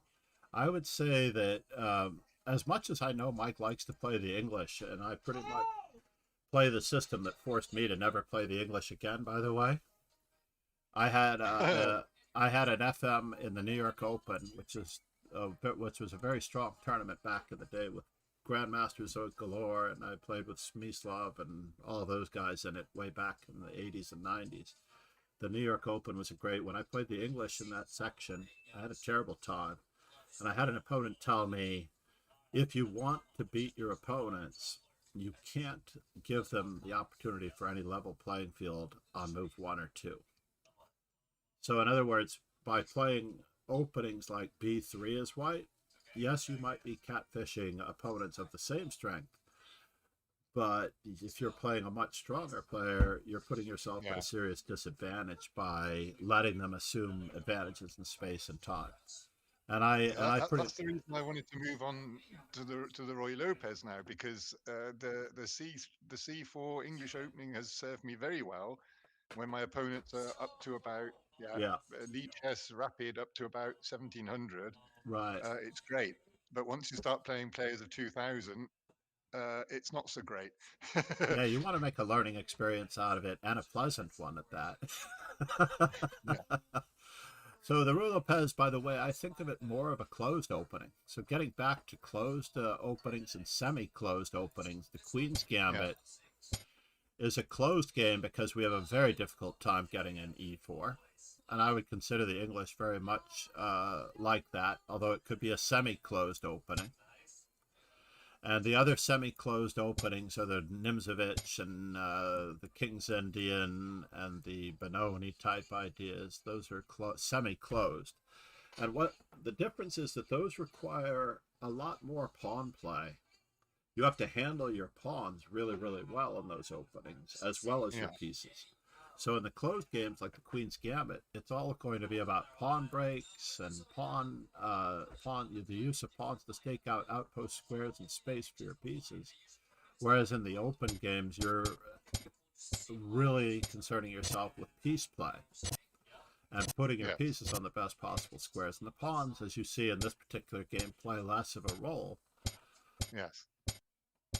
And here, white sacrifices a piece on the surface of it for 2 pawns, but he's actually getting 3 moves of time, so he's not down anything at all. White is actually not down any material at all here because of this bishop, this rook, and this rook being out of the game. And now we get to the further element of attacking and defending, and we can talk about pins as well as absolute pins and relative pins. How many times is, I'm just going to castle for white. How many times is this knight being attacked, and how many times is it safely, I'm going to put in the keyword, safely defended? Okay, it's directly attacked twice, and it's safely defended none. None indeed. None indeed. It is not defended at all because this knight is relatively pinned by the indirect attack of the bishop. For the indirect attackers, there are 3 attackers and no defenders. And I like how you clarified the directly attacked by the bishop and rook. So they need to defend it directly. And then white's next move is, it is time for our candidates here. I don't know how long ago I used the words candidates. I love the DOS key factor. Is it of time Streamlabs. to? Yeah, moves for white. Is it time to take the knight on f6? That is the queen out the way. That is an option. Yes, we can recover some of our material possibly by taking the knight on f6. Yeah, because it removes the defender from the knight on d7. So bishop takes f6 as a candidate. Others? I try to keep people from going too deeply into one move, because then that leads back to our other habit of not looking at a lot of moves. Bishop takes d7 check. Or rook takes d7. Okay. So those are the first ones I would go through looking at, and maybe. Have you seen this position before? No, I've never seen this position before. No. I don't believe you, but. Okay. I may. The thing is, I definitely know that you've seen this position before. I know for a fact because you've that played it against me, have you? No. Momo chess. Mainly because you suggested rook d7 a little too quickly. Sounds amazing. You suggested rook takes d7 a little too quickly. Almost everybody goes for doubling the rooks before they go for the d7 knight. Many people will suggest rook to d3 or even rook to d5 over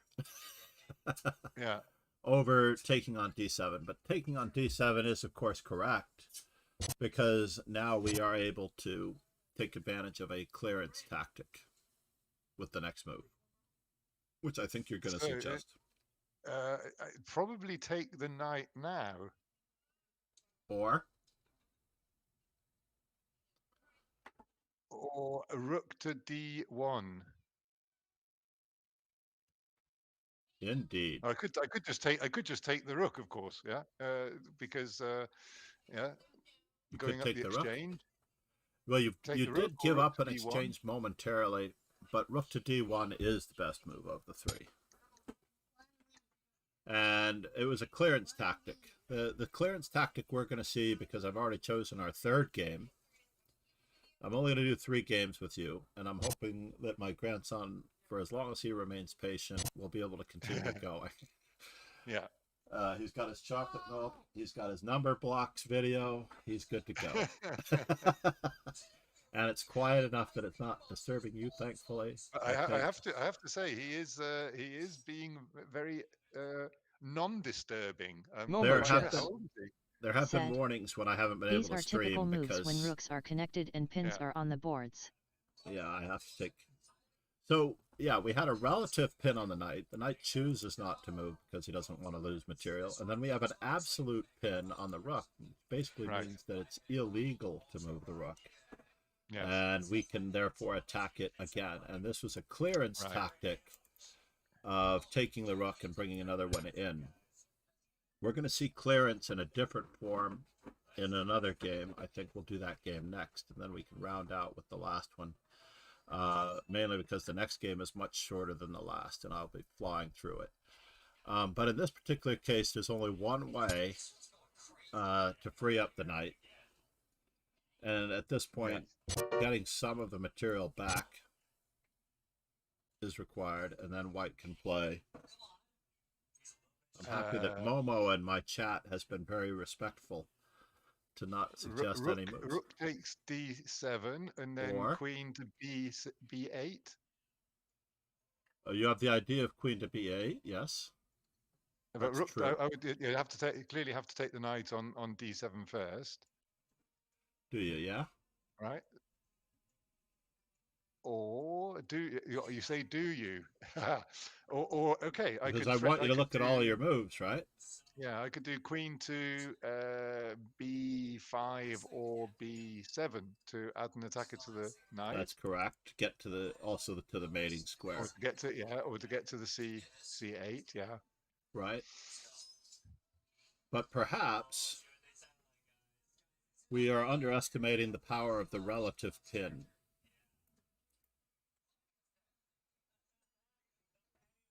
Which means that we don't have to pin pieces to pieces. We're going to extrapolate out now, and we're going to mention that we are also pinning pieces to squares. Okay. So that means that you know what you need to do to get the knight Just a to minute, I'm writing move. You can force the knight to move. Yeah, I can do this. Wait. Just a minute. Okay. I can do b8 straight away. You can. You had that Right. candidate. You had the candidate move amongst your moves. You didn't Queen. give it as much credit. No, because I thought the rook, Momo the knight chess. isn't pinned, but it's Said. pinned That is very by the cool. fact that I QB8. could do rook d8 checkmate if he doesn't. Exactly.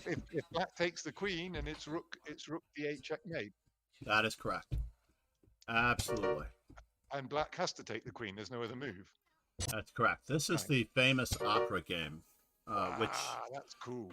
I would say that this is one of those games that every player of all ages, and I guarantee you that every grandmaster knows this game, whether or not they could recount it off the top of their head because they have to remember the opponent's bad moves. The hard part about recurring moves, Momo chess. I'm sorry, recurring games. Said, I didn't know it. You did know it. I'm positive. She's laughing at the end of that. Momo just didn't know it either. But many times, by the way, people, I'm glad we did this game. I wasn't actually going to do this game because it is one of the intro games. I do this game every single year at The the start well-heeled of every king. single class and at the Said, start of every single chess You camp. knew it, Momo Chess. Yes. It's beautiful. Now, the funny part is that many people know the finish of the game because they only see the position here. For example, in Fred Reinfeld's book, Winning Chess Tactics and Strategy, I believe it starts here. Right.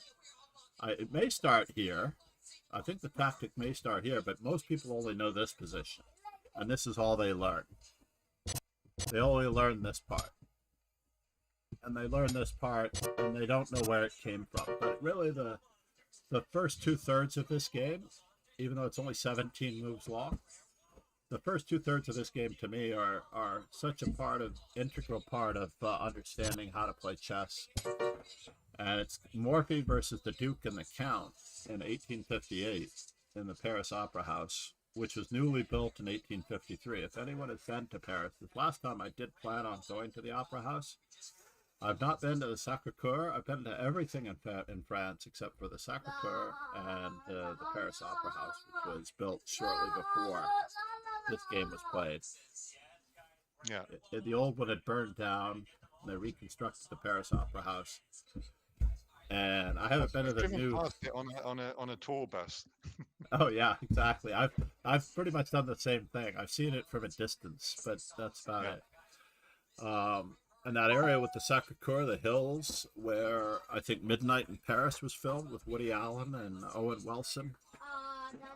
If you haven't seen Midnight in Paris, I highly recommend it. You and your partner. I haven't, no. You put that on your. I do assign my students movies, by the way.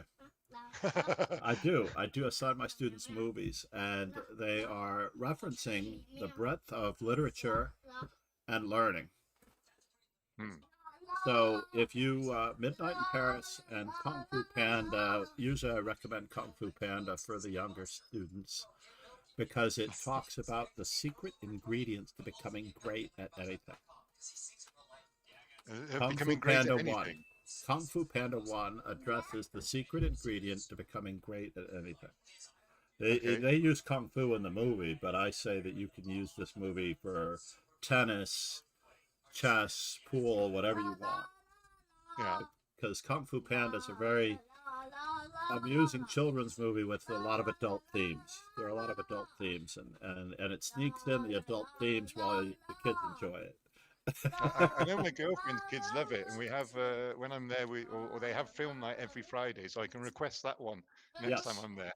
Definitely, I had the students watch Kung Fu Panda. I shouldn't say the students. When we had I don't know if it was a christening or something like that, and we were there for it was Chinese New Year. I apologize. The previous Chinese New Year, we went to a friend's house. Happy New Year to anyone out there, Momo Chess and others. As the Lunar New Year is again upon us. But yeah, the kids were all gathered in one room, and I put Kung Fu Panda on for them for the Chinese New Year, so they could see it through. Because like four of 9 did not see it before. I'm like, what?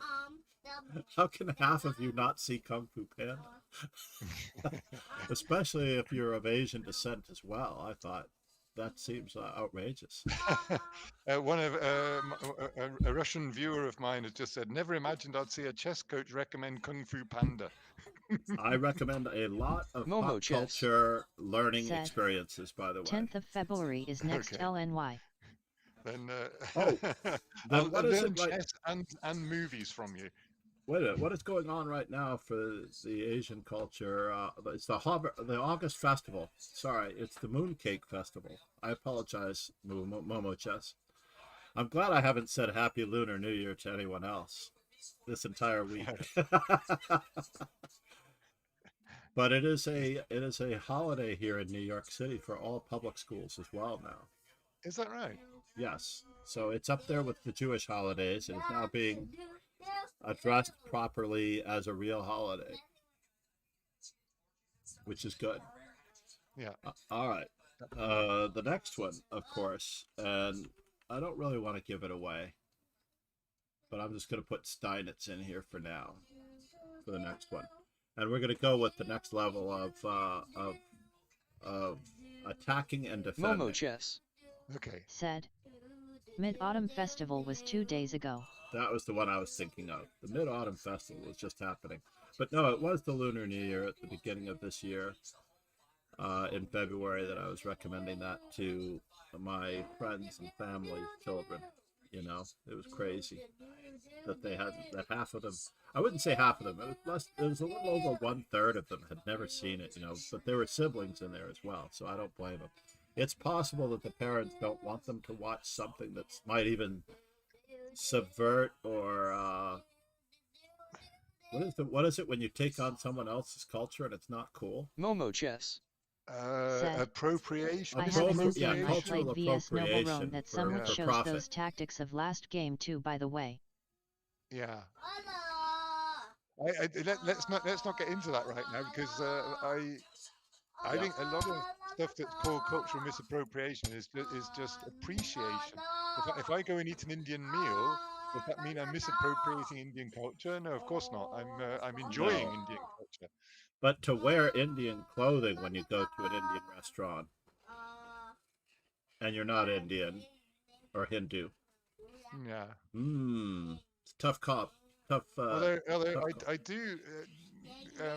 When it was really hot here in summer, Momo I saw Chess an Indian guy in the Said, city centre that's Uh-huh. fine in for one of me. those long cotton robes, and I was Right. like, "What a great idea! I should wear those as well. It looks much more comfortable than jeans and a t-shirt." Absolutely. Yeah. Absolutely. It's definitely much more comfortable than jeans and a t-shirt. But then again, I don't believe in getting overheated anyway. Yeah.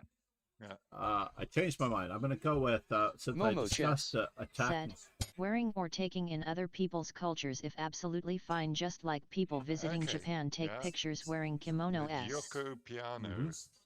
Apparently. Let me just hide the book moves again.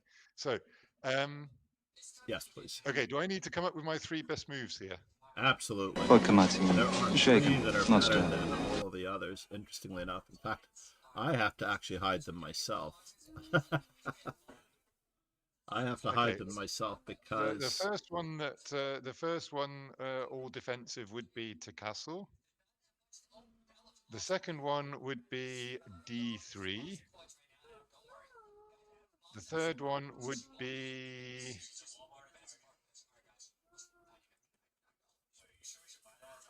maybe even c3, preparing d4. very good. And anything else?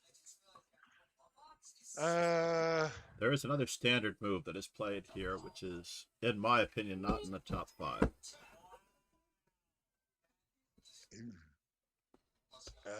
But it's the second d4 most popular. d4 straight away. But D4 straight away is called the Koltanowski Gambit. You would like that. would I? Okay, You I would. all right. Or it's interesting. I love the fact I failed to actually keep track in the last half of this of your move suggestions, but I do like to see what preferences people have, and we're way behind on rook moves, by the way. So Okay, you have here not would be- suggested very many rook moves. You suggested 2, which were outstanding rook moves, by the way. So they were good. Rook takes d7 and Momo Chess. Said, yeah, b4 in the c3 previous game, d4. yeah. Okay, so here castling. I'm going d3, to go with b4 for now. d4. What? This is called no. This is Okay, called this is called the Evans Gambit. This is the Evans. Okay.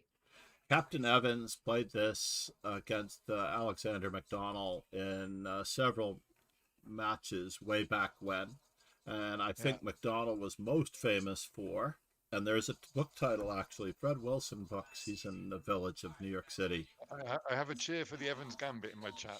Yes, no, the Evans Gambit is one of those openings that you have to play and experience just to really get a good grip on how much material is really worth in return for space and time. Notice last game we didn't actually get any space. We had a very dry game of material in exchange for time. Yes. And in this particular game, we're actually going to get space, time, and material. Okay, just to be completely clear, when you say time, you mean tempies. No, you don't mean exactly Momo tempi. You could call it tempi. I personally play d4 here instead of b4 after x4 c3. Pardon me for 1 second. Stop! Get me out of here! You didn't just roll over his leg with your chair, did you? No, I grabbed him and I tickled him. He thought it was safe to look over my shoulder. How are you? Uh-oh. What's his name? This is Anakin. Anakin. Wow, yes. Cool name. Yes. You can imagine that we have a few He's people. Not my father. He's referred to as Luke on a few occasions. Yeah. But yeah, no, he's very well behaved and he's super smart. He's doing math at such a high level on his own because of number blocks and other things. And I'm supposed to do math homework for him in kindergarten. And it's like the most I can't even put it into words. It's really interesting. He's coloring 3 pencils plus 2 pencils, you know, and how many pencils do you have? Yeah. And meanwhile, he thinks if it weren't for the coloring, he would be totally bored to death with it. But like he just had he was adding something million versus something billion, coming up with something short of a trillion. A little while. All right, Anakin. Calm. Find your calm, sir. Find your calm. So in this particular position, C3 to me is the obvious move and choice. Congratulations, Momo, on choosing the 3 most aggressive moves. D3 is the move. This is the bane of my existence, obviously. This move really annoys the daylights out of me when teaching younger players. And the reason for this is that it's don't hurt me chess. Basically, I like to tell everyone that pawns are supposed to move 2 squares in the opening. The center pawns are supposed to move 2 squares. And the center pawns, right? Because you just moved the C pawn 1 square. So... Yeah, and the C pawn is an extended center move in order to prepare D4. Right. And that is an opening that every young player should play. I actually have a young lady who's finally returned to chess in our school after many, I don't know, maybe several years off since prior to COVID. And she's finally returned to chess, and she had a coach that had her playing this canal variation. Now, the canal variation is premised upon the idea that the bishop's going to go to g5. Now, usually it's part of the 4 knights game. And when black castles and white plays bishop g5, black gets into a world of trouble and hurt. I hate those positions. They're just so... It gets really stodgy. And all I can tell you, if you're playing black... No, white's practically crushing in that particular position because the queen just needs to shift up, shift over, and checkmate, honestly. It's really sad, this position. There's actually... This is like devastation for the opponent's king side. And then the kids play it as black as well, right? The kids play d6, white castles, and after bishop g4, now white's king is getting devastated, and that king is going to castle on the queen side. So in these open games, I sometimes say that when the center is closed, in fact, I should say all the time I mention that when the center is closed, castling should be an option, but you don't have to castle because your coach told you to. Your king is safe here because there are no open lines. Yes, yeah. And I sometimes find as well, castling too early against a strong player just shows them where they have to attack. Exactly. Right? So if your opponent's not castling, there's a good chance you may not need to castle. Or if your opponent's much lower rated, you may be able to set them up appropriately. Right. But in general, this 4 knights Italian game, which is what it's called, 4 knights Italian game, is hardly ever very exciting. It is from the Rubinstein era, which he played a lot of dry endgames, and they were very well worth learning. So you will see these when we go through our Rubinstein phase. But on average, when the opponent answers with bishop c5, and the reason they're answering with bishop c5 is because they're trying to avoid the fried liver, which is also another dangerous attack in itself. So some coaches are trying to overprotect their students against having to teach any of this theory of defending. By the way, the pawn goes 2 squares. Yes. Yeah. I actually taught this to my daughter the other day, how to defend properly there as black. As black, good. So there's a very big trophy behind Anakin over there where my World Series of Poker 50th edition photo is. Momo Chess said. Joko piano for black is dangerous territory for black though. Yes, it is. It is just as dangerous, exactly, as the 2 knights Momo defense. Chess said. Very sharp. But I recommend I give all of my students, by the way, a choice between knight a5, b5, and knight d4. Okay, knight a5 is the one I know, which kind of looks counterintuitive because the knight is going onto the edge of the board, which is not where you want it. But the attack on the bishop is worth it. But now most students are only taught to attack f7. Momo chess. Said, b5 looks interesting. Okay. And one of my students who was taken on by another coach, he couldn't believe that he had a student who chose b5. The idea being that g2 is a very serious weakness, and bishop takes b5 is going to be met by queen takes d5. And look at black's position, basically. Black is down a pawn here, by the way. But look at these open lines in development, and look at white. Yeah. You can see the difference in material in return for time, which is really, really huge on average. So the other move, knight to d4, was successfully used by my daughter to win that trophy in the back. I think she got it twice in 6 rounds. And the games went along the lines of the Kostic trap. The Kostic trap is a famous one in which the queen on c6 may or may not be attacking this this bishop, but in return she would always get. Yeah. And then black's next move is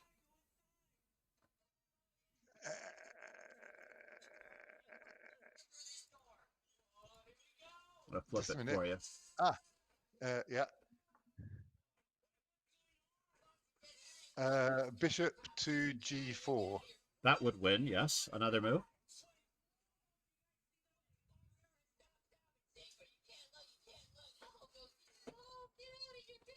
There's something here. There's something here.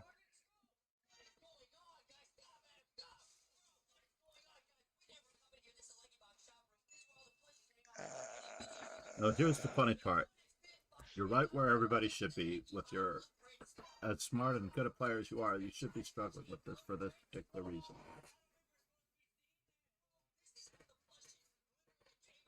And I have noticed this. I'm trying to find some way of getting the bishop to move back to e3 and then doing a smothered mate with my knight. You can.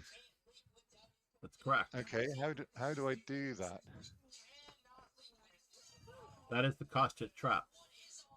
Okay. The question is, how do I set it up? This actually occurs in about 4 openings that I can think of. 3 offhand right now. Because you're not looking at retreating queen attacking moves. No, queen e4. Yeah, queen e4. No, but yeah, yes, of course, queen e4. Queen e4, bishop e2, knight f3. Exactly. Yeah. Absolutely. Yeah, cool. Yeah. This is and so many of it took a bit of time. I got there in the end, though. You did. But it's natural for you to not look at attacking moves with your pieces backwards. It's very natural for you to not see that. The original Kostic trap, and I saw this being in San Diego. No, it was in Sacramento. I was trying to remember where I was in California, but I went to the junior high nationals, and we did not have a team room because we only had Mark Arnold and Linda Diaz when he was not a grandmaster. Mark Arnold and about 5 players were playing in the junior high, and basically we're in the open air area. Like, you've got a room for about 1,000 people in one huge room where people just set aside tables and mark them off for themselves instead of having a designated team room that's private. So when we have 30 kids going to nationals, we have a private team room. And when we're here, we have this open air team room. So there's a coach that I can hear 4 tables away. And he's telling his entire team to play this opening as black. He's telling his entire team to play this opening as black. Now, this assumes that the opponent is paying attention, because in my experience, most of the opponents either castle or play c3 like they're told, or play d3 like they're told, because they don't even know that there's a pawn hanging. And the ones who do see a capture usually capture the knight because it's on the 4th rank. And the original Kostic trap runs along these lines with the same exact finish. have seen that before. I've never tried to play it, and I've never got so far as to following it all the way through. I've This definitely is seen that before. this is in a Uh, lovely book by Chernev called 1,000 Short Games of Chess. Lovely. Yeah. I think 1,000 Short Games of Chess is an all-time classic. I don't think it's been put into algebraic yet. Maybe that would be a good project as well. I hope it, John. I don't like algebraic. Can we not go back to the old notation? Oh, you like pawn to king Pawn 4? to king 4. You know where it is. You know where it's going. You don't have to flip your brain around to work out. Just a minute. One, is that in my corner or in the other corner? Oh, I then want for the old you, notation. I would suggest this book then. I'm not covering any of the games in this book because I'm covering games before this book. This is the most instructive games of chess ever played. Right. And it's in descriptive. It's not available in algebraic. I have given it to several students along with a file of algebraic games so they can go through the games and add comments and read from this book because the students don't read what we grew up with. You and I grew up with descriptive. Absolutely. And this is a descriptive masterpiece. And so is 1,000 Short Games of Chess by Chernev. In fact, the author of both of these books is the same, Irving Chernev. He I'm going to put it in the chat real quick. Chernev, Chernev. Irving Chernev was a great author for the starting out player. I would put him heads and shoulders above Silman, who I miss dearly. That's actually, I think I'm terribly sorry. One or two of these books straight I'm terribly away, sorry I'm to going have on said holiday next that. week to somewhere without internet. So. Oh yeah. Jeremy Silman passed late last week. Unfortunately, I believe it was Thursday or Friday, and I was saddened to hear that. I know he'd been in poor health. I had my encounters with Jeremy. I knew him fairly well, but my reservation. Momo Chess said, "Can I drop down my instructive game, maybe?" So I'm having Momo Chess, put it in the dropout. Discord. I don't know if we're going to do it today. What's Sorry, that? I missed your last sentence. The audio didn't come through. Yeah, well, Momo was just asking for an instructive game, and I mentioned that she should wait until later. But Jeremy Silman, International Master Jeremy Silman of How to Reassess Your Chess and Silman's Endgame Manual, passed away late last week. And as much as I love his books, for the youngest of players, there is a lot of reading. There's a lot of explanation. In fact, I think the only drawback to some books is too much explanation and not enough doing. Yes. Yeah. So you need the right blend of doing and instruction. Said, Discord. Yes. Yeah. So things that I love about Chernev as an author is that he gives you just enough information about the moves that you're seeing, and you get to play through the moves without too much interruption, so you can absorb the thread of the ideas of games. I dropped it in a DM. All right, thank you, Momo Chess. I'll put that. I'll go straight onto Amazon when we're finished and order that so it's here in time for my holiday. Absolutely, because it's such a pleasure. And okay, and you mentioned that you were going over this morning a game with a friend who obviously just left for studying. I would say there are three ways to go over games and learn them from them. You could do the unfortunate micro-analysis where you look at every move deeply as you go through the game. But you may actually get more out of looking at the game from beginning to end in a very pleasant, like you're appreciating this movie or television show or theater production to the best of its, to the finest of it is, and just appreciate it for what it is, you know? Otherwise, you run the risk of not really seeing the forest for the trees. I really want you to be able to breathe in the forest, enjoy the forest, and appreciate the mountains behind the forest. Okay, cool. So playing through the game from beginning to end one time, and then going back through the game and reading the comments more deeply, and or answering your questions more deeply with a vision as to where the author or the player of the game wanted you to see. Yes. So very often I'll see people dissect something, and I will use the wheel. I use the expression, there's only so many ways to invent the wheel. Once you've seen what the wheel looks like, you no longer have to invent the wheel. Right. Which is huge. You have to know what Yeah. the wheel looks like. Yes. And then you don't have to spend all of your time trying to invent something that's already been created. Yeah. Where were we? We were in this one, and we were talking We about... were just going to look at the Evans Gambit. Can we Yes. flip the board back to white? Yeah, let's do that. It was very important to see that because as Momo just mentioned, while the fried liver attack, because it's really just the 2 knights defense, is somewhat treacherous. There are so many good ways for black to have fun against it, believe it or not. Yeah. There's so many good ways. In fact, for those of you watching who like the knight a5 line, I will just mention that this line no longer works, in my opinion, because black can just take the bishop. Momo said. And this queen Traxler is really out of the game, and black is having so much more fun. In fact, this is equal for both sides. And white has all of his pieces, with the exception of one unprotected knight on the edge of the board. He's got nothing. White has nothing. And it's quite impressive. This is an invention of Johnny Hector, Grandmaster Johnny Hector.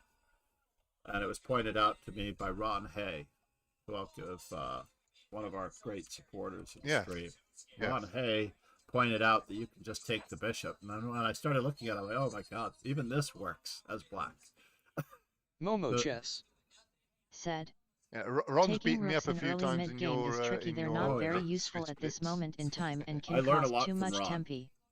As much as he claims to have learned from me, I believe I've learned a lot from Ron. So getting back to the Evans Gambit. So we already know that a pawn is worth 3 moves of time. We talked about that in the previous game.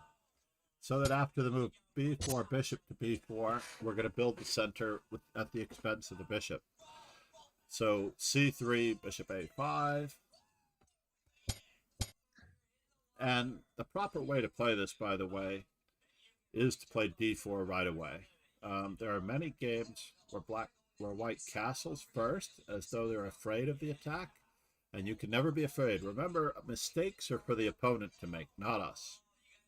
It's possible that we will find out later that we've made a mistake, or we will, unfortunately...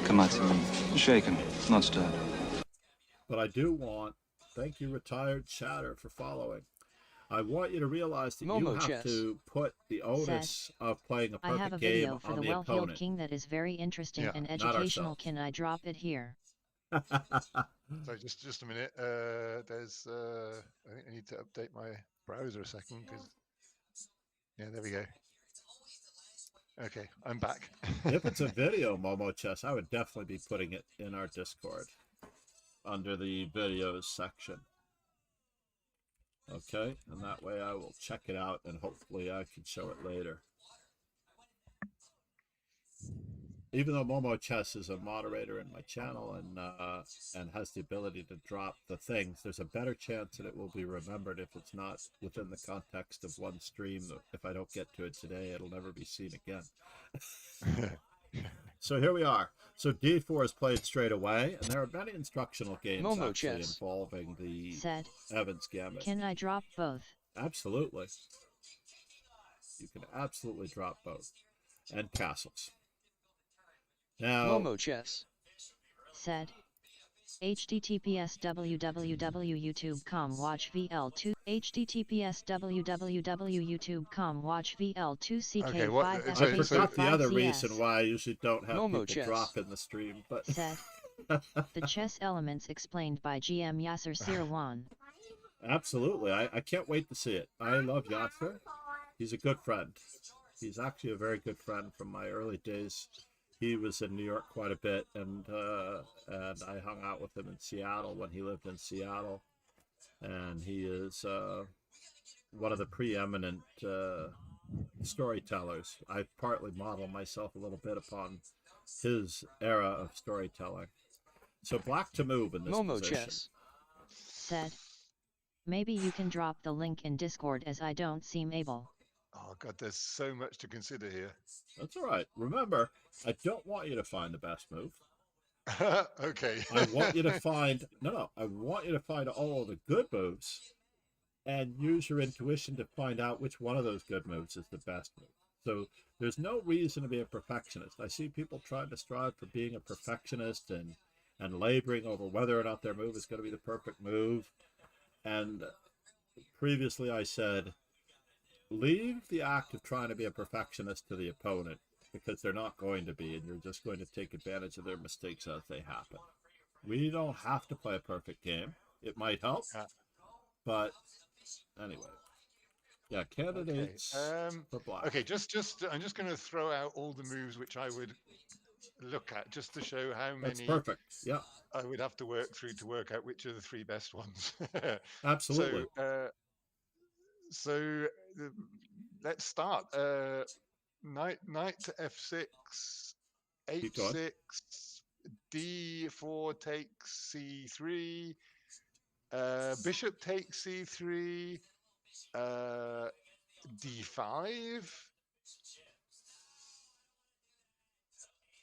and I'm gradually running out.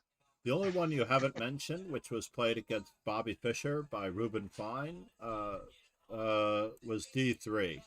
And I think d3 was played in the Adolf Anderson era as well, to try to keep this pawn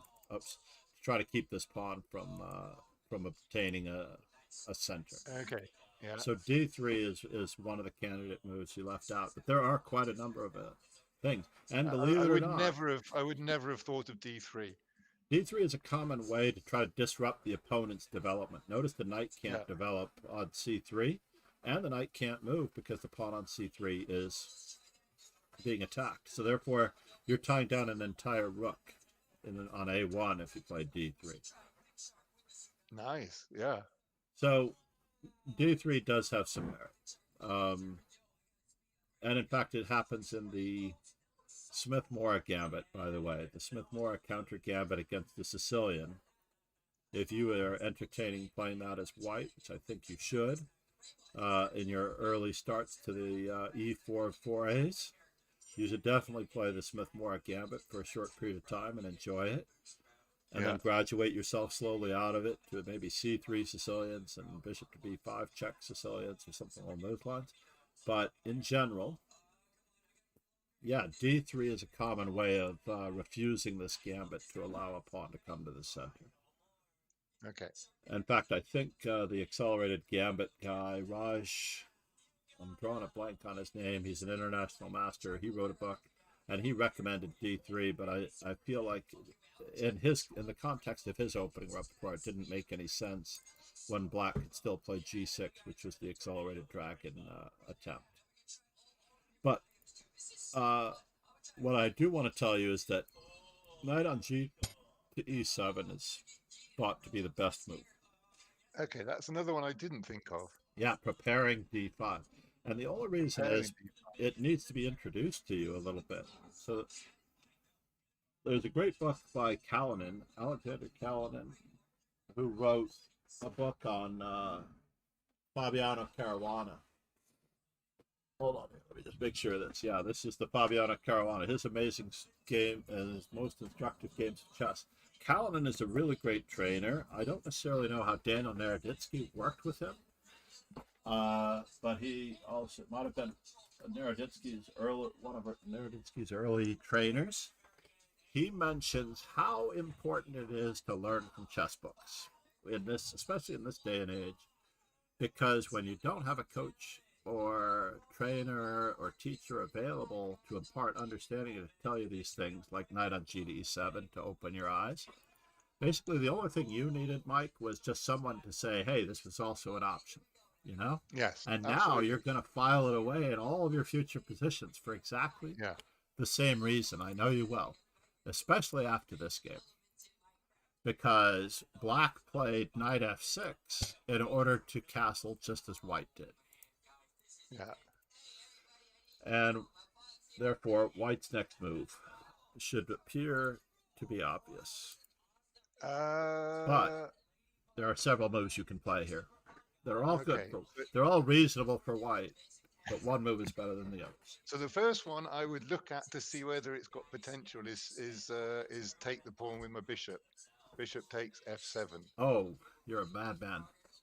I'm a Let's finish madman. our. Okay, there's another great one. I actually was going to do some TikToks this morning. If you hadn't responded in the positive, I was probably going to do some TikToks today. The purpose of my TikToks, and by the way, for anyone listening, I am Master Chess Dojo on every conceivable social media. So you can find me on YouTube and TikTok and Instagram and all those things. And Mike and I are not necessarily such social media people, but I've learned I've had to conform. But the purpose of my TikToks would be to let people know that you have to set up your pieces, Mike, before you start playing the game. Yeah, okay. Do you not put all the pawns on the second rank when you're playing your friend who might be visiting? Or do you not put all of your pieces on the first rank when you play your friend who might be visiting? You do, right? You put the pieces on the first rank, you put the pawns on the second rank, and you start playing the game. Yes. It was a purely rhetorical question. I didn't expect any answers. Yeah. But I was confused by it, but yes, of course. So now what I'm asking you to do is to set up your pieces before you start playing the game by finishing your opening, sir, and then start playing the game. I see you in your stream.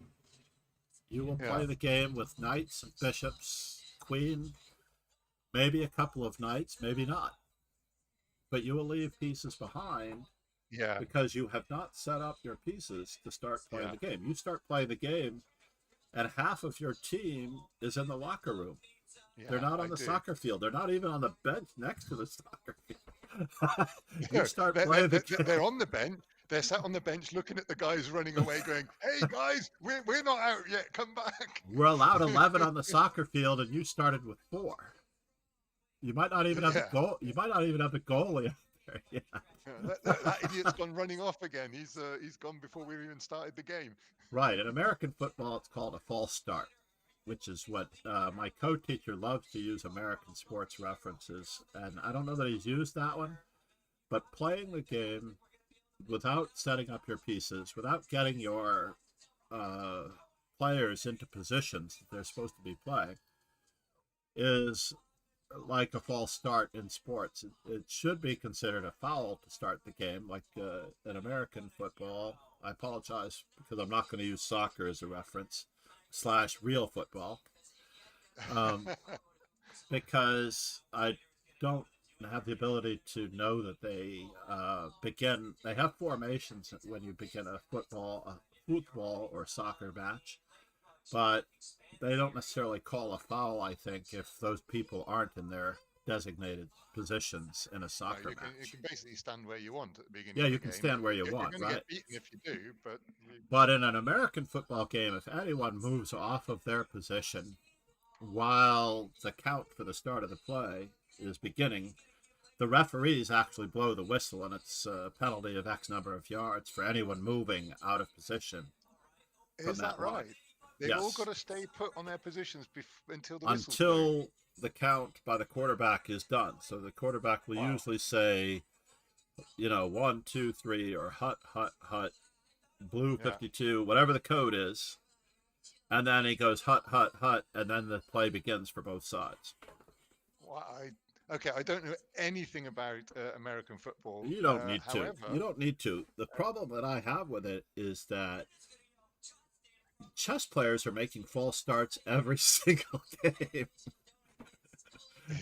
They're literally false starting the game without their rook on A1 every single game. The thing is, John, it works up to about 1600. And it does work, right? Because the opponent doesn't. Working. That's why I've never got any further. But basically, the opponents don't use their rook on A8 or bishop on C8 either. So you're okay up until then.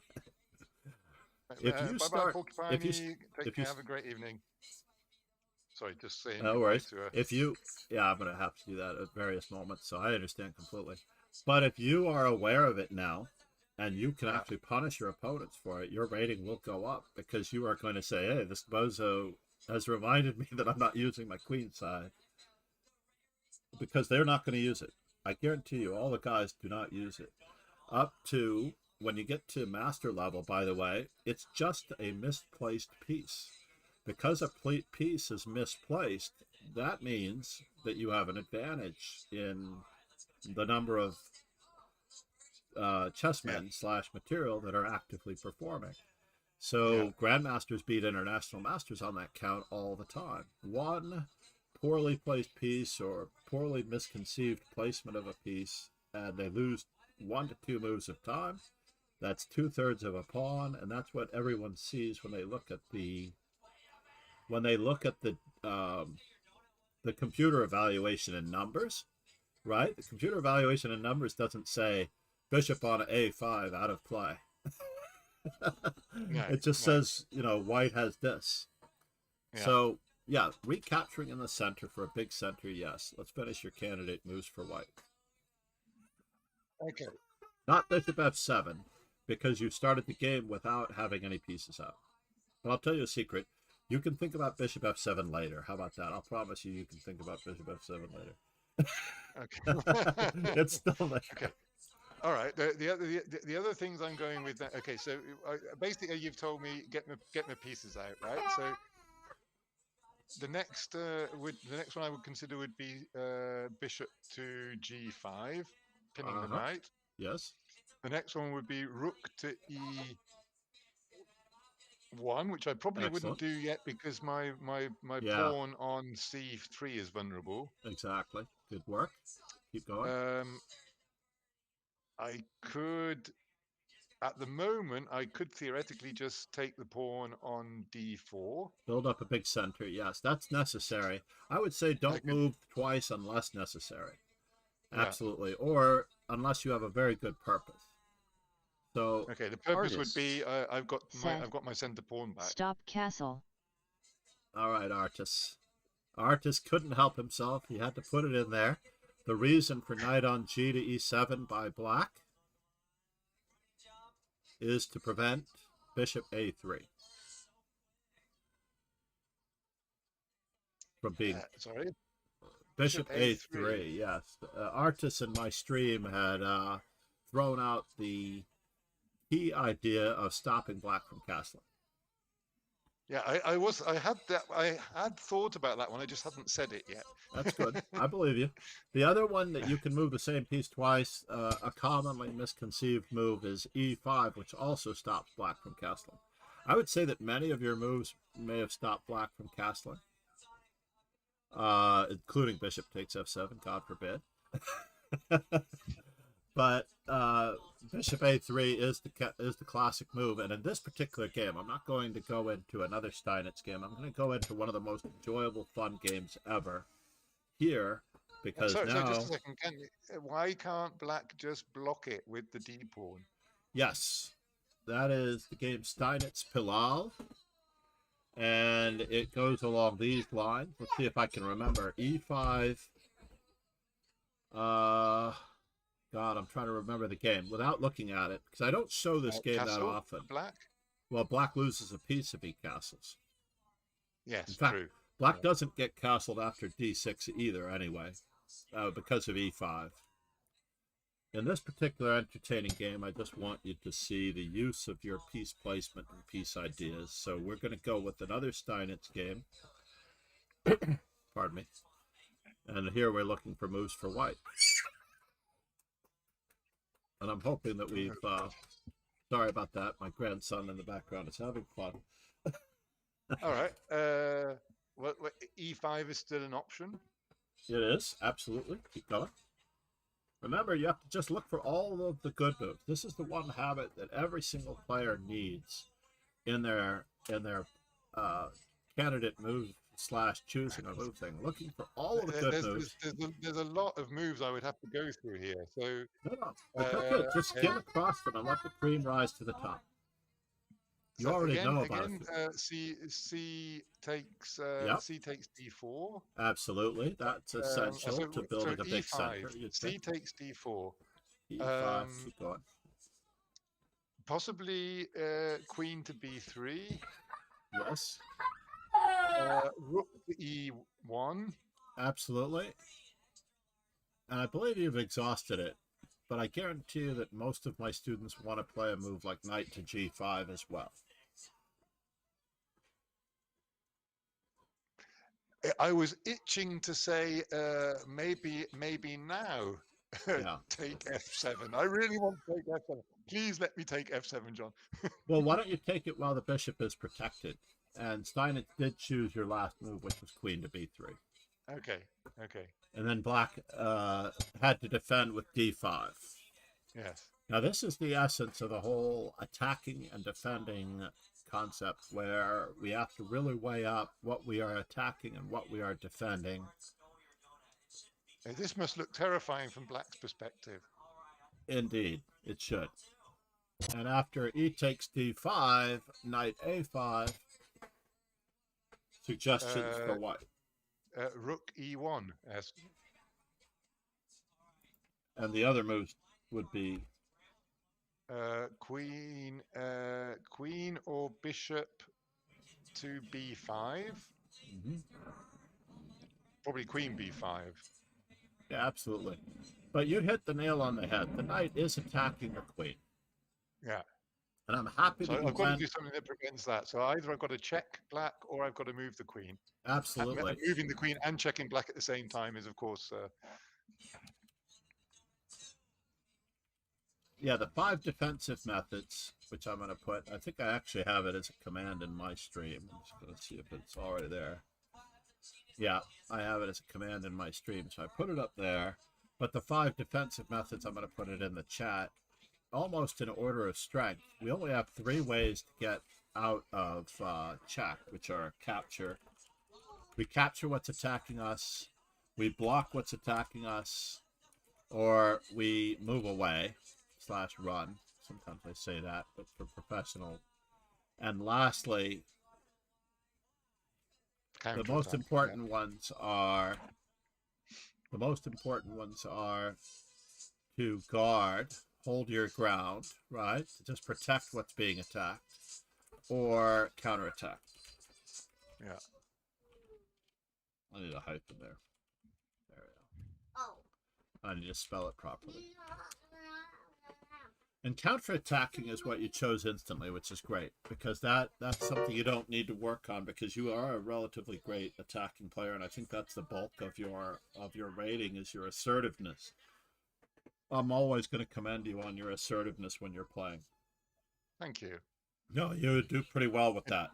The It's a problem, little bit of course, over-enthusiastic sometimes, but... the enthusiasm must be curbed, unfortunately, every now and then, Yes. until you set up your pieces. You have to actually set up your pieces. Then you get to be aggressive.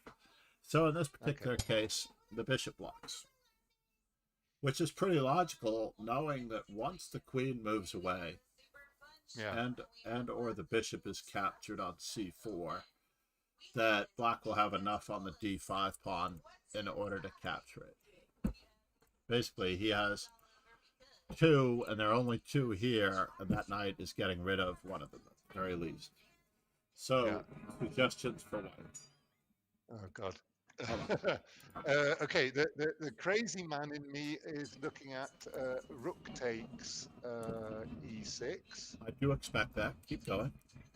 Yes, Yes, absolutely. I don't want to curb your enthusiasm, but it has to be curbed on your account. Okay.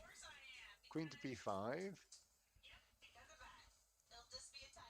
D takes e5, and if black takes my e6, queen, then I do e takes f7 check, double and then check. the king goes to d7, and then what are you going to play?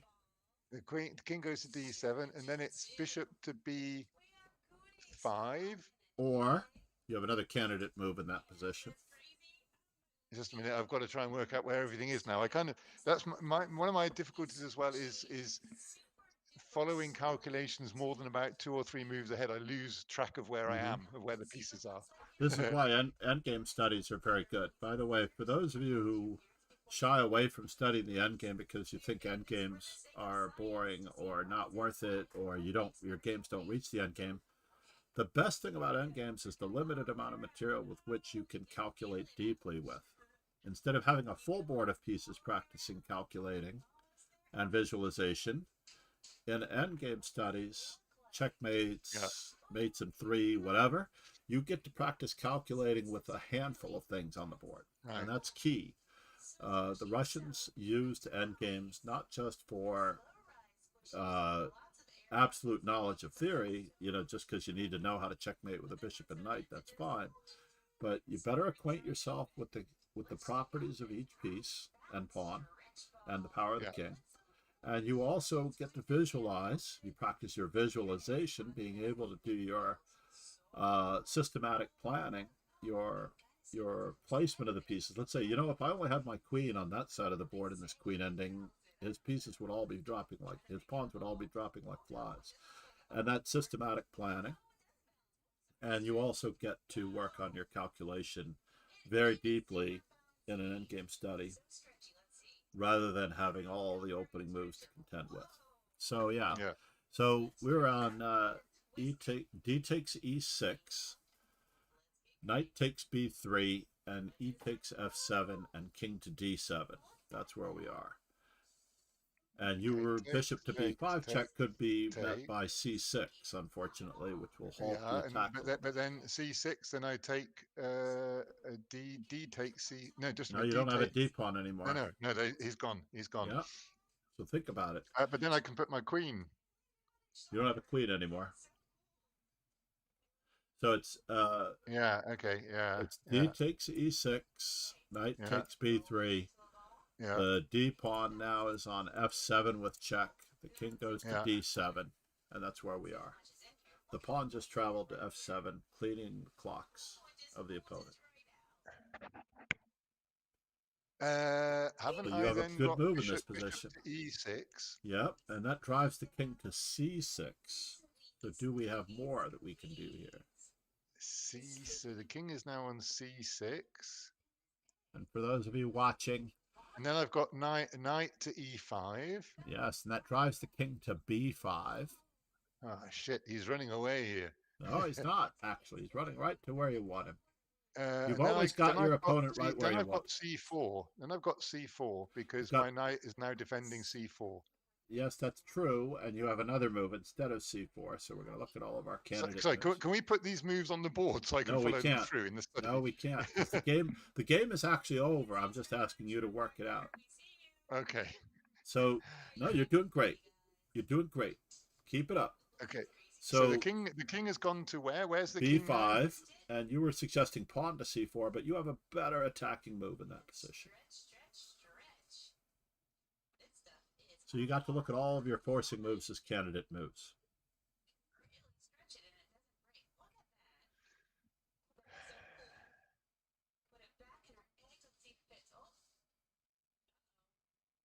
And you've got it. Just a minute. Have I still got my pawn on C3? You do. So we are looking at D takes E6, knight takes B3 for those who might be watching. E takes F7, king to D7, bishop to E6 check to keep the king from escaping. So that king moved out to C6. And then we played knight to E5 check, and then the king is on B5. Yeah. So then I've got C4. You got pawn to C4 check, or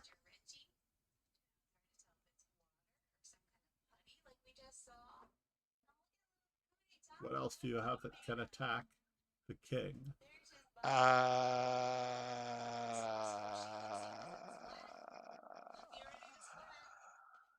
Just a minute. Just some mental accounting. Just a minute. Okay.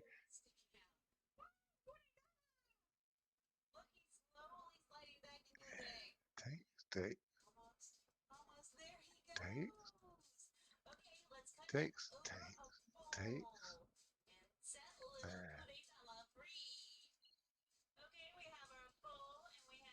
There. Okay, I've got. I've after all this time, I think I've got rook to E5, right? Well, there's a knight on E5. But the knight on E5, knight on E5 is assisting with C4 check, but you had C4 check protected without the knight on E5, by the way. So what was protecting that pawn on C4 if you don't need the knight to protect it? And I don't blame you for not seeing this, because I already told you When we did the Costas trap, this is what you're not seeing. Something moving backwards. Exactly. The attacking move backwards. Oh God. So it's too many moves in the future, brain, John. My it's brain's actually going. not. It's not too many. It's not too many. Trust me. It's too many for the opponent, but it's not too many for you.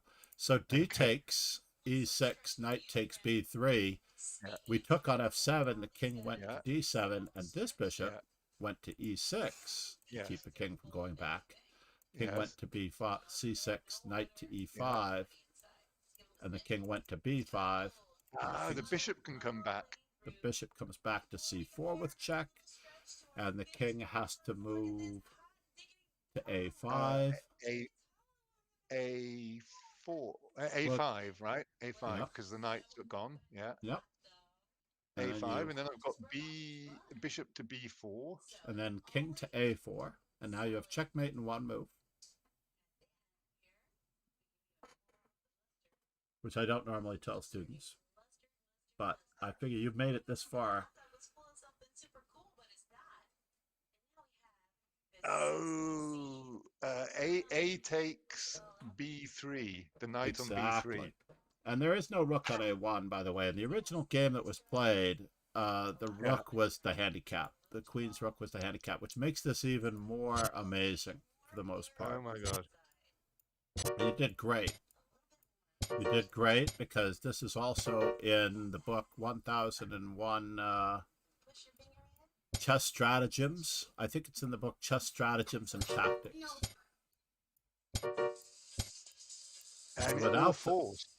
And without the rook on A1, yes, this was Steinitz versus Rock.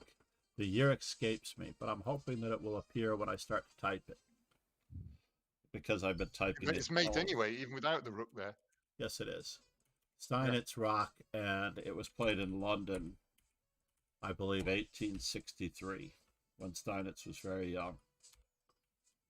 And the only way Steinitz... Super Pat. I didn't notice it until I made the move, but one of my viewers had suggested C4 earlier on. Yeah, no, but C4 is the right idea, but you just don't want the king hiding on A6. Yeah, that's right. Because it'll get away. Yeah, very good. And my viewer said something else to C4, other than the pawn, meaning the bishop. Very good of them not to tell you. Yeah. Oh, well, obviously, but that's good. No, we don't really want to give it away. The most important part of this process is that we do it for ourselves. No matter how much hand-holding there might be, you have to be able to do it for yourself on average. Wow, but that was really stretching my calculation. You did great. Well, you noticed to its absolute limits at the moment. Maybe it'll get better. No, it is getting. You're already better because now that we've seen two moves where the piece had to move backwards. I don't unfortunately have it in the third game that I was planning on showing. But interestingly enough, can I take another 2-minute break again, John? Absolutely. I might need that as well because I finished my coffee. So let's do that. I've got to get rid of the coffee. I'll be back. All righty. We type in coffee here. Hope everyone is enjoying this. That calculation was absolutely essential.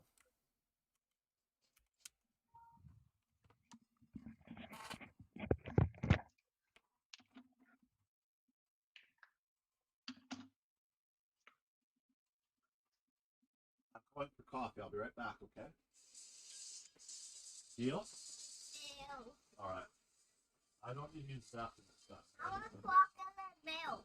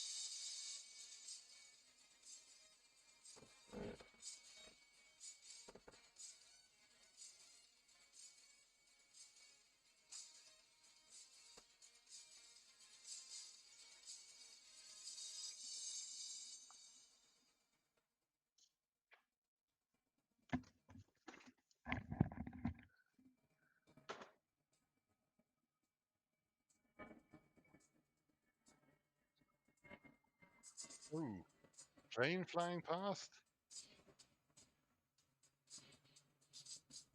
So I'm back. Some interesting sounds going on your end, John.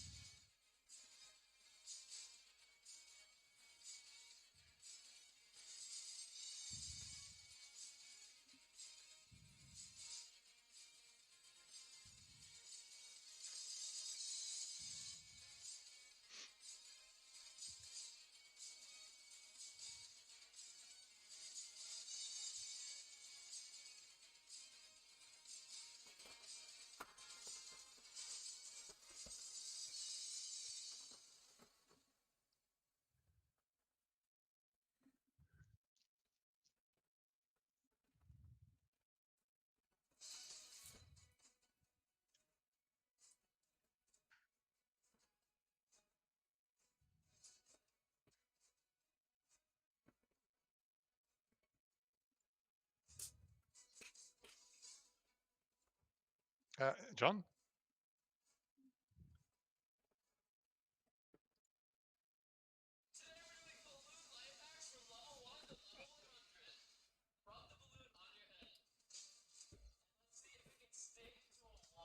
Hey!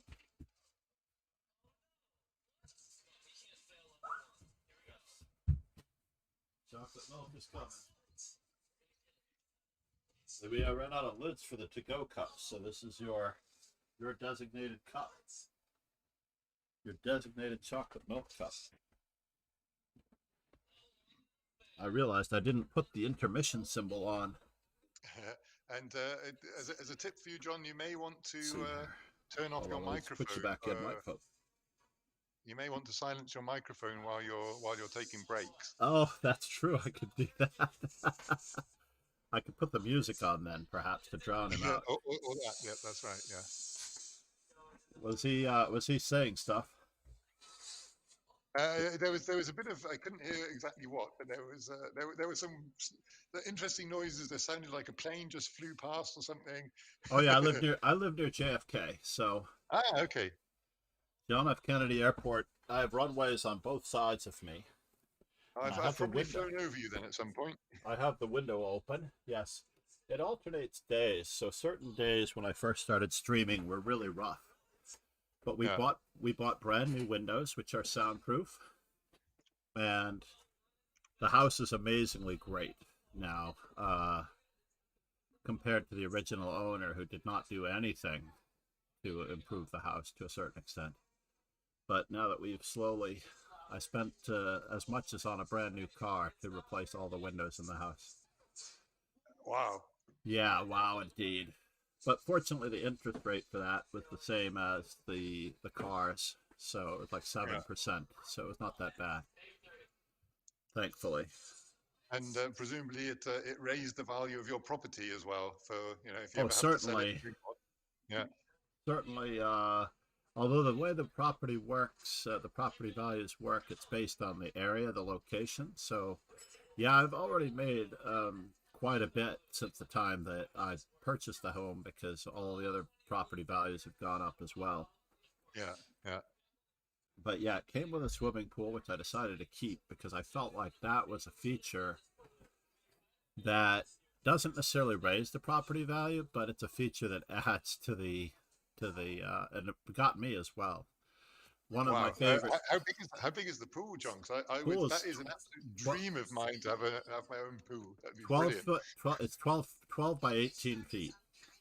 12 feet by 18 feet. It's only about 6.5 feet deep. Unfortunately, I mean, it's deep enough that you can swim around and enjoy it, and plenty of people can get in.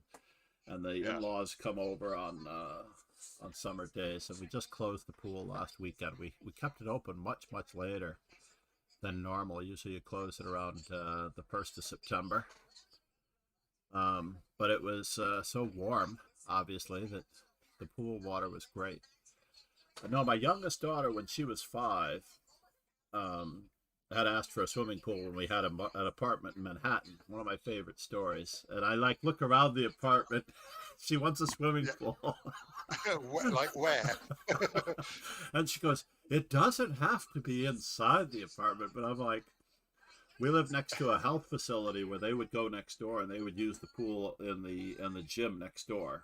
It's like a half a block, a third of a block away, give or take. And that was why she actually took swimming lessons there, and she did swimming and everything. And then she was very upset that we moved out of Manhattan and we moved into this house. But she has the best room on the second floor. She's got more windows than anyone going around, and she's got an excellent view. And I told her, it took me 15 years to get you a swimming pool. You took your time about it, but you got to it in the end. I got to it in the end, and she goes, calculation. She goes, how do you remember that? I barely remember asking that. That's right. But at our age, we can remember stuff that happened 15 years ago, but not what I had for breakfast, right? Oh, yeah. Or why I went into the kitchen. Yeah. Or where my glasses are when they're on my forehead. I've solved that problem by buying these inexpensive readers. They're like 5 for 20 or $25. So I have them all over the place. So every time I can't find my glasses, I open the drawer in the living room and I pull open the end table drawer and I pull out another pair. So I have 2 pairs at school. I have a pair in the billiards pool case in my locker at Society Billiards, just in case, because that did happen. I put down my glasses somewhere, and I'm like, where did they go? They could be anywhere in the pool hall. And I basically pulled the second pair out of my pool case at that moment because I was used to it. So meanwhile, being prepared like a Boy Scout. That's right. That's right. And I'm a big believer in having more than one computer charging cable. Like when you buy a computer laptop. Yeah. And I know most of you out there have only one laptop charging cable. I'm glad they went to C cables now, so you can find them almost anywhere. And Europe is forcing Apple to go to C chargers as well. Yeah. Because then you can use for the phones. I didn't realize they're forcing it for laptops as well. That would be progress. I think the C chargers are already on the MacBooks now. Ah, cool. But the phones, apparently Apple balked, and they said we're not going to have any chargers at all if you're going to enforce this. And the next generation of iPhone will be all wireless. Okay. They're not going to have a charging port. Or the charging port that's there. Okay, yeah. Will just be the normal accessory they port. Don't have a proprietary wireless charging system. That would be Apple, wouldn't it? Yeah, I'm sure they will do that too. They'll have a proprietary thing. Yeah, so we can't have a USB-C port because we haven't got a port, but we have a proprietary wireless charging. Exactly. You have to have our wireless charger. I'm positive that will be the case. That European Commission. Yeah, it does actually work like that to a certain degree. Like I was charging something the other day, or trying to charge something the other day, and it said this is not fast enough to charge your device. You have to get a different wireless or a different charger. And I'm like, oh, wonderful. Needless to say, now into the most exciting game, I think, of the attacking and defending. You saved the best till last, have you? I have. I'm not going to do the end game that I planned on. But these are all games that everyone should be familiar with in their chess education. Uh-oh, what happened here? I was typing in the name Steinitz, and I lost it.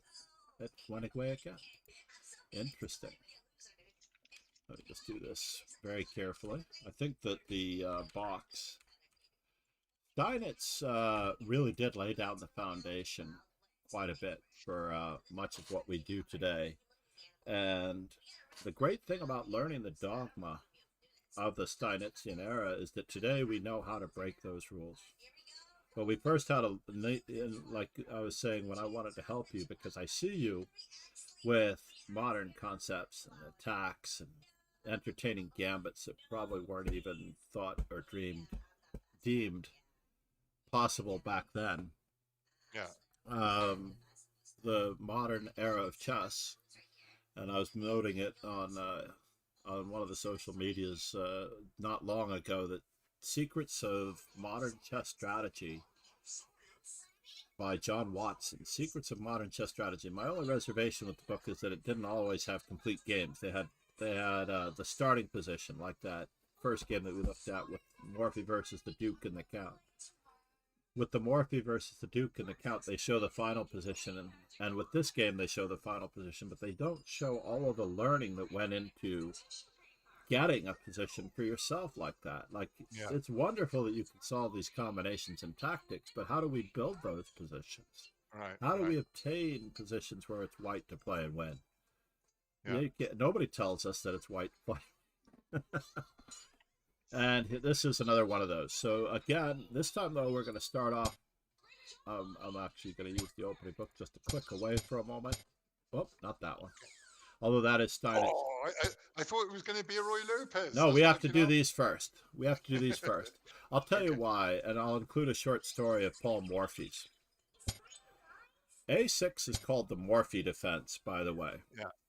And it's not because Morphy was the first one to play it. Morphy was the first one to understand how to use the move A6. Because when Morphy was 8 years old in the year 1845, the U.S. championship match between Charles Stanley and Eugene Rousseau was played in New Orleans for $1,000, I believe. That's a lot of money back then. That was a lot of money. It was, I believe it was the equivalent of something short of $100,000 or something like that. You know, I don't think it was as much as I thought it was. At one point, I thought it was $500,000 in today's money, but that was more than any U.S. championship. But Charles Stanley would play A6 and B5 against Eugene Rousseau immediately. Right. And what I want you to understand about the Morphy defense is that when you do have players playing this wing variation, as it's called sometimes, the wing variation, the true wing variation is knight A5. Apparently, it's also called the Morphy defense. Okay, but interestingly enough, I had so one move back. I had exactly this position with my mate who was here earlier on. We were looking at exactly this position. So we played against each other and discussed how we could do it as we went along. And I was like, oh, I want to learn the Roy Lopez. So we started off doing this, and we had exactly this position. Was one of the ones we had. So let's look at this just for a moment. Yeah. This is the position that you had on the board. Yes. Yeah. No. Yes. No. We had bishop. I know. Bishop b. Okay. All right. But the pawns are on these two very weakened squares. Yeah. Notice that the bishop is unprotected here. Yes. Which lends itself to the fried liver and other things not working because of the tempo gained on the bishop. Yes. But if we're in this position, I'm sorry, I meant to go here. But if we're in this position, the bishop's nicely protected, and you get to go about your business however you'd like. Absolutely, yeah. So you need to get the d pawn. White needs to get the d pawn out so he can move his knight to g5. Exactly. Black will play knight f6. In fact, the number one move in this position is knight f6. To me, this is Morphy's defense. Now, Morphy's idea was to not play b5. Okay. Until it was exactly necessary. Okay. So I'll continue on this because that way I get to include a little bit. Why would you need to play a6 if you're not planning to play b5? Because why does a6 help you? Because white gets a space advantage the way we've been discussing it with c3 and d4, or d4 right away. I don't mind doing a different game, and we can segue into this one, but let's just say that black plays d6, for example, whether he plays knight f6 or not, right? So after the move d6, basically white has all of the advantages here. Now, if this were with a6 and bishop a4, and b5 would be winning a piece here. I was briefly distracted by my chat. Can you That's repeat all that, right. please? So basically, if the bishop were on a4 in a position like this, we just took on d4 with the queen. And I did a little misdirection with the naming of the chapter, interestingly enough. But I have played this position a lot. I like to play this position when white, or when black especially, does not play, I repeat, does not know how to play the Philidor, for example, or something else.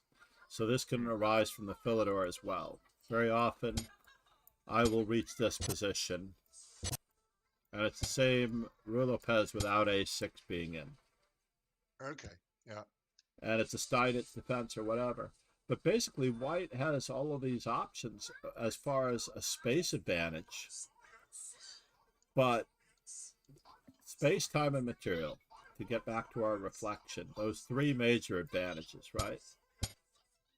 Paul Morphy actually grabs or prepares to grab space on the queen side. And the space is a counterattacking idea. So a6 is a counterattacking concept to obtain space on the queen side. So we'll look at the main line of the Chigorin defense, which came after Paul Morphy. White threatens to put a rook on e1, which in turn threatens to go after the king. So black plays bishop to e7, and now white guards his e4 pawn. Now, bishop takes c6 has never been a threat because the e5 pawn, because the e4 pawn has been hanging. Let's go back to the immediate a6. Correct. Yeah, so if bishop takes, the reason this doesn't work is because the e4 pawn is unprotected. Yes. Or if we go with the this Kostic trap, the g2 pawn is unprotected. But this is slightly better for white. White does get the queen kicked around a lot by rook, by rook to g1 and whatnot. So that's awkward. So the whole time that the bishop retreats and black counterattacks with knight f6, this is the main line. So your sound dropped out a second. That's all right. So the bishop retreats to not give up the bishop pair and to wait for a moment to take this, right? Yes. And I've had a lot of students win the pawn on e5 the moment they don't understand. Like so many people teach d3. As I told you before, this is one of my pet peeves and annoyances. It's like that pawn should go 2 squares. But black counterattacks the pawn on e4, and many chess coaches actually recommend the move d3 here. Now, the good news about recommending the move d3 here is that the pawn on e5 really is being attacked. So if black plays some natural move like bishop to e7, bishop takes c6 and knight takes e5 is grand. Yes. However, unfortunately, even after the move d3, black defends the e5 pawn with the bishop. And now we have a problem after this, because if bishop takes f2 check and or queen to d4. Yeah. And there's a problem on that square. So this doesn't work anymore with so almost everybody will find bishop. If you play d3, black should definitely play the move bishop to c5. Yes. Or at worst, I mean, probably you're okay here with bishop to e7, but you have to guard this pawn first.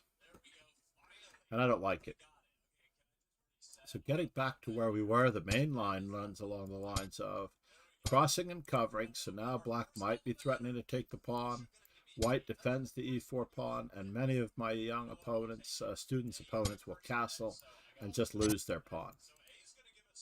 Yes, yeah. Because there's no way to defend it, and we don't have the queen counterattack because we have the rook. So we counterattack again.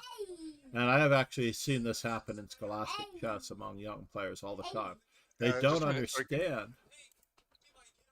But that previous position can't.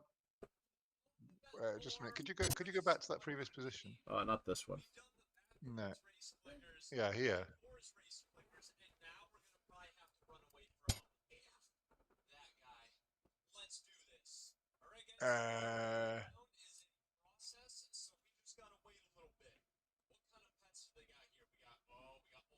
Can't black take the pawn? But the knight is attacking the queen. Oh yes, of course it is. It was a no. That was a backwards attacking move again. Yeah, yeah. Ironically, So we're that's going the to sort work of on move those. I would miss because it's a backwards attacking move. Yes, And I would and think, oh, he's just running away. I wouldn't think if he's attacking me. if Yeah, anyone out there has, and this is a subject that has to have been addressed by now by someone other than me, but if anyone out there does have a Chessable book that deals with backwards attacking moves, I think it would be very worthwhile. Hint, hint, nudge, nudge for all of you who are in the Chessable Make Your Own Book contest. I I do, wonder whether John Bartholomew might have done that. He was one of the original lights of Chessable. yeah, but I mean, even He does preach. Or he preaches being careful well, remembering that you can move pieces backwards. He yes, preaches that, not necessarily defense, but in general. yeah, defense and attacking. And Yeah, it's just not something that we normally do, moving pieces toward us to attack them. yeah, yeah, I do have two tall games in mind where tall actually brings a bishop back to d2 in order to play bishop to b4 for a decisive win of the game. It's yeah. tall Vaganian and tall Ullman, I believe. Both happened in Terrace French defense games, I believe. The positions were somewhat different, but the concept was the same. He had a bishop on g5, and the bishop goes back to d2 in order to come out on b4 to devastate the opponent. So the backwards attacking move of bishop to d2 was relevant there. But in general, Morphy's defense, a6, very important, because it's right about this moment after knight f6, castles, bishop e7, rook e1, when this pawn is protected, that rather than playing the passive move with d6, black gets to play b5. And now everything is good, because not only is there no attack on f7, we're ready to castle, but we also have, as later discovered by Frank Marshall against Capablanca, this pawn can now go 2 squares. And we have the Marshall attack. Yes. Which I allow all the time. By the way, anybody who plays me, I always allow the Marshall attack. I enjoy every ounce of it from both sides of the board. I used to play it with black. I've played many good games with white. I don't usually shy away from it. The modern ways of shying away from it are not to play c3. And I have to mention this is what I call the silver bullet. The silver bullet is no longer politically correct in the United States thanks to school violence. But it took care of a lot of evil things like vampires, werewolves. The silver bullet took care of a lot of demons, right? Nothing to do with schools. No, but I mean, I've actually had this happen and vampires in the classroom with administrators, and I'm like, this is a phrase used in finance, in medicine, and it can't be used here. So the key here is that d5 is a common move against c3 because a knight can no longer reach the c3 square. And you get to take over the center. So if white is playing slowly, then black counterattacks with d5. Okay. The move of h3 helps. That defers it as well. And Garry Kasparov himself avoided the Marshall attack by playing a4. And this was actually seen in Carlsen Nepomniachtchi. The Nepomniachtchi also avoided the Marshall attack by playing a4, and Magnus Carlsen played rook to b8 in these positions. Because I think Magnus did prepare the Marshall attack and all of its sidelines for Nepomniachtchi as black, because he loves playing e5. But now notice that black has a space advantage. So after the move d6, which is common, by the way. Now d6, by the way, protects e5, and the bishop is being threatened. Since the bishop is being threatened on b3, white needs an escape square, which is why c3 is played. Right. Not knight c3, because now we're going to lose our bishop pair, and there's the space advantage coming. Yes. with c5, c4. So Paul Morphy's defense and the Ruy Lopez was basically a space-based counterattack of, counterattack on the queen side. Basically by playing c5 and queen to c7. So the main line runs along the lines of main line. So the main line runs along the lines of knight a5. I take it back. Black castles. White restricts the bishop further, and the main line runs knight a5, bishop e2. And this is the old main line, the standard Chigorin defense, which I've played. I can't tell you how many games in my lifetime, but I've been on the white side of this more than the black side. But I have played the black side. Not that often, but I played the black side. Usually I vary. I think the last time I was in this position, I varied with knight to d7 with the idea of bishop to f6. A thought of Paul Karas's. And it's even better earlier on. I think it's after h3. I think that it's also a very interesting concept here as well. The problem is that black doesn't have any space with c5. So swings and roundabouts. Yeah. So usually Magnus Carlsen's favorite line, the Breyer system, runs along these lines where he defends e5 and white continues developing, and white's concept is to shift his knight to these squares or to the center. And black usually counterattacks the e4 pawn. Now the e4 pawn is attacked, oops, too many arrows, two times and defended twice. So if we need to continue our journey, we have to actually play bishop to c2. Yes. I have to think about this for a moment. Black doesn't always play c5. Black plays rook to e8. Rook e8? Yeah, rook e8. Yeah. And now that there's no threat on f7, by the way, especially. Correct. That's because there was the threat of knight to g5 after rook to f8. And a lot of games have ended in draws that way, with the bishop on b3, rook e8, knight g5, rook f8, knight f3, rook e8, knight g5, etc. But now white can continue on his merry way, and black threatens the e4 pawn a third time indirectly, and we arrive just in the nick of time to defend it. And the game begins with g6.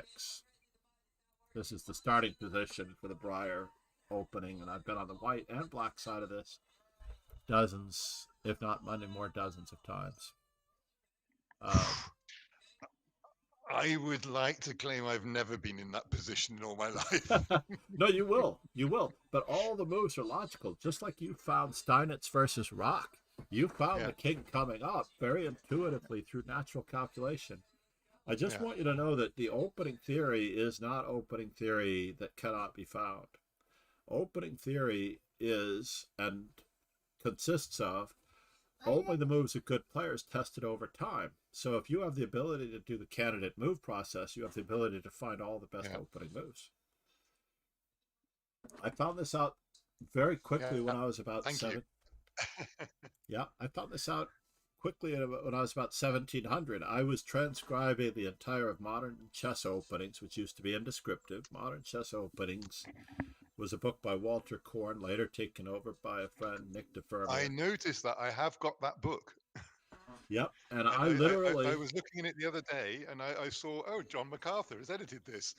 I have edited, and that's one of my really important claims to fame. But when I was very weak, and it was in descriptive notation, and we had migrated to algebraic, and I found myself making mistakes, reviewing openings, I created a 5-subject notebook. I just went and got a college-ruled 5-subject notebook, and I literally started transcribing sections while studying them into my own Modern Chess Openings notebook of all the variations that I needed to keep. Yeah. And I would forget while I'm playing, right? I'm playing a game, and I'd forget what I was supposed to play, and I would do my normal finding the good move system. Then I'd get home, and I would look it up, but I did okay. I would go to move 22, 24 of the opening theory, but I didn't know it. Yeah.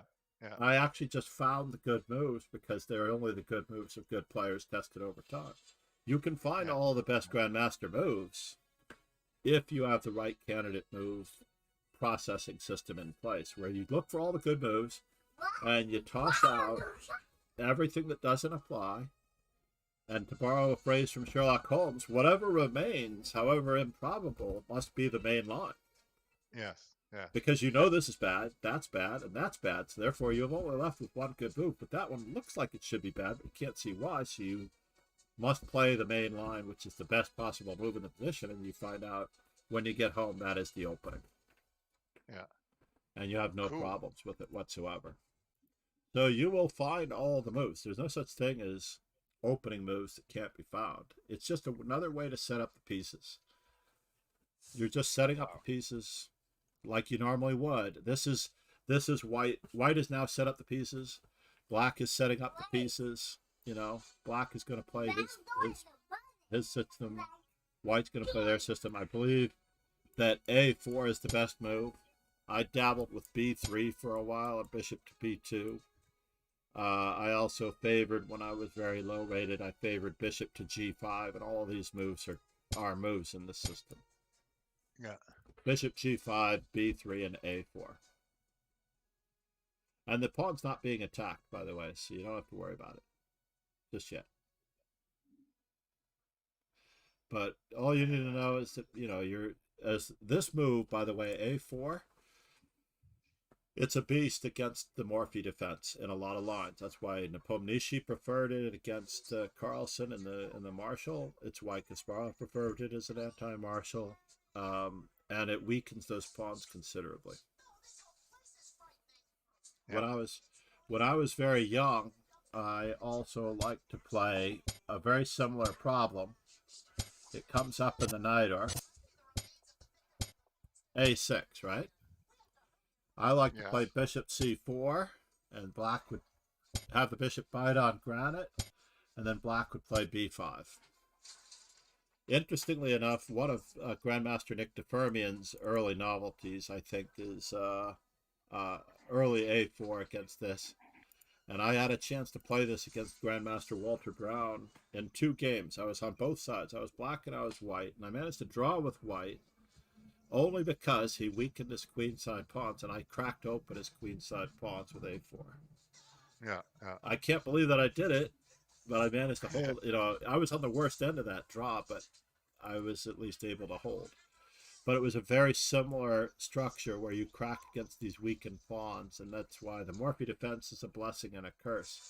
Black, of course, wants to remove the defender of the E4 pawn, yada, yada, yada, but it doesn't always work out. Back to our game. So yeah, we learned. I highly recommend learning, or at least acquainting yourself with these old classic games of Bishop C4, because you will have opponents that play A6, B5, and force your bishop back to the B3 square, and it'll be on this diagonal anyway, so you're going to use all the motifs. Yes. Yes. Okay. Yeah. Okay. All right. Meanwhile, back at the ranch. Cool. Black plays bishop C. Sorry. Yeah. Carry on. Bishop C5. And we've already been here before. We already know about C3, B4, D4, and the weakest of all those moves might be castles. We're only looking at the white side of the board, by the way, for today. That way we don't have to flip the board or screw the notation or anything. Yeah, yeah. In this game, Steinitz chooses C3.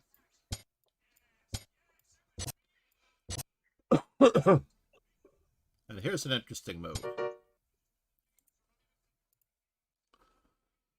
Suggestions for white. This might be... Hold on here. I need to catch up on some of our scoring system for the previous quiz. Yeah. So fancy enough, this position has changed a lot in the last 20 years.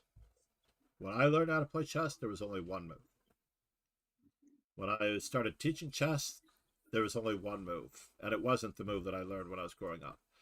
And now that I have a grandmaster under my belt as a student, I find out yet again that there's only one move, and it's a totally different move. Ginger I love. Okay. KF1. So I mean, the obvious thing is to block it, either with the knight or the bishop. Correct. The And question is, Ginger which of is those? Love referred to a game that Frank Marshall played. Frank Marshall did play King F1 in this position and win a very, very nice game with white, by the way. Really? King Yes. F1? Frank Marshall has played King F1 in this position, I believe, and he won a brilliant game as white. I might be off by one move pair, so I apologize, but I Alex believe Yellow. it reminded me Said. of it. Hi. Okay, but I would tend to Ginger I love. knight to c3 Said. I too will play KF1 because LOL. if I do knight to d2, I'm blocking my bishop. If I do bishop to d2, it's kind of no. Would it invite the exchange? Probably not, right? Because the exchange would allow me then to take with my knight on b1. So bishop to d2 is looking okay. And then lastly, and then knight knight on f3 to d2. well, So no, that's not the third move. But you've been going on about backwards Oh no, attacking defensive moves. Attacking moves. We don't want to hang our d4 pawn. But I considered a backward move. Very good, sir. Thanks, Mike. I appreciate but it would have, that. of course, it would undefend that pawn. Yes, yeah. Okay, so no, we need to get our pieces. Have I hit one of the three moves?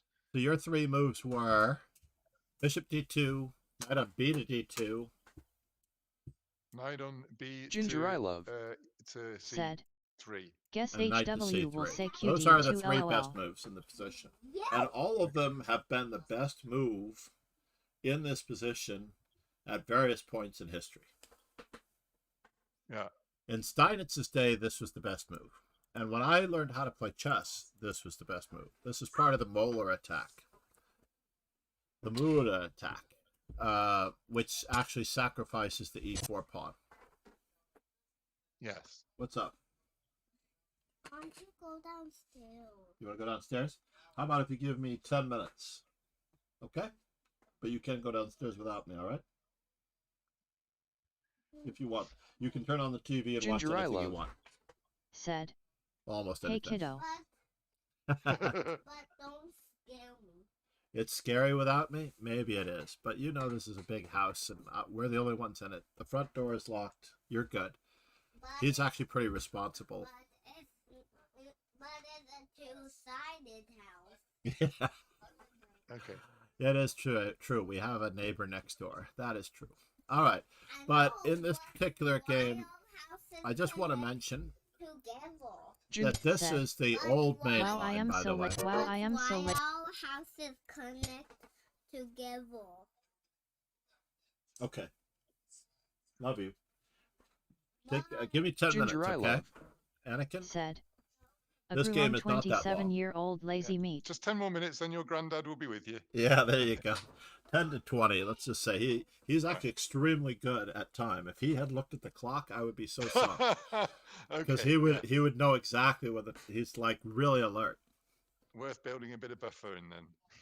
Yeah, and after E takes, this is a very popular position. That was when I was first moving to New York. This was the only way to play it. If you wanted to avoid the Moeller attack as white. So nobody played this opening as white. And then Vasily Ivanchuk actually played something very strange here. It was this check.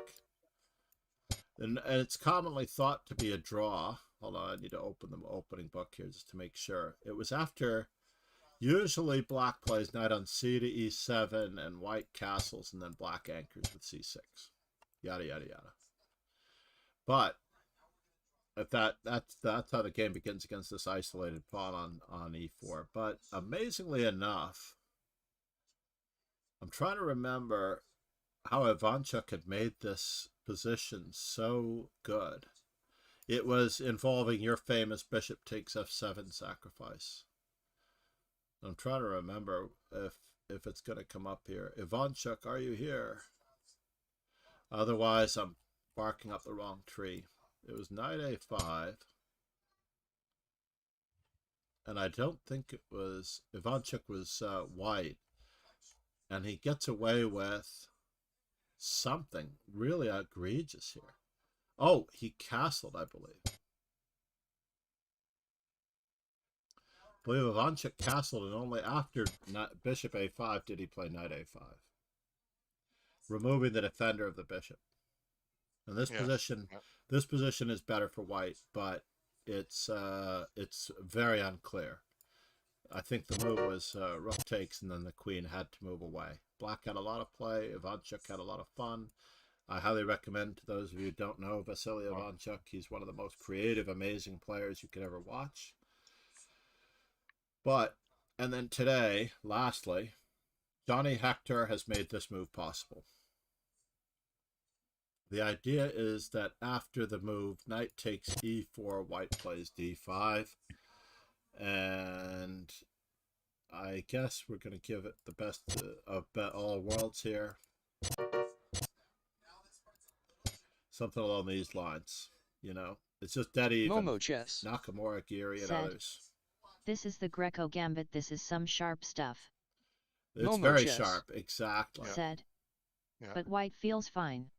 But white feels fine, but it's gambits of a higher order. So after knight c3, Steinitz's opponent plays d5, and we get to go into our attacking and defending ritual here. There are many players that would play bishop takes c3 check before they recaptured, but we know that this is an absolute pin.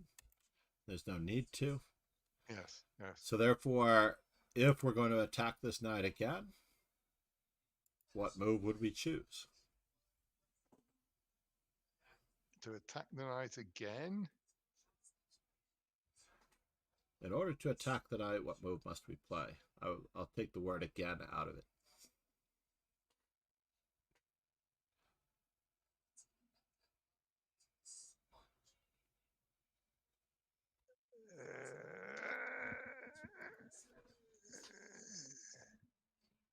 I only question you on this one because of having seen your games.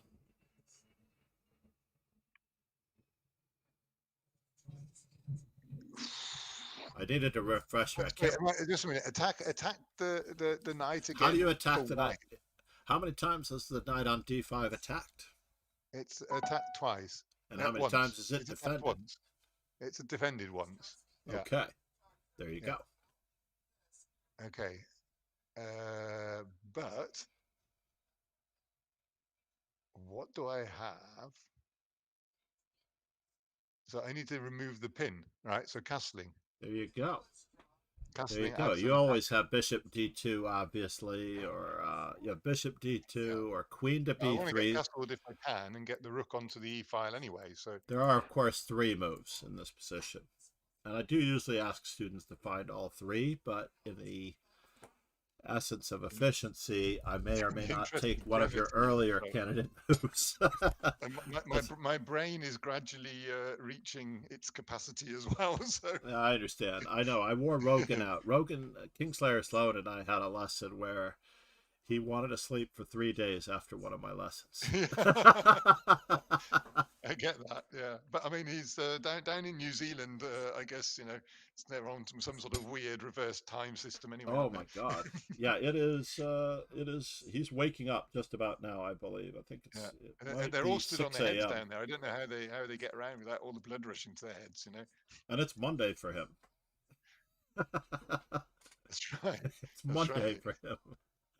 So he keeps. We're doing we're doing a podcast together. By the way, I have to put in a yes, plug. I found that. Yeah. The French Bishop Chesscast. I'm gonna do the FB, and then the FBCC brings up all of our links, and basically it's available on all the platforms. And we have had a tough time since school started at the beginning of September getting the time right for me to do it. And Chess Chopin, I believe, is also back at school. So getting the time right for all 3 of us is awesome. I'm going to turn off this tablet.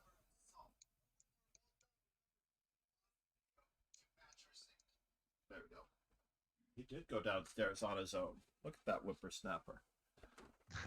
He's such a mature young man. If he's gone quiet, he's up to no good. At least that was the experience of my kids. If you Now, couldn't hear them, they were doing something they shouldn't be doing.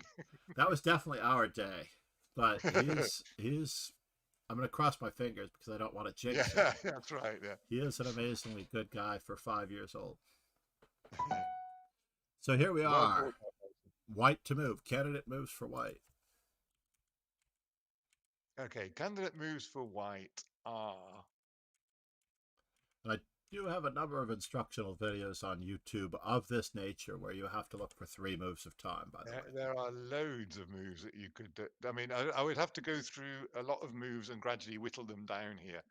So basically, anything that X-rays the king, but the king is going to get away with castling. So if I can prevent castling, that would be great. I'm not sure part of the problem. Yeah, absolutely. That's the essence of the open game. Getting the safer king without the opponent getting the safer king. Right. So my king's safe, but can I prevent my opponent so that I can now take? I can take the knight now. You could. White takes back with the bishop, and I can check with rook to e1.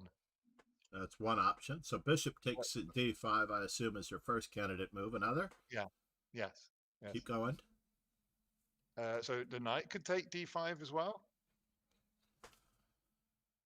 And you'll always have queen e2, I guess. And keep going.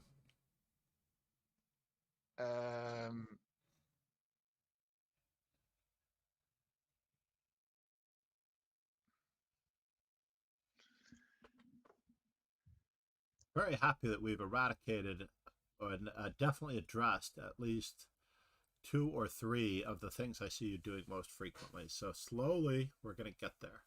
Where we'll at least have addressed the things that I see you doing most often that I think is undermining your chess progress. And now that you're aware of it, you can actually start addressing it as it happens. Okay, so you're looking for a move now that isn't taking the knight. That's correct, but it is stopping him from castling. But it still stops him from castling. So a move that doesn't take the knight but stops him from castling.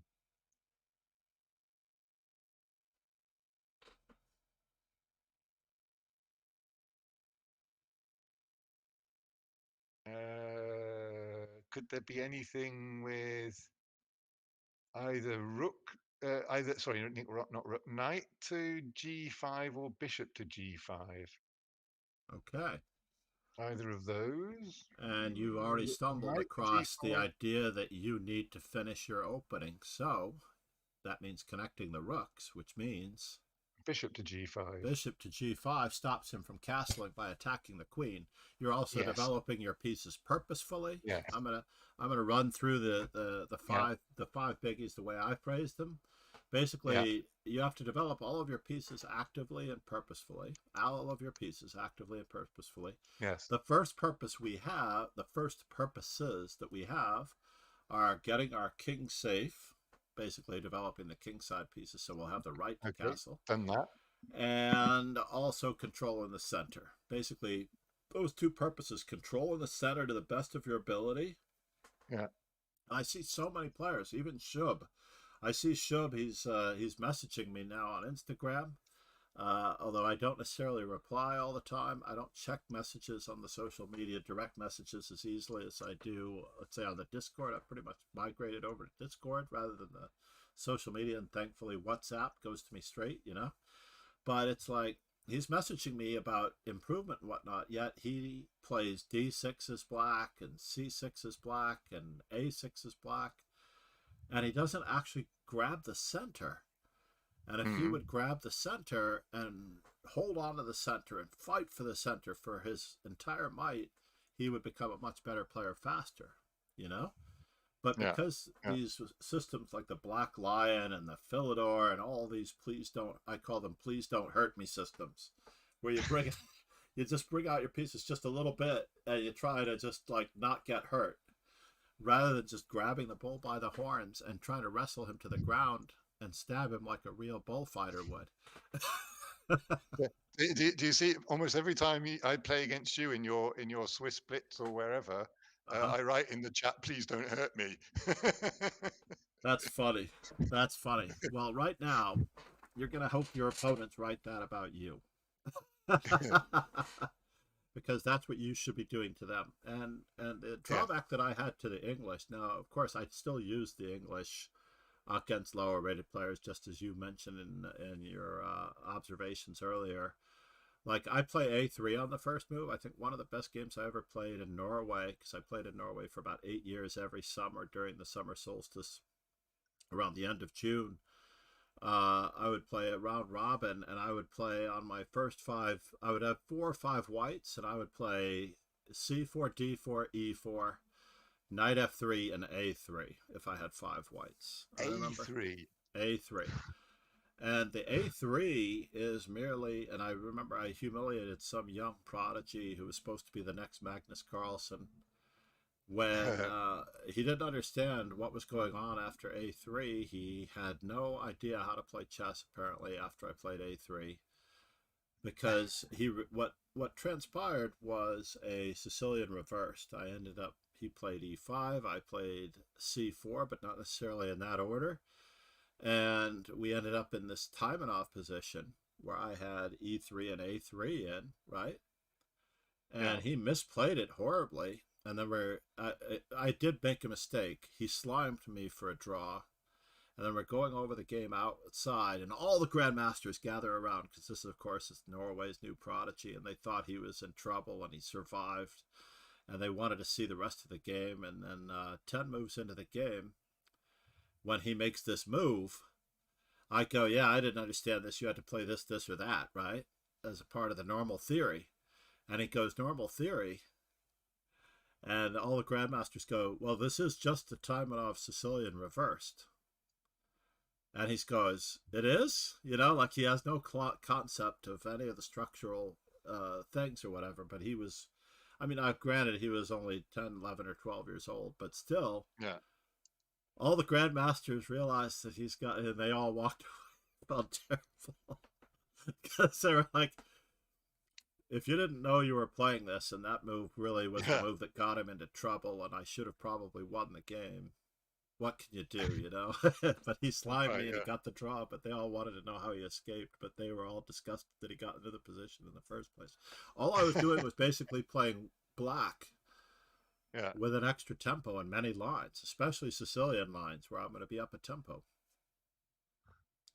I got it originally, because you'll like it, I got it originally from Petrosian.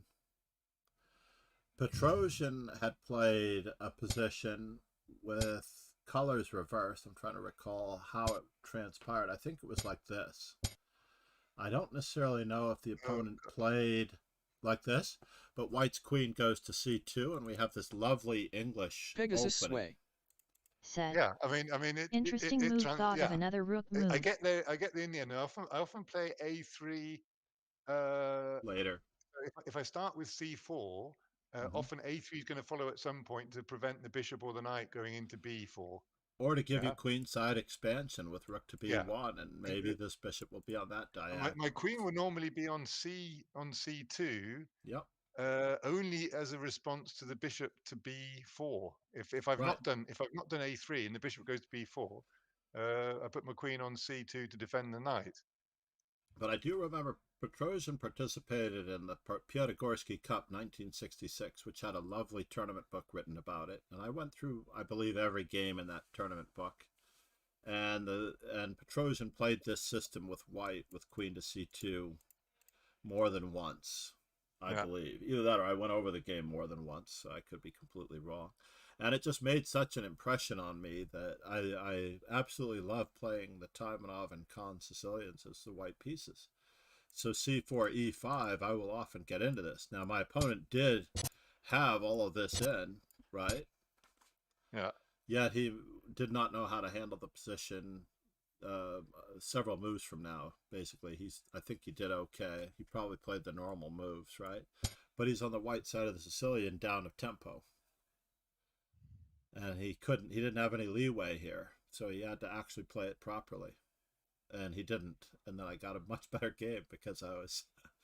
And the E6 Sicilians, by the way, are very close to being equal. So if you are migrating to E4, which you should, there are 3 systems that I recommend against the Sicilian that I used for Grandmaster Mark Arnold when he was younger. One is that if the opponents play E6, we can play the C3 Sicilian. Okay. And 2, if they play the knight C6 systems, I don't mind easing into it with the Rossolimo. Yeah. And if they do play D6, I also like this system as well. Whoop, sorry, I stopped short. I like this system as well. Okay. But I think that's if we start going down the Sicilian lines now, that's going to just I'm just telling you that my brain's going to explode. I'll have no, to sleep but for 2 weeks. we're not going to go deeply. You only need to know the first 3 to 5 moves. You just need to know that this is just a normal position for you. And once you exchange this bishop, you can go for a Maroczy bind position with pawn to c4 and knight to c3, and you're back in your English territory without the bishop. On g2, you've sped up things quite a bit. Yeah, yeah. The Maroczy bind positions will serve you well against most Sicilians because you like the English. And we reach, you and I reach an e4, e5 position, often reversed. In a Maroczy bind accelerated dragon, you're playing the accelerated dragon when you play the English. With bishop g2, and I've played d5, and knight takes d5, and knight to c6 when I was black. Yeah. Okay, so getting back to our main line here.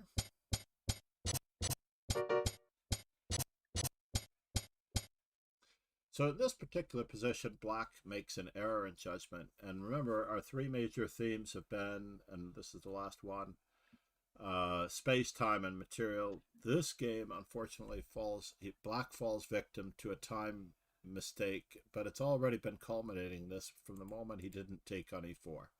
He needed to take on e4 to justify his position. Black plays bishop to e7, and now basically I may muck the move order up a little bit, but a series of exchanges keeps black from castling. And we have one more move here. There are 3 possible moves in this position to stop black from castling once again. Okay, again, moving either the rook or the queen to the e. Yep, e2 or queen, rook e1 file would A, pin the knight, and B, make sure the king can't castle because it's defending the knight. Yeah, and the other lame move that many people suggest is queen a4 check.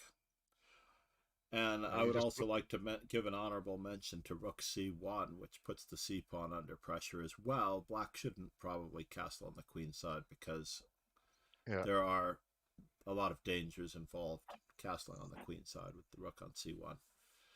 Yeah. But the pawn would be hanging.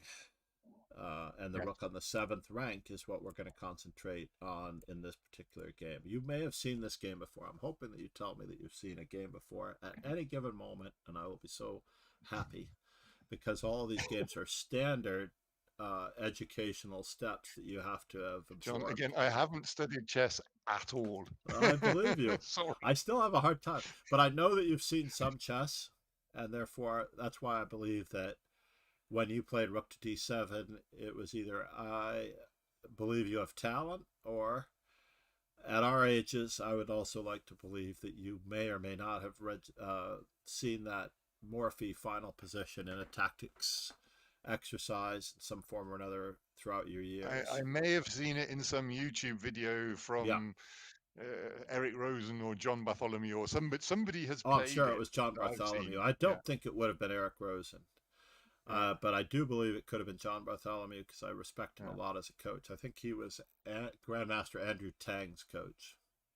I actually contacted John Bartholomew once, and when I was thinking of improving my chess, and asked him what his coaching costs.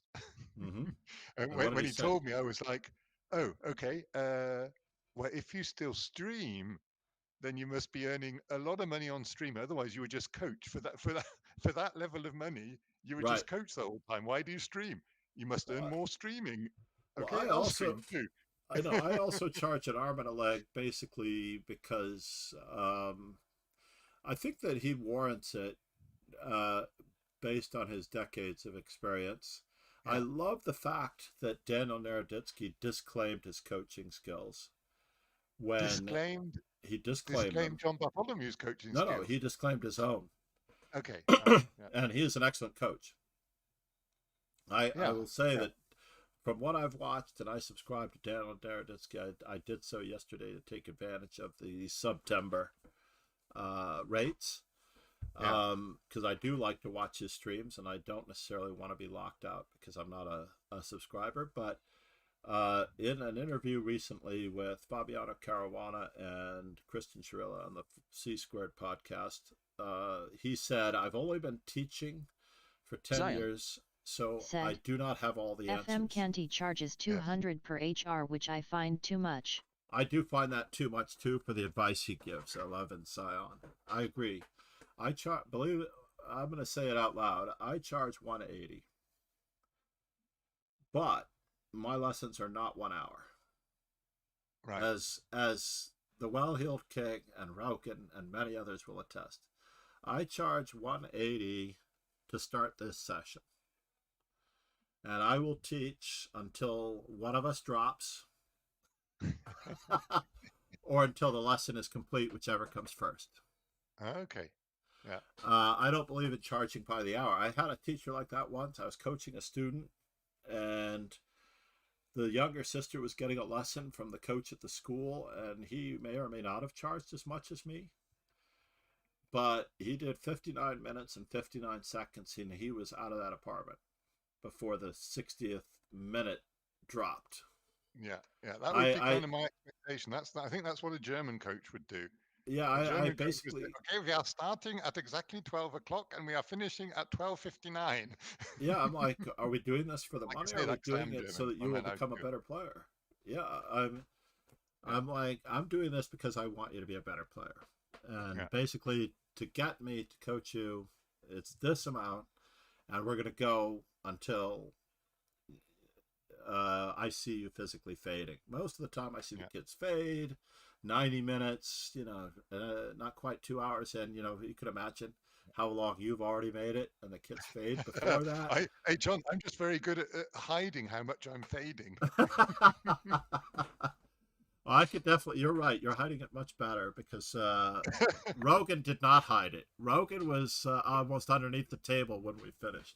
He's a young guy. He's a young guy. They can't hide. They can't diplomatically hide how knackered they are. Yeah, we have we're the older. workplace. We have to look like we're doing the job even while we're not doing it. That's right. Even while we're asleep. Yeah, we got the eyes open and we're sleeping. The last couple of Fridays, I have a late Friday night lesson. The last couple of Fridays, I saw. Let's see. The previous Friday, I faded first, unfortunately. Oh.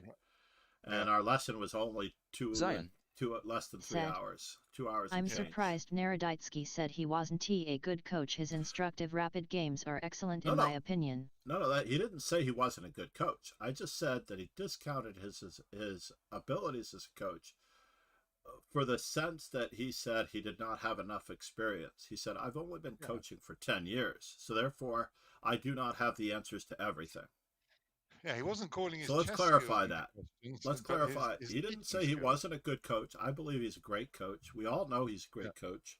Yeah, but absolutely. He was very honest in the sense that he did not have the answers to everything. I have a lot more answers than Daniel does, believe it or not. I have so many more answers, especially because I've been teaching for 4 decades.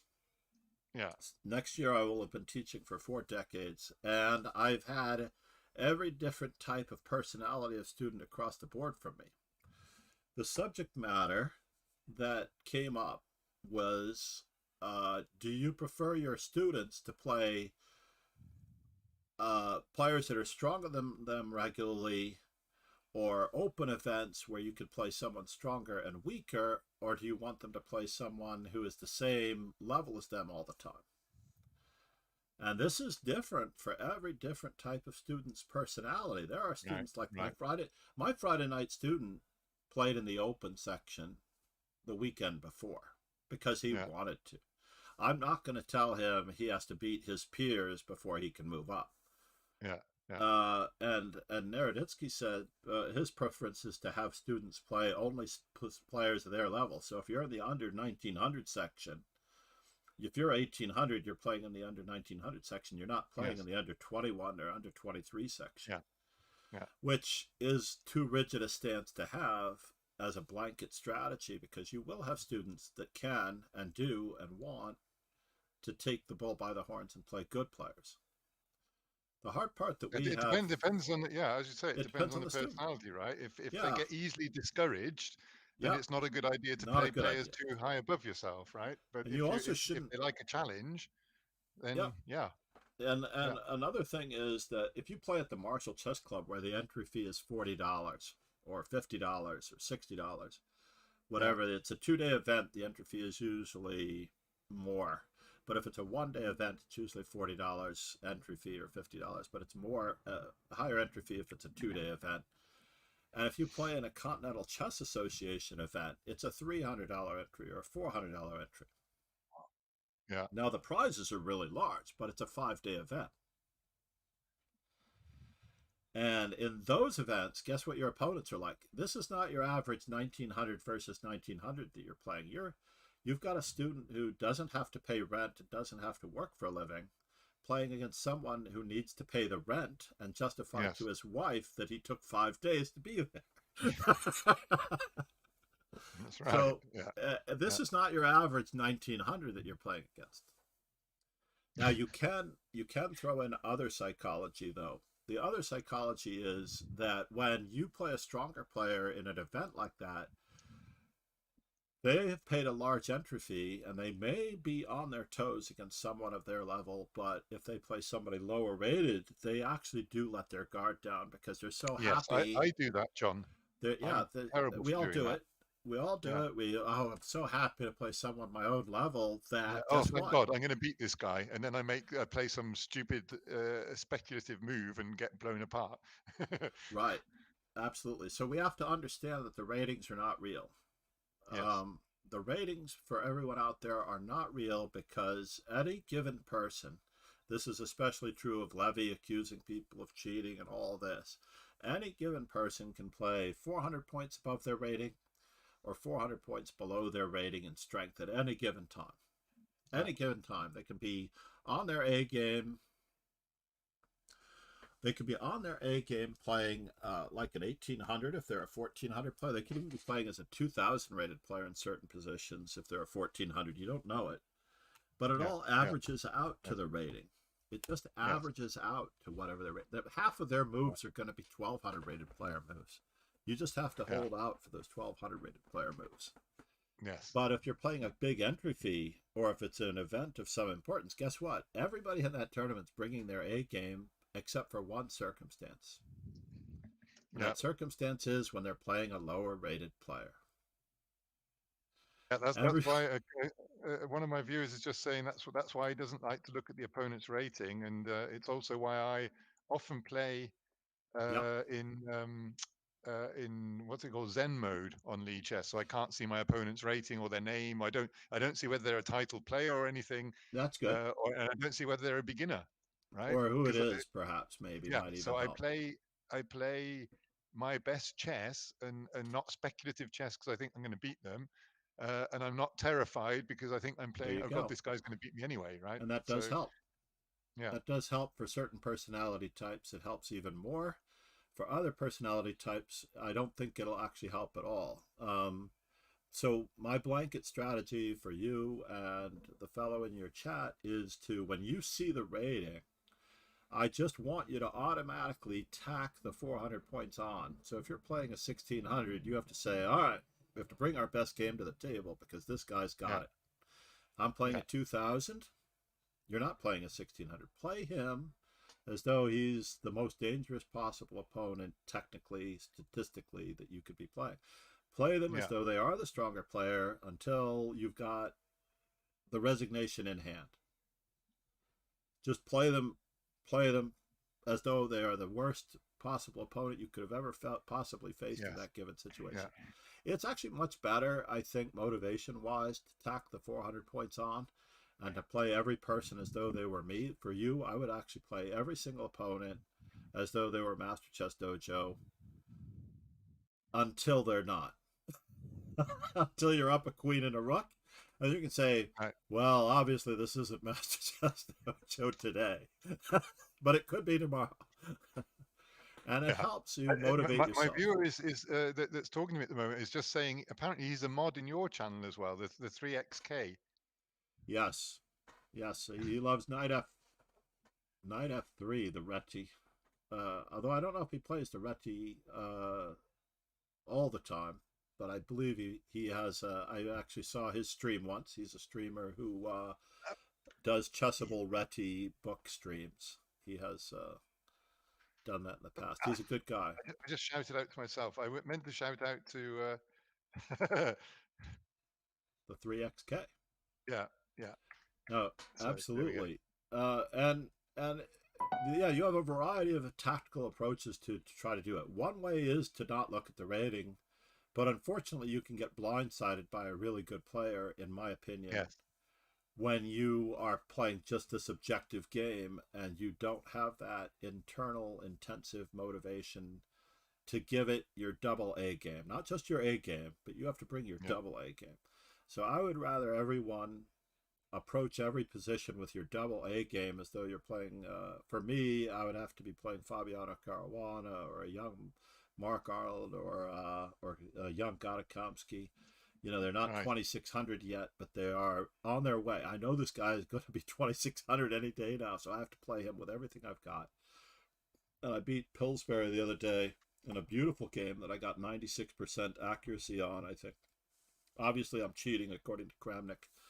But just because I was streaming it and just playing very solid, I talked myself out of all of my crazy ideas. You and I think alike at different levels.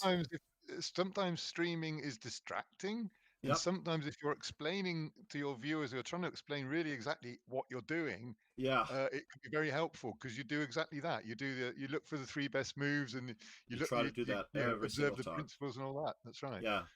And I talked myself out of like all these crazy ideas, and I weathered my way to the end. I can't believe that I beat Pillsbury, because I beat him about once every 6 or 7 games, and I needed that particular day just for my own well-being. But in general, the 3XK has gone full hypermodern. Reti, Alekhine, and Grunfeld. Nice. Yes, he is a knight f6 specialist, knight f3 specialist. Yes. I love the Grunfeld, but I don't play the Grunfeld against everybody. I weigh up who I have as my opponent. So I will play better openings and less theory-based openings like the Nimzo Indian. The Queen's Indian, you don't need to know any theory. Honestly, you just control the squares in the center and you attack the squares in the center. I disagree with anybody that says you can't play that opening because you need to know them. You need to know all the variations. You really just need to know the key squares, the key concepts of where to place your pieces, and just know that you're just going to put your pieces there and the opponent is going to make a mistake. You have to know that your opponent is making a mistake. That's the trouble. Is sometimes if you're playing a very strong player, is to recognize that it's a mistake. Is it a mistake or is it a gambit? This is where the candidate moves, as you mentioned earlier. The candidate moves come in. If you're always looking for the 3 best moves in the position, and you're looking for the 3 best moves for your opponent in the position, if they play a move that is not one of those 3 moves, it is a mistake. I guarantee you, it's a mistake. Now, there's a small chance that we will learn something because it's a really good move that we didn't consider about our candidate moves, and we're going to go, interesting. And that revelation is actually what makes you a better player. Believe it or not, that revelation that you had these 3 moves in mind, and he came up with that one, and now you realize that his move accomplishes what the other 2 moves did, but better. Now you've actually registered something that you can use for yourself, because now you've added to your arsenal, even though it was your opponent's move that you're learning from. And Am I allowed to? Am I allowed to drop a YouTube link in your? absolutely, In your. Sorry. I think so. Okay. Are you not a? Hold on, let me just make The sure you're. well-heeled king. Are Said. you a mod? Say something first. https apparently I don't know www.youtube.com whether am I a watch mod? v4 up 9 tb 8t No, I'm 340 a VIP. sixs. I'm a new mod. Yeah, that link is a game I played the other day against an international master, William Paschal. Yes, I know. I Um, know Bill since he was a kid. and I was very proud of it because I didn't go down quickly. I went down fighting. I got Nice. a long way into this game until his. I mean, he gradually built up an advantage, but I managed not to make any massive blunders earlier in the game. I managed Yeah. to You keep had a going quite a. hedgehog of sorts. You had a hedgehog without c5 in, unfortunately. And if you had c5 in, if you had, let's just take your position. What move number are you on? Let's say you're on move number 10, 12 or so, 14. If you had c takes d4 and knight takes d4 in that exact position, with, I think you'd be doing really, really well. Yeah, just a minute. Move 14. That's quite a long way into. Let's go with move number 11. How about that? I just skipped ahead to look at the position. Basically, if you had a half open file to work with, no, not move 14. Let's go back to move number 11. Yeah. Yeah. In this position, if you had c5 taking on d4 earlier, this would be a Sicilian hedgehog instead of a Queen's Indian defense, which it apparently was. And you would have less don't hurt me chess and more I'm going to attack my opponent on the c file chess.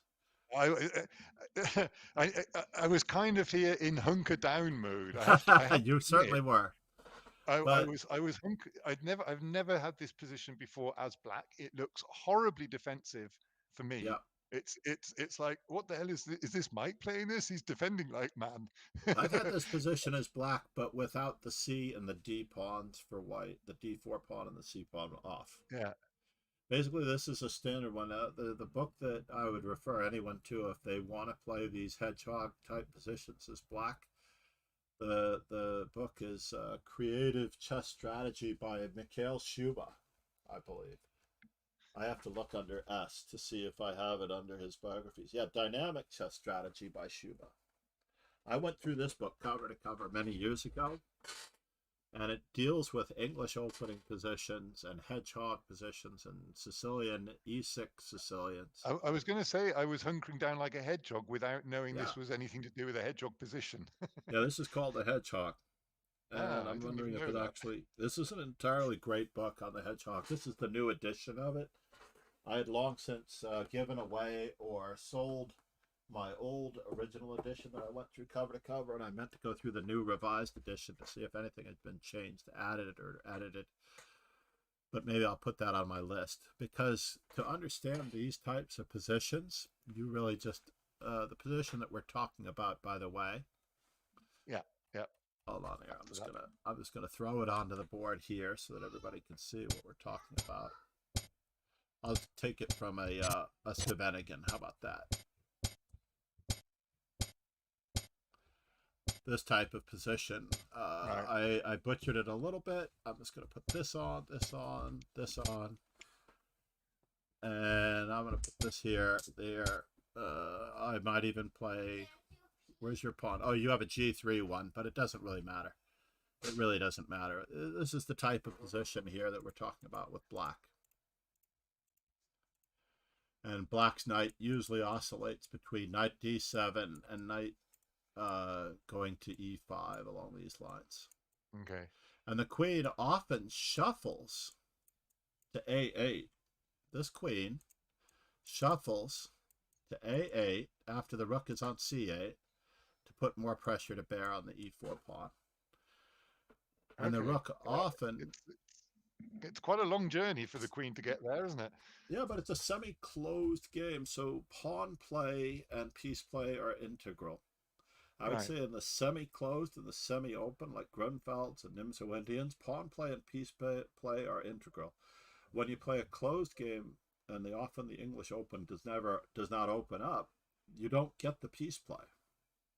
So you're leaving, let's just say you were going to the gym, not that we would want to, but if you go to the gym, for those people that have gone to the gym, I played American football in high school, and I had to work the upper body on Mondays, Wednesdays, and Fridays, and I had to work the lower body on Tuesdays, Thursdays, and Saturdays. I was expected to go to the gym 6 days a week if I wanted to be playing football. And I if you would have did moved not over make to it to the chess. gym, then you were benched. If you did not get to the gym, or if you missed a gym day, you were benched for X number of games. You just didn't get on the field. Yeah. And this I would have been happy not to get on the field, frankly. I would have at all, yeah. So you can if the see, choice is 6 days of gym or playing, I would have said, "Oh, fuck this." Excuse my French. yeah, the premise of the hedgehog is that the prickly points of the skin are all covered. Yeah. So basically, yes, you're hunkered down like a hedgehog. You've got everything covered. And the position from that YouTube video link that Mike just shared is the basic idea of he is missing the dark squared bishops, and Yes. he has the c7 pawn in his way, so he can't create counterplay on the c file. Yes. And you really need that counterplay on the c file to have a successful hedgehog. If you could actually have made that pawn break, because you don't have the pawn break in, you're suffering a little bit. And he's actually making the pawn break with d5, I think, on move 12 or 13, which makes it awkward for you to get even further. But I think, hold on here, I'm just going to 5-second forward without playing it. And I think, yeah, he actually plays d5 a little prematurely, in my opinion. So I think that you are still okay to a great extent. But you really do need... John, I mean, with this, simply the fact that I even got to move 27. Oh, yeah. No, you did and great. I've still got most of my pieces on the board. I'm not dead yet. Move 27. I'm going down, right? But I'm not dead yet. That was... you know, you played really wisely there, by the way. You played really wisely there. When the rook went to d1, everyone, when the rooks go to d1, Mike got his queen off of the d file. He just didn't have c7 available. Yes, yeah. And if you had c7 available, I think you'd be very close to equal in that position. But because you didn't have c7 available, because your c pawn never made it for the pawn break, you were a move behind. Like, I think if you could have played c5 and c takes d4 at any point earlier, I don't know that it's possible, you'd be great. Pawn breaks and piece play are absolute essentials. So getting to finish the gym metaphor, basically you have to be able to work your piece play and your pawn play together as a whole to develop as to the highest of levels. If you only do one thing, let's say, I'm trying to remember what movie it was. It might have been some ridiculous movie like The Suicide Squad or something, or some other movie. There was a guy who only lifted weights, who only pumped iron with his right hand. So he's got this huge bicep on his right arm, and the other bicep looks like that of a high school, you know, computer fellow. Who's the most workout this gets is the keyboard. Many years ago, I had a job working in a shop that sold jackets and coats and tents and all that sort of stuff. Yeah. And a mother came in with her, I think, 15, 16, 17-year-old son, and wanted to find a jacket for him. And the problem was he had a fairly skinny body, a fairly skinny left arm, and a massive right shoulder. And I was like, what on earth do you do? And he's like, I'm a pole vaulter. Right. Absolutely. He's working out one side of his body. Right. And he needed to be as light as possible, but as powerful as possible with his right shoulder. Momo chess. That's crazy. 15, 16, 17, Sorry, that where were we? We've 48 kind of years got old. a little bit off the... 15, 16, and 17 is 48 years old. Thanks. Or 46 years old. No, you're right, I think. 15, 51 years old? 61 years old? All right. Meanwhile, back at the ranch, Yes. Getting back to our game, but yeah, this is that type of game. I'm happy that you were able to hold and play well. I know that William was in his element. Bill, I used to call him Bill. I don't know that he's Okay. William Paschal now or Bill Paschal, but when he was younger, he was a real ferocious fighter for the most part. Yeah. In this particular position, suggestions for white. Now we've kept black from castling and we bared down on the knight. Black tried to defend it with queen to d7. He's going to get his king out of the center by hand because he has to play king f7 and rook e8 and then tuck himself away. So suggestions for white.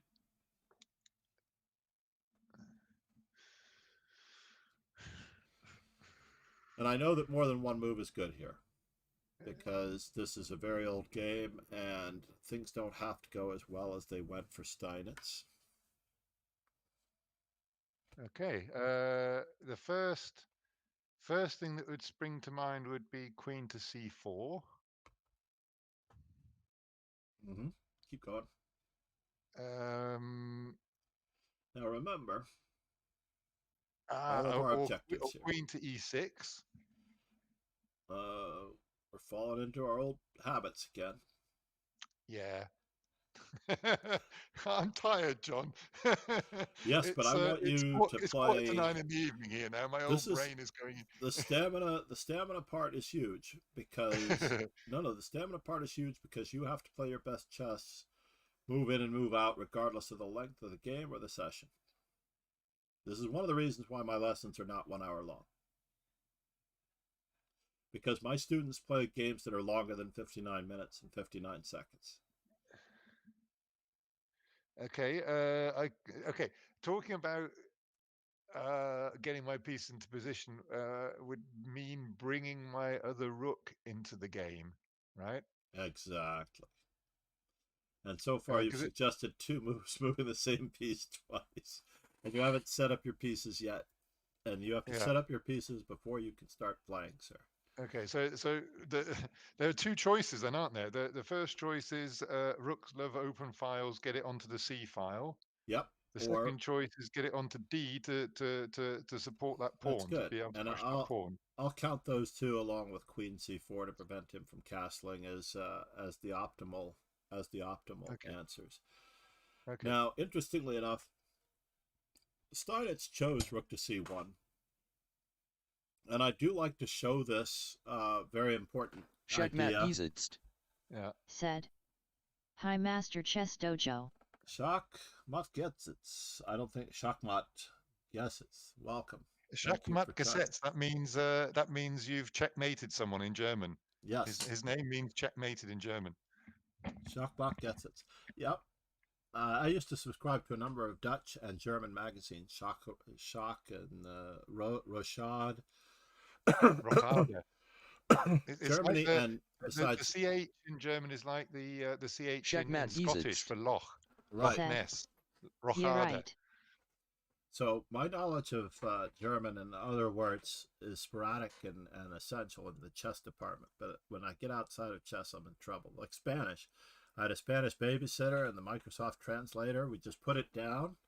And it basically, whenever you say something, it automatically translates, and they reply, and the app just translates everything. Are you also German? It's just getting too easy these days, isn't I'm not. I have some German in me, by the way. I have some German in me. On my mother's side, I'm Eastern European, a little bit of an Eastern European mutt on my mother's side, and Scottish / European on my father's side, but I know less about my father as he left when I was very young. The irony is, with my grandson, whose father is not in his life, I actually find a lot of parallels with him, as I feel like I was very smart when I was young as well. I just never had a chance. In those days, you didn't have the technology that you do now. Like literally, he will find such educational stuff on his tablet. That's why I don't mind him doing his tablet. If he takes a break and watches a Roblox video or something, that's fine. Because the rest of the time he's doing number blocks, he's doing planets, he's doing astrology, he's doing all this stuff that's so instructional. And you and I, Mike, when we grew up, we were lucky we had a decent mitt and ball or whatever we were playing with at the time. We didn't have tutors all the time like they do now. So just to answer, Shakmat Gesetzt is asking, Yep. are you also German in your stream? I don't know whether he's asking you or me. Uh, I've lived in Germany since 1996, so I have British and German nationality, and I live in Leipzig, in the west of, not in the west, in the east of Germany.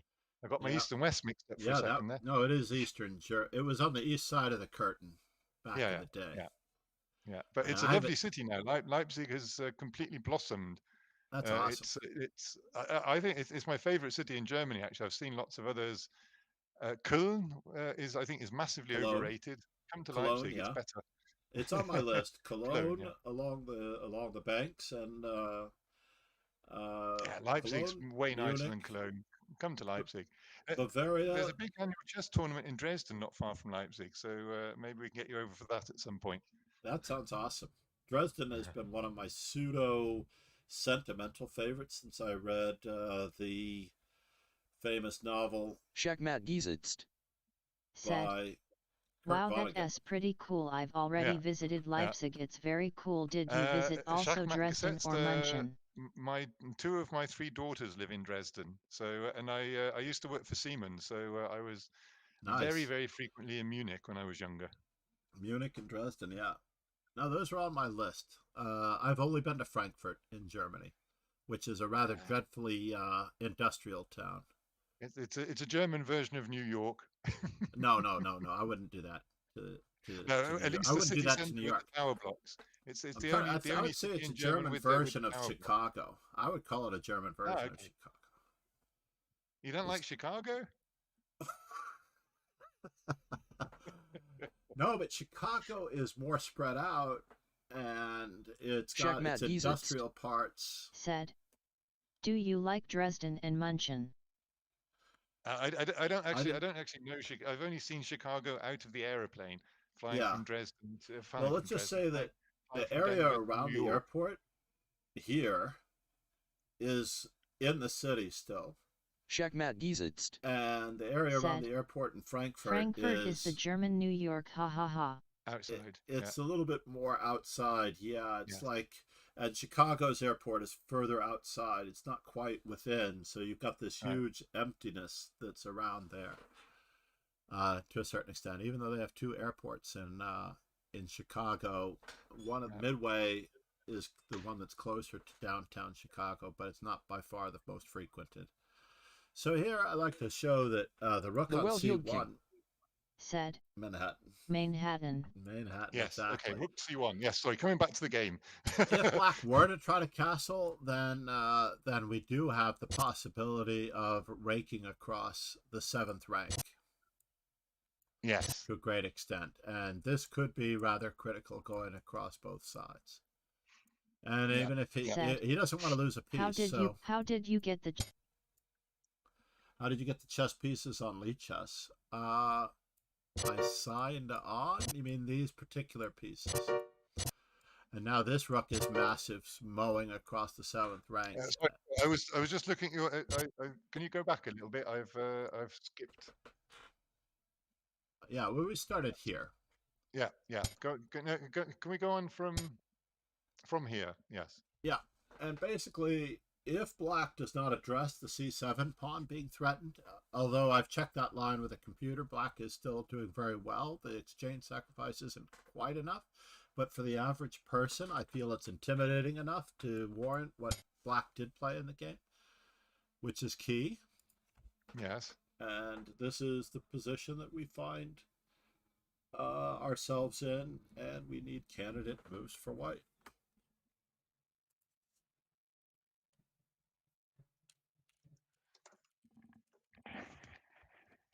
Okay.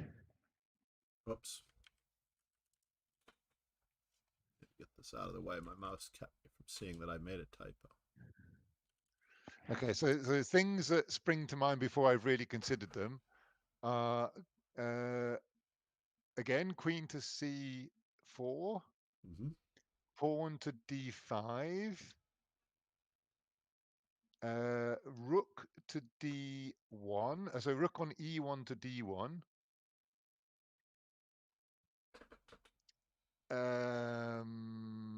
I think you're okay. with those at the Okay. moment. True. I've hit some. I'm kind of firing with a blunderbuss, trying to hit No, the that's maximum. exactly what you have to do. You just have to really do that routinely and often. Just let yourself do that every single Yeah. time. One of my students won, I remember an under 1900 section.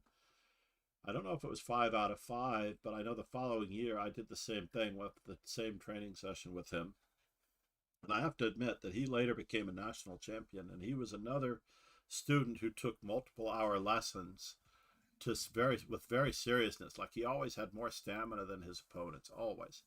Now he's a journalist in Connecticut, and we connect only through Twitter for the most part. But when we would have these sessions in the Hamptons and Long Island, where he actually he wanted to expand it even to 10 and 15 moves per position to see how wide a berth he could get. And I remember he won the under 1900s. He just cleaned so many clocks in that section and flew up to about I don't know if he ever really reached 2100 while I was coaching him, but he flew up over 2000 and won the 4th grade national championships that year, I think, as well. Right. But basically, he was such a workhorse.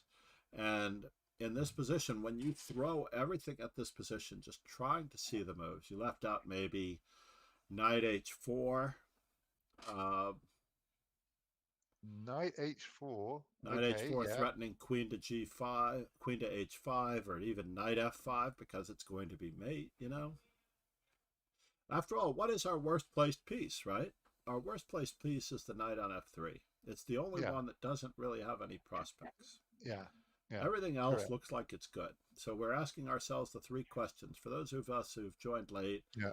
the 3 major questions are: where are the weaknesses? At the moment, the black king Yes. is unable to castle. What are the best or worst placed pieces? And obviously it's black's king and white's knight on f3. And then we have to ask ourselves what the opponent's big idea is. And our opponent's big Right. idea is to try to get his king out of the center and connect his rooks and maybe bring a rook to the e file at the Yes. moment. Now, Yeah. in another position that's more aggressive, we might have an ornerier opponent on our hands with bigger ideas. But at the moment, this is all we have to worry about. So you hit it upon the head, and this is another clearance. The clearance of the pawn on d4 to allow the knight to slip into the center and reach.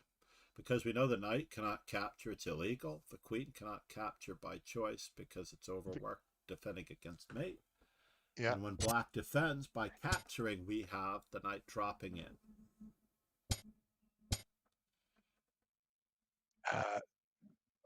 What? Okay.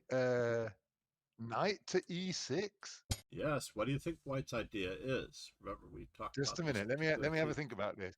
Yeah, that's okay. I'm actually quite proud of myself because I've just noticed my stream has just reached 4 hours, or it's just about to reach 4 hours. So, And you are strong, sir.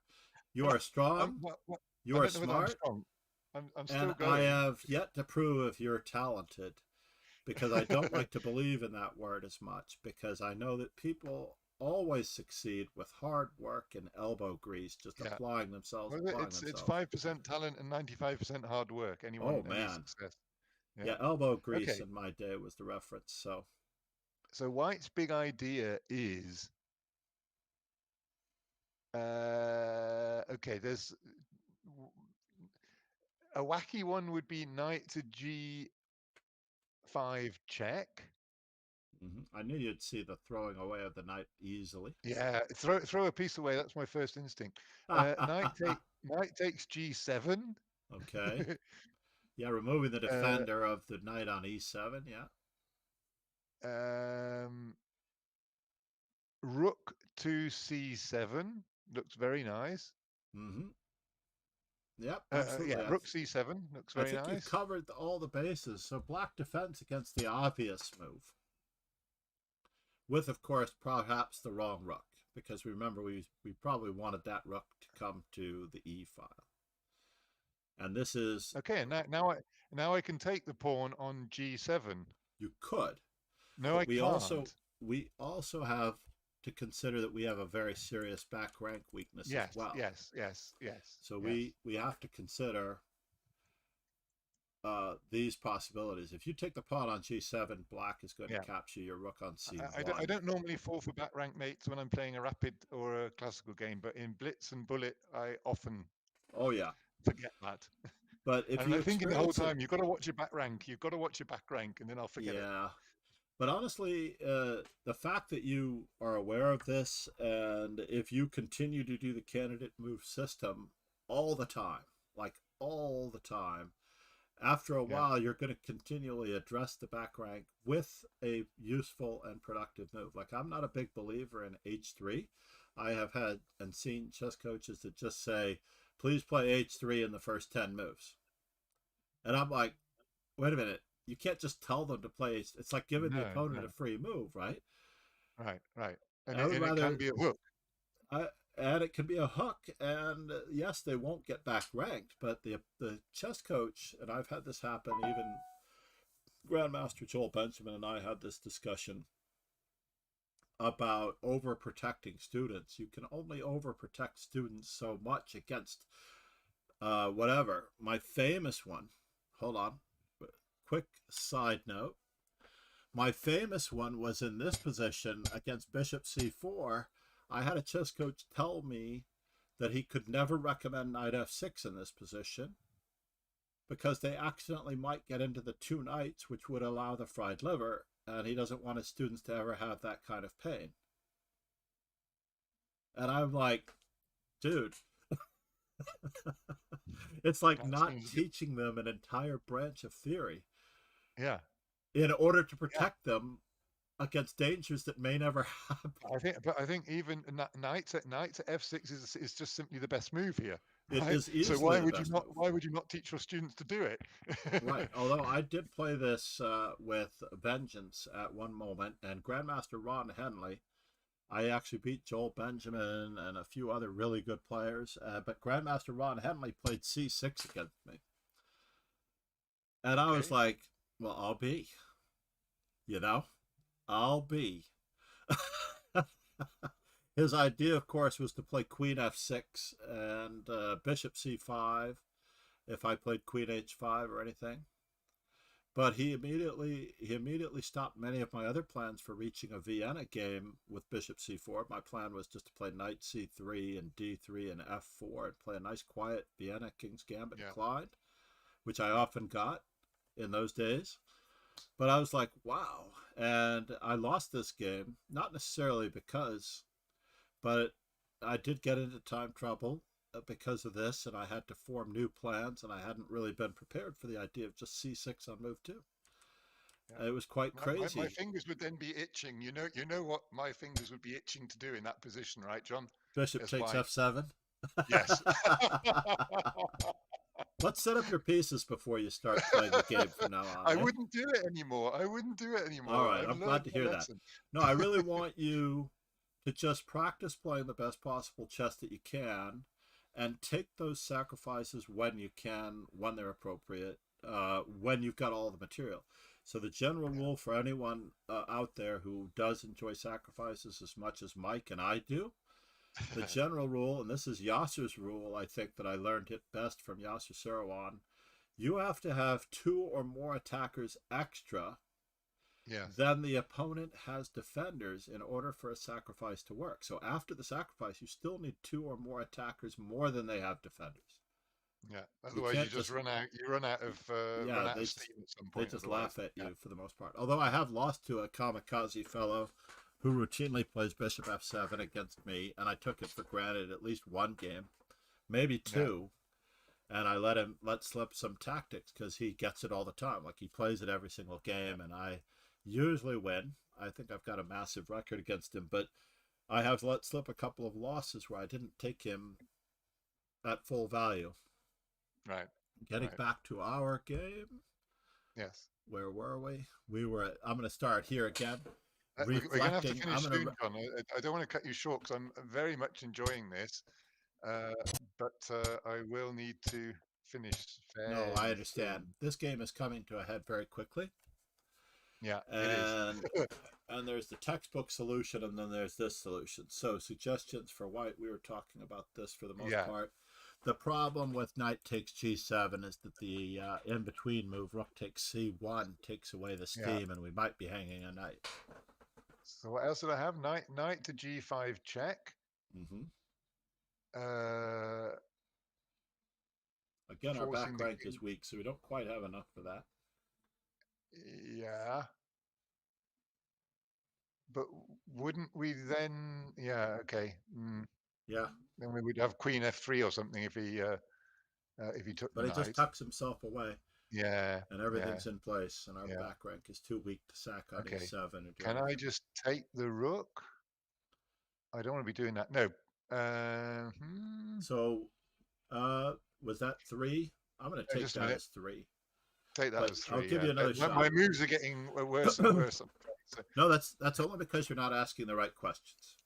I'm suffering move degeneration instead of macular degeneration. No, you're suffering from not asking the questions. Where are the weaknesses? What does black have that is weak, and how can you attack it? Okay, the pawn. You're the looking pawn at the on knight on e7 and the king and the g7 pawn. I agree. the pawn on h7 is Pretty much all of those are a little sensitive, yes. But there's one more that I did not highlight that is also. And the d5 pawn is. The d5 pawn. I'm not going to say that one. It's defended twice. Yeah, but it's off on its own there, though. Yeah, but it's an endgame weakness. It's going to be there 10 moves from now. Okay. We may be able to pick it up. We might not be able to. But we're not going to win the game necessarily with a king like this. Just a minute. What else is weak? There's a profound pair of weaknesses, ironically, that can be worked together. One thing I didn't highlight. I did not highlight one particular weakness.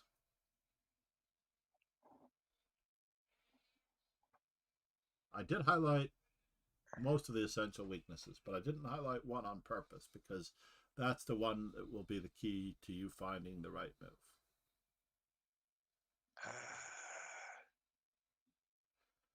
Where are the weaknesses? What does our opponent have? I've already said queen to h5, haven't I? Yeah, but you're attacking h7, and that's not as critical as the one that I'm asking you to find. Basically, what does black have that you can attack? That is weak. I mean, and now I'm going to tell you there's the principle of the 2 weaknesses, which we had before. I should make that an auto command too. The number 2 in my the number 5 in my stream is an auto command for the 5 ways to defend. And I don't have the number 2 set up for the 2 weaknesses, and I should. There are 2 weaknesses. Sorry, John. I'm struggling to find something. I mean, what's unprotected on the black side of the board? What's unprotected? What was that? Well, I mean, in a way, the pawn on b7 is it's defended once, but it's not attacked once. Yeah. The reason you found the pawn on g7 is that you're attacking it once and it's defended once. So if you attack that pawn twice, you're attacking another weakness. Okay, as a queen to g4. So what does the queen attack? It's attacking the g7 and it's defending the. No, not about defending. What are you attacking? You're attacking something else with the queen. You're attacking the queen because you're X-raying the queen, right? Yeah. Okay. Queen. I've got it. Queen g4. Knight. The threat is knight to g5 now. Yep. Knight g5 and you take the queen. Well, queen g7 and queen f8 would be mates, so he had to defend against that. And in this particular position, knight to g5 does attack the queen. So now we're in this position. But you can get out of it, all right? Now, suggestions for white. Oh, God. Second verse, same as the first. I am, and you are going to be that much stronger for it. I guarantee you. Now, I want to tell everybody that there is a pin in this position as well. Yeah, the knight is pinned at the moment. Okay, there's another pin in this position as well. You're attacking something twice that is only defended once, and the other thing is pinned.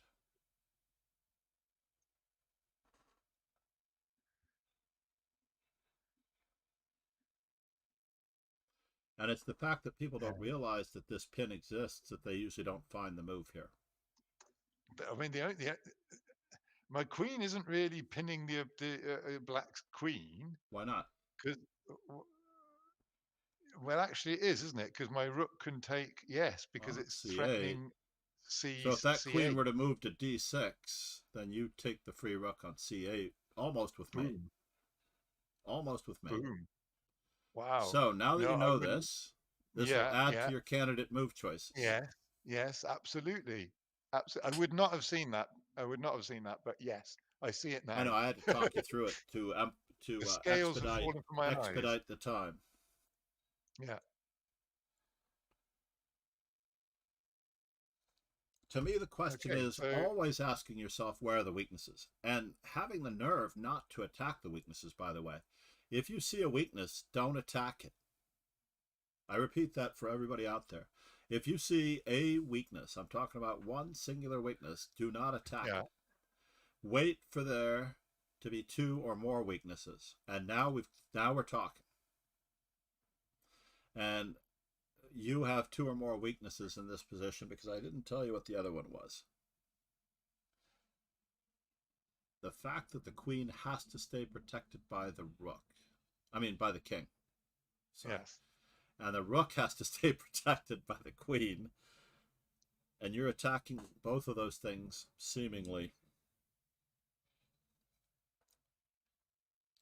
So if I dig out my old book, my old favorite book, the Encyclopedia of Chess Middle Games. Okay, just a minute. Just a minute. This is just a minute. I just wanted to see where that book is because I'm intrigued here. I reordered my books and reorganized my books. All the combination books are behind here, and I can't get to it. Unfortunately, I cannot get to it.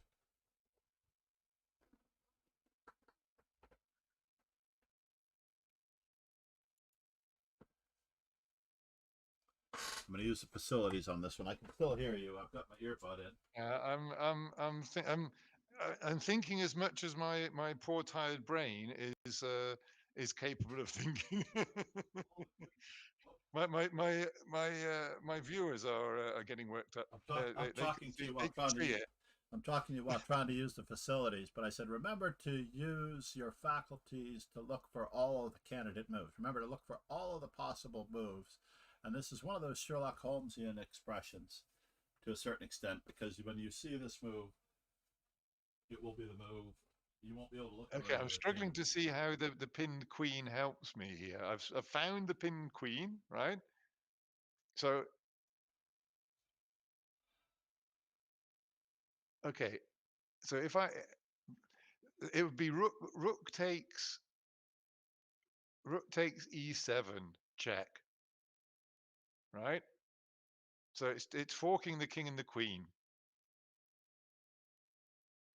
So the queen really has to take it, right? Am I wrong?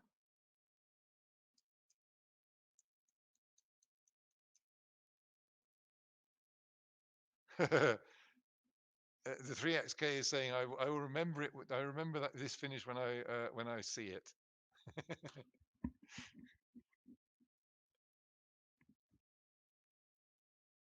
Yeah, I could hear you from the facilities, but I couldn't respond. I didn't take my microphone with me to the facilities, so people wouldn't hear me. Okay. No. Can I? Is it not taking the knight? Rook takes knight, e7, and I have this tactic in my book. Actually, is if the king takes it, then you actually win by a discovery upon the queen. So after rook takes knight, the queen cannot capture because they'll just be down a knight. And I've actually played this exercise out in class, by the way. So basically, when the rook captures the knight, if the queen captures back, we take twice on c8. The queens are forced to be exchanged. And white is up a piece, and they can even capture, and the king runs over to scoop up the pawn, basically. And you have 3-1 on that side of the board at worst. Like, you don't even have to sacrifice your knight. You could actually just hunker down with knight to f3 and bring the king in and Yeah. win the endgame the old-fashioned way with a knight for one pawn. So rook takes knight either somewhat forces king takes, and then after rook to e1 check, the king must move again. And if the king moves to d8, then knight to d6 check forces the king back into the fold, and knight to c5 check wins the queen. Yes. Yeah. And that leaves only the probability of, after rook takes, king takes, rook to e1, king to d6. And I believe that he runs into an equal amount of trouble after queen to b4 check. Yes. The fascinating part about this game is that black realizes that white has more than one weakness as well. Yeah, I mean, the obvious weakness for white is the back rank. Yeah, so black played king f8. And doesn't take. Yeah, and I can't take the queen because I will get back ranked. Yes. Meanwhile, two rooks, a knight, a queen, and the king on the back rank. But I can check. But I can check again on f7, rook to f7. Yep. So the only two moves you really have are knight takes h7 and rook to f7 check. So rook to f7, king to g8. Right, and now I can take the queen. I still can't. Yes, I can take the queen with my. No, I can't. I can't take the queen with anything. Okay. Then I have to eliminate my weakness, right? Well, do you? Even if you did, and I wanted to mention this before, and since you just suggested it, I just want to point out that you will exchange this rook for the rook on a8, but you won't be exchanging the weakness on the back rank. No, because the other rook will just take it. That's right. So there's no reason to exchange the rook on c1 for the rook on a8. Anytime people trade rooks, I don't think they often realize that they're not getting rid of the rook that they're capturing when it's replaced by a rook. They're actually helping the opponent activate another rook. And we have one less rook. Okay, so I have to maybe rook to e7, but my knight is hanging. You're getting mated on the back rank. Your queen is hanging. Yeah, my queen is hanging. My knight is hanging. My rook is everything's hanging. Literally everything's hanging. Everything Nothing can move. I like a nice Stafford Gambit line where you basically hang everything, but your opponent's like dies anyway. I'm welcoming the Stafford Gambit every time. Okay, so here, what do I do? What does white do? Take I out of it, by the way. In order to assess positions, everyone, when we think of ourselves, we have a hard time believing that we're going to make a mistake. But I would like to always put the mistakes upon the opponent. I will always put the blame on them to make the mistakes. But when it comes to ourselves, we're going to objectively analyze what does white do here. Said, don't tell me it's RG7. It's move, right? So I'm looking now at rook to c7. That's a very clever X-ray. Does that work? That doesn't quite work. Or does it? Rook takes c7. Ginger rook c7, I love. rook takes c7. Our back rank is still in the lurch. Holy moly. Rook hang to tight, c7, Ginger rook takes love. c7, tight, rook please. takes queen. And then rook or to c1 queen takes check. queen. No, queen takes queen. So rook to c7, right? After rook if rook takes takes c7, rook, we have our c1 problem.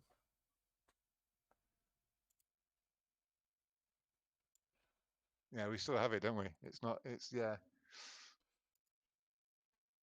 is the most clever. That is the cleverest I've seen in some time, though. And I know someone in my chat just said it, but I want them to hold off on suggesting moves necessarily because the true test. I'm not watching your chat, John. So that's good. No, I appreciate that. Also, because I didn't turn off my speech chat, so they the 3XK is saying they envy me seeing this for the first time.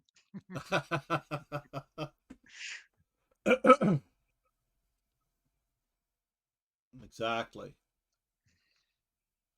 I know the 3xk. This is so. In order to cut a long story short, we still Yeah, just have to yeah. ask ourselves, where are the weaknesses? The Ginger I weakness love. still remains Said. on C8. Tell him I say hi, I am his viewer too, haha. Ginger is love is the one who keeps or who has said it in the past.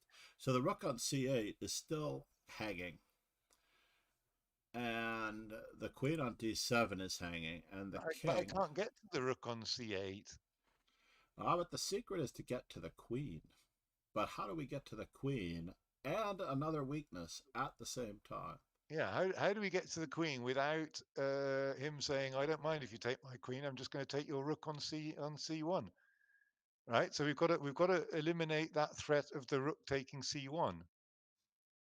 Right? So anything that doesn't check black Exactly. now, So therefore, your candidate moves involve check. right? The only candidate move I've got with check is rook to F8. Ha ha. Ha ha ha. And after king takes, After king takes, rook takes. No, after king takes, then I've got some knight moves. you do. Okay, but I've got to find the right order here, don't I? Wow, that is fascinating. Does rook to F8 work? The 3xk and I are seeing that move for the first time. It's out there. It's going to be really bad. It's going to be really bad. Either that or I've just invented an No, how amazing bad is new. it? How bad is it? So king How takes bad is it F8, is the knight, question. knight.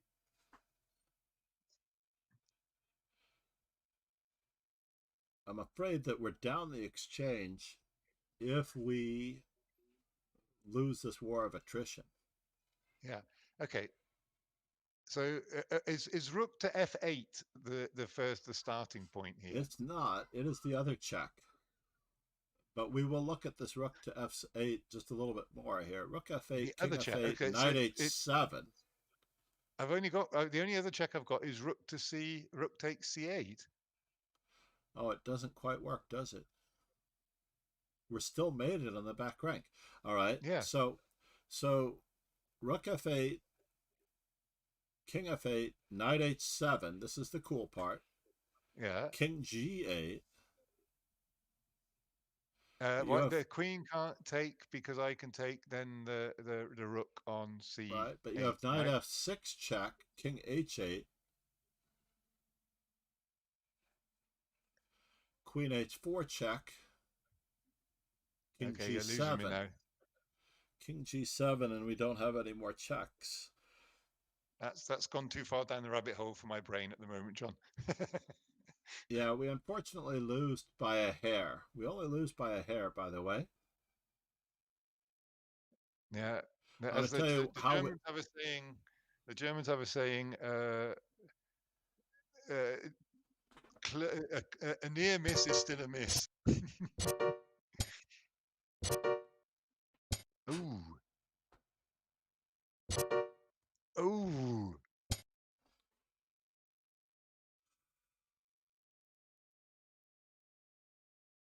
when we run out of moves. What? It's not the game, though. Knight F7. Knight From that last D7. position? Knight D7. Queen takes. Yeah, from the last position, we still had knight F7, didn't we? We've still got knight F7 here. You mean knight D7 or sorry, knight H7. H7.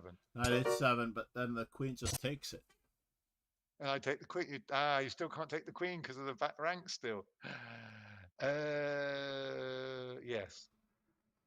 Now, what's fascinating? Okay, queen F7 now. Queen F6. Yeah, and then queen blocks.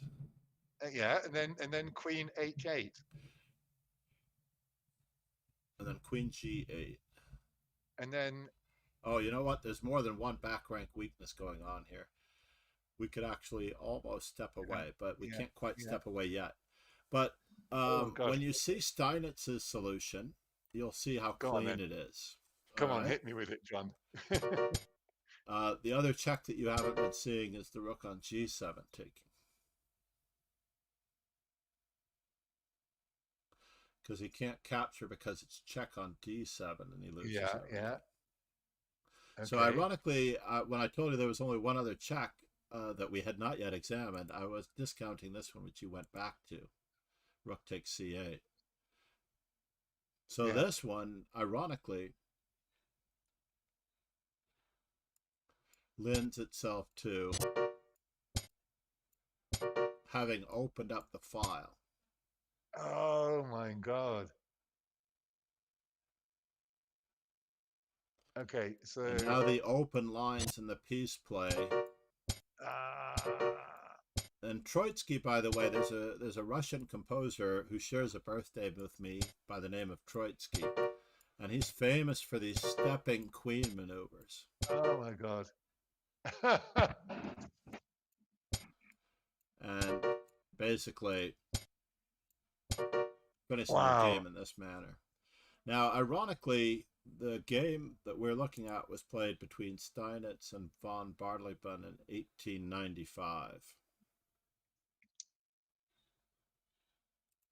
And this was the line at the end. No, the line actually ended. I have to tell you the little story behind this game because Steinitz and von Barleyben. By the way, Steinitz was not a very nice guy, and he was not liked a lot by many of his peers. And everybody was really happy, including von Barleyben, because von Barleyben was winning this tournament by half a point. I don't know that this was the last round or the second to last round game, but somewhere around here, when von Barleyben, who was leading the tournament by half a point, when von Barleyben realized he was losing this game, he picked up his hat, put it on, and went outside, perhaps went home, or probably to the nearest pub, and left Steinitz at the board to win the game on time. No, that's because that's not sporting. He did not want to resign to Steinitz nor admit that Steinitz had won, because all von Barleyben had to do was survive Steinitz in order to win the tournament. So I think it was here. I think it was on rook to g7 without playing king to h8. But somewhere around here, von Barleyben left the tournament hall. And this was a really close-knit game. And there was a sub-story that I've never been able to verify is true. And now that I have more books on Steinitz than I've ever had in my life, maybe I can look up the cross tables. But apparently years later, after von Barleyben had really stopped playing, he was invited to a tournament by organizers, and he asked them, I have not played chess in quite some time. What makes you think that I would like to play after all this time? And they said, because Steinitz is playing in this event. And so von Barleyben did win very few games, if any, in this tournament. But one opponent he did beat years later. He made sure that he beat Steinitz in that event. He got him back. Because von Barleyben wasn't a bad player. Revenge of the dish best served cold, right? Yes, and he did get him. But yeah, he actually left the tournament hall because I think he could see that he was being mated in this position in a variety of ways. So it was very amusing, to say the least, the story and the whatnot. But overall, this powerful rook on the 7th rank, nearly being untouchable. The only other reflection I want to make is that as you came to this conclusion here, I think it was, here I think you came to the conclusion that if everything is hanging and everything seems to be weak, there's only one piece on the board that you can attack. It's the king, yeah. That is worth more than all the other pieces combined, yeah. Right? And you had started our assessment of the values of the pieces with the king is priceless, and that is the piece that cannot be exchanged. So therefore, everything can be saved by a check. Ironically, I still want to look at rook f8. Rook f8 is still barely winning, but it's not winning. So rook f8 does win. That is fascinating. What? Rook f8 does win. It does win. I could not quite work it out because it does look like it wins. Basically, they're saying the king has to go to e7 and rook e1 check, and the king escapes. The king does escape, but white has a clearly advantageous position. But it's very sketchy. Yeah, but the back rank danger is out of the way for now. Yeah. It is quite incredible. Rook to c4, queen f8, king c7, queen a8, queen h7. How does he even survive this? But also, if this check,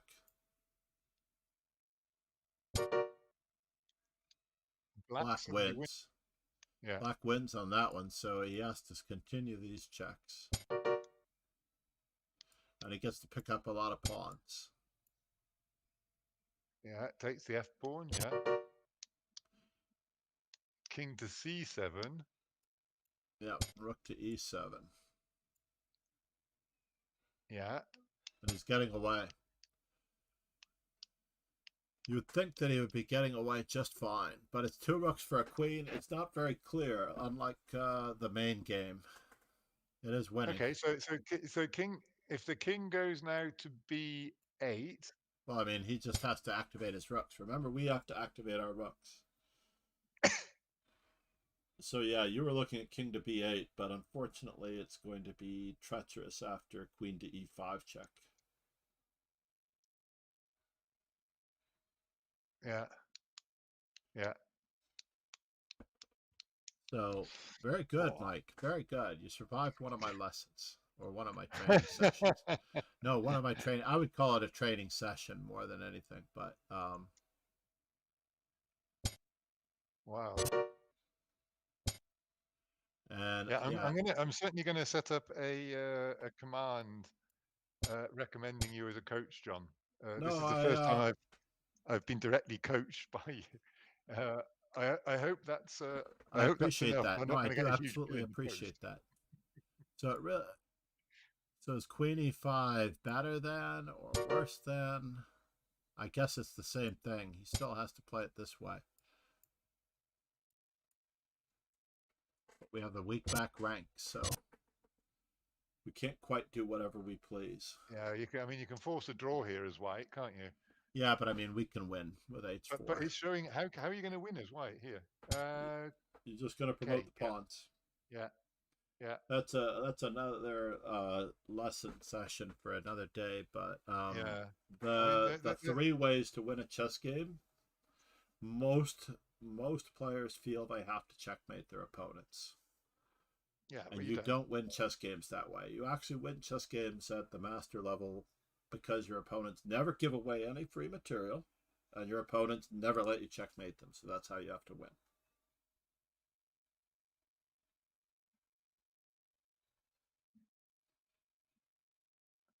And how was that?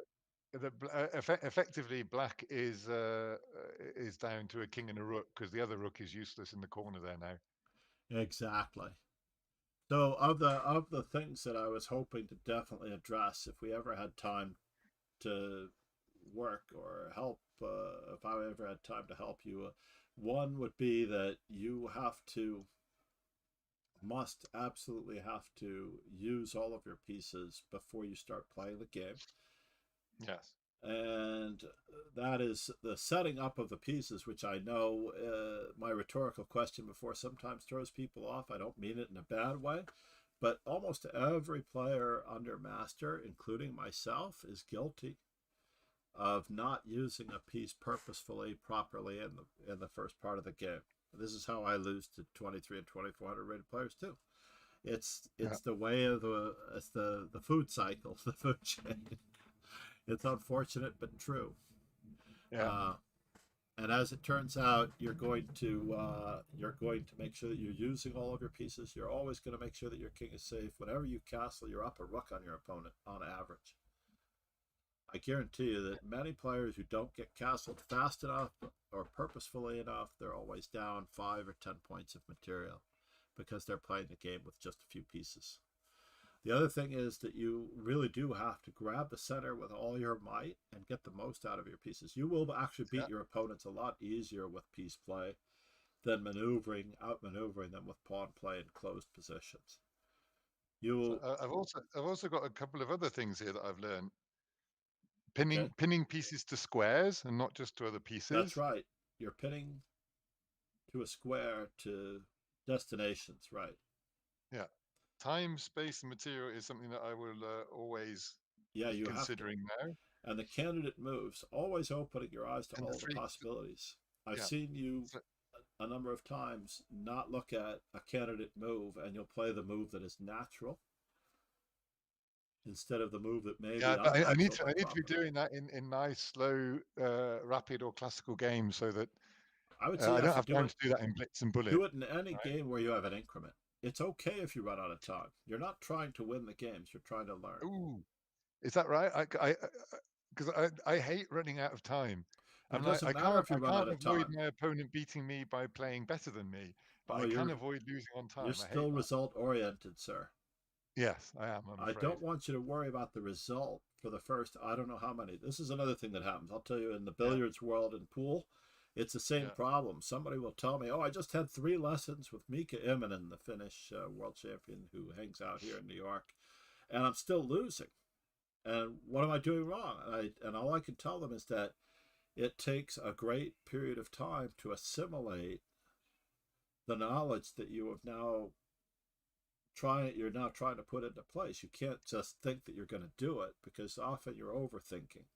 I can't say that Rapid is going to help you do this process any faster or better than any other time control, because the problem is that it's still going to have a certain level of awkwardness where you just have to do it.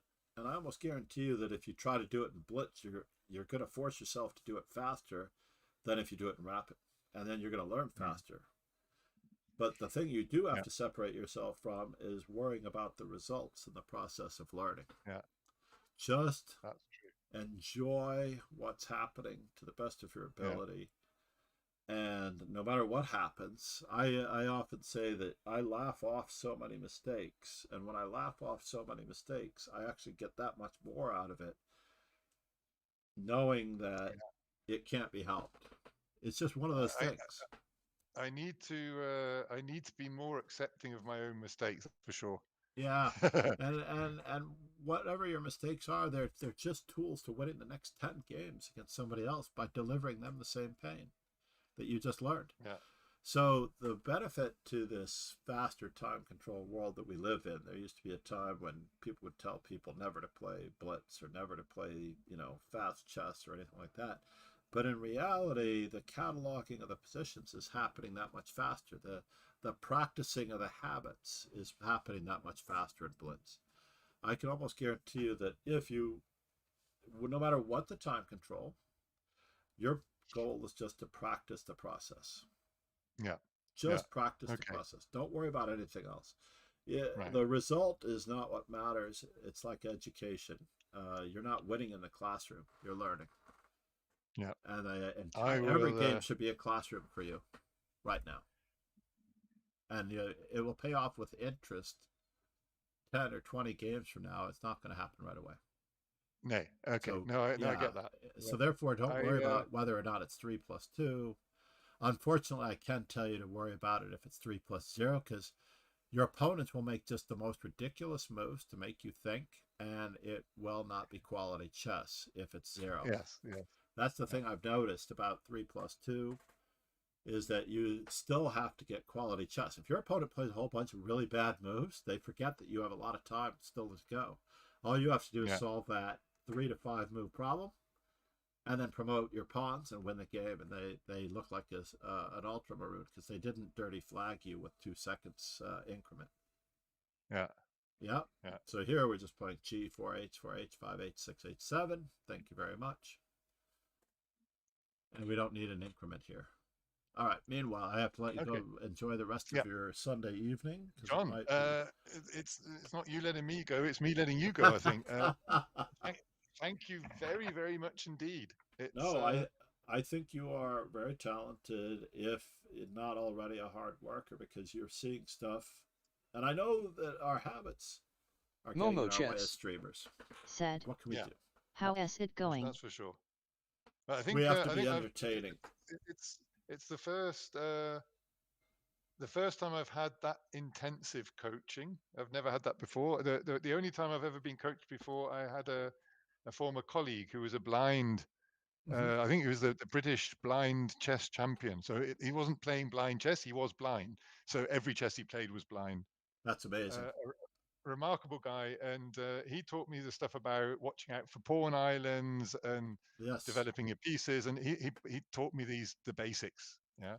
Yeah, but you have Um, to hold yourself to a high standard like you already yeah. do. And the hardest part, I would say, of this Momo learning chess. process Said. is not If you like, you can go winning. over the game I sent and see if Healed King sees the tactics. Yeah. Okay. All right. Okay. I'm going to check out Momo's game One in of the my viewers is Discord. saying, "Good sirs, it's late. Let's go to bed." I'm amazed at my grandson. Guess what? You Momo know, chess. 10 Yeah. minutes later, Said. it's been It's 50 just a minutes. short one. It's He's well, downstairs he clearly watching has his something he's interesting to do. he's watching something downstairs and Yeah. he's fine. I can hear him. Momo John, chess. again, thank you very, very Said. much. I will set up a Haha. command recommending you as a chess coach so that I can at least thank you by Absolutely. promoting you. And my rates Uh, for online chess are not as egregious as 180. I've had other suggestions which have worked out well, like one flat JR retainer Chess for the Kid is the month. one telling us to go to bed, John. Oh yeah, yeah. He wants Yeah. me to organize a tournament for his birthday on Wednesday. I'm Oh, trying to really? figure out how to do that. I won't be able to take part in that. I'll be Briggs away Keith. for Said. starting on Tuesday for 2 Thanks. weeks. So Oh wow, enjoy your time I'll, off.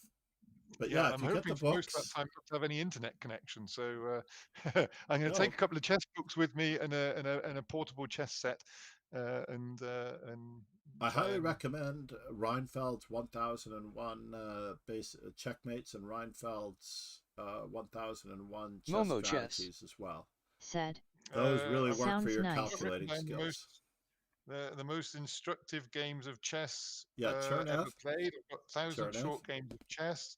I've got But secrets of modern chess strategy, dynamic chess strategy.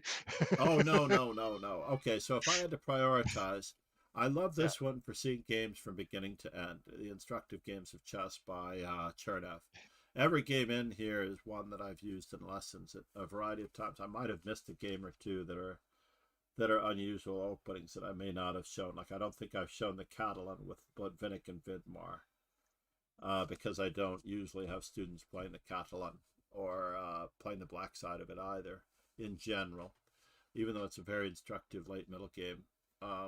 But the Tactics and Stratagems by Reinfeld, 1001 Tactics and Stratagems by Reinfeld, is better than the Chernev book on the 1000 Short Games of Chess. That's just a pleasure book. Tactic and Strategies by Reinfeld. Yeah, they are the original woodpecker method. Okay. And they're available on chess. So now we're trapped in Fisher's mind, battling his own private army, and if we get Thank you killed, very much for your. we'll be lost in limbo till our brains turn to scrambled egg. Froya crate, Froya crate, Froya crate, Froya crate with Froya carts, Froya carts, Froya Vodka carts, Martini. Froya carts. Shaken, not stirred. Thinker Gandalf teacher. Mr. Potter. Isn't that Said. a contradiction in terms? Raid. Yeah, I got a raid from Momo Froya chess. I hope it's not Said. because Offerspiel Hog. just ended. Froya chess. Said. Yes, Froya chess. With. Namaste. Namaste, Froya chess. Let me just give her a quick shout out. Thank you, Mike. I will talk to you Okay, soon. yeah, Mike. thank you very much indeed again, John. It's been a brilliant, almost 5-hour stream. Thank you so much, sir. Well, it's been longer than that for me. I started at 8 a.m. with the normal tournament. Yeah. And we were doing So chess it's longer improvement for you. with Mike in Leipzig, Germany, British expatriate now living in Germany who streams as the Well-Heeled King. I just put his shout out up.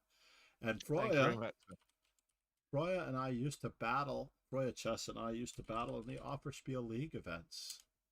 quite regularly back in the day. I don't know that she's in Oslo, but Oslo has many suburbs. I've been to Oslo many times, and I've only been to a handful of the suburbs. I've been to the islands where, unfortunately, Froyo many chess. Said. I'm in Floro. Floro, not Oslo. Oh, I've not been that close. I've been to Bergen, Lillehammer, mostly Oslo, Oscar, which is outside of Oslo. How far? Where is Floro? John, sorry, All right. I'm gonna have to sign off, I'm afraid. Thank you, Mike. Hi to Froyo Chess as well, and thank you again, John. Have a great rest of the Froyo day chess. in the States. Said. And On the Bergen yeah, side. to everyone, I've got still 4 viewers in. If you Yep. don't know John Yeah. already, I'm sure you probably do. Go and check him out, and yeah, Thanks, leave a everyone. follow there as well. Ciao, Mike. Take care. Bye bye, JR Chess Kid. Bye everyone. Can I just? Are you going to be on for a bit longer, John? I Shall I am. raid I'm you going as to well? do a game with Momo Chess just now. All right. Okay, then I'll come across and raid you. All right. Thank you so much. Froyo Okay. chess. Take care. Thanks very much. Cheers and ciao, Bye. Mike. I got to go. You guys have fun. Froya, are you rating? I know you stream mostly weekends, and you're near Bergen. I heard you just say on the Bergen side.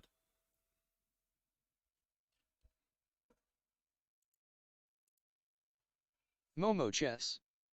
Said. Bye Froya. JR chess kid. Said. Bye. Froya. All right. So Junior Chess Kid wanted a tournament on Wednesday, which I was thinking about doing before, but I don't even know how I'm going to do that because I have billiards Tuesday night. I just realized I put it all together. I don't know that I can do a 4 a.m. stream. So easy. So, now we're trapped in Fisher's mind battling his own private army, and if we get killed, we'll be lost in limbo till our brains turn to scrambled egg. Thank you so much. The Well-Heeled King. We have currently the shout out for Froya Chess. And I'm also going to give a quick shout out to Mike at the Well-Heeled King. So basically, the Well-Heeled King. I don't give lessons Cheers, by John the hour. TTFN. Everybody knows. I give lessons by the the section. 3XK. My rate is 1 to 80 So the for Well-Heeled session, King. which could be several hours or 5 hours, as Mike pointed Momo out. chess. I can't Said. guarantee that it'll always be 5 Hey hours. 3XK. Until one of us drops, basically, is how long my lessons are. So, meanwhile, the 3XK. let's do this. Said. Hey Momo. Yes, and Momo Chess is here.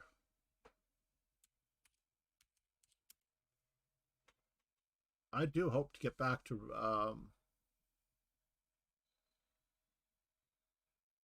I'm actually a raider from the Well-Heeled King as well.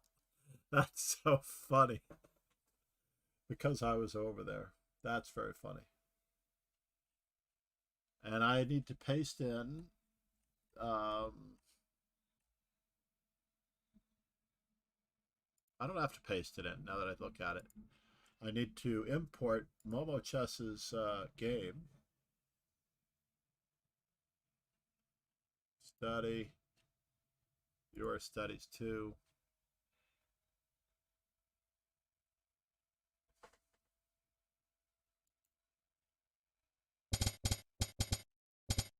And we're going to cover up the we're going to cover up the opening book. Momo is white. She is an amazing player for the short period of time that she has been playing. Like Froya, there were many good streamers many good Momo chess. players that were interested in playing chess that really This is maybe developed. the sharpest thing you can imagine. So in this particular position, there are candidate moves for white, by the way. Candidate moves for white. And I'm going to try to type them in here.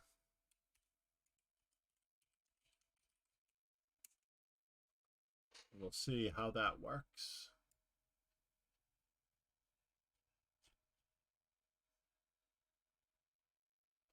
And we'll enable our music, which we were lacking while we had Mike on the horn. We'll shuffle it up, bring our music back a little bit.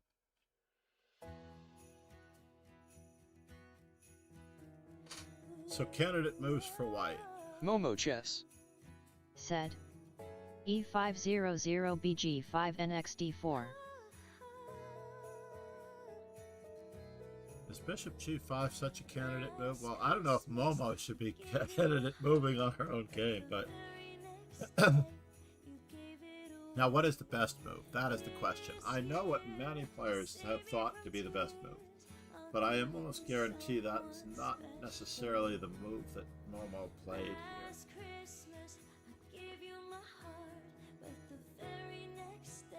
I need someone to tip the scales on behalf of Momo Chess. She did give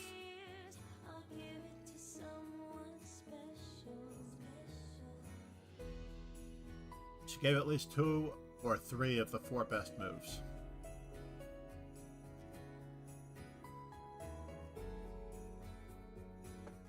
If someone could.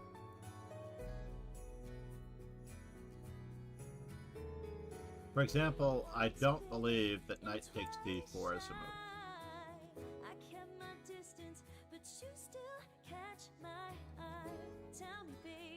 So, time-honored tradition, I've always liked castles, and that way I can meet knight takes e4 with rook e1, and then go for this long-winded line that is just equal, if not slightly better for black, just because I like this position a lot. Now, interestingly enough, the alternative is the traditional 2 knights variation, e5, can be met in one of 3 ways.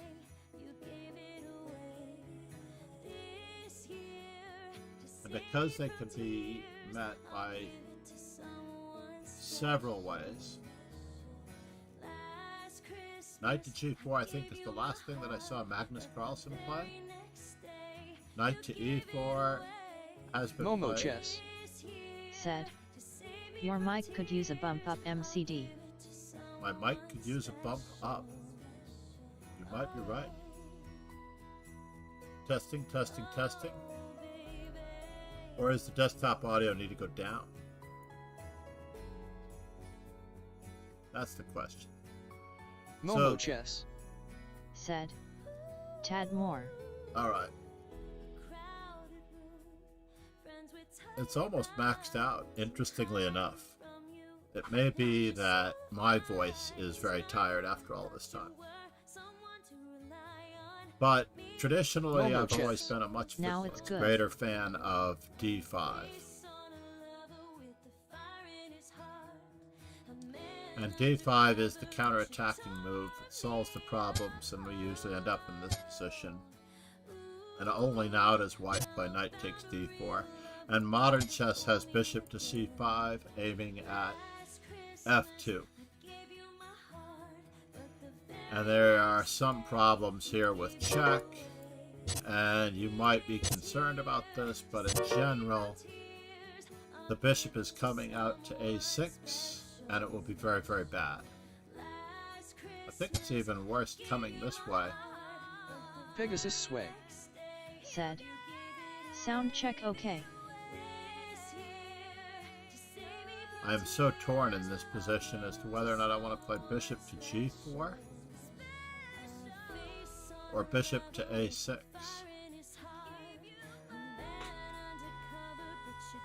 But on the whole, in Paul Morphy's day, black almost always played bishop d7.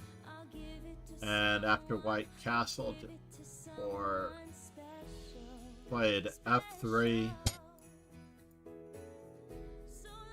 oh, we have to watch out here, don't we? If white castles, I think it usually goes along these lines, and then castles. No? Oh, not king f1. Castles. Yeah, it's usually this after castles. Something along those lines.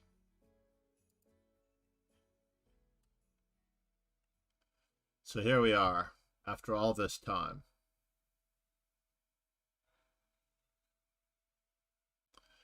And Momo played castles, just as I thought she might, and she plays this little known line. This is another gambit idea. To be honest, I'm not a big believer in this gambit line after knight takes c3. But most of our opponents don't play knight takes c3, by the way. Knight takes c3, b takes c3, and black just gets castled, and I'm not sure what Momo has. Momo, what do you think? Said. Momo plays crazy stuff. She does. Said.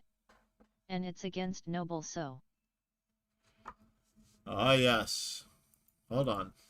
I don't know if we got our yes in before, but we can get our yes in now.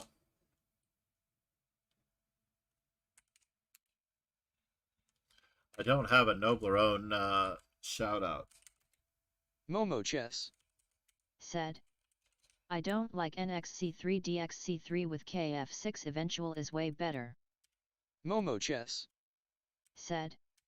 Tricky though. The 3XK. Said. So noble Roan. Froya.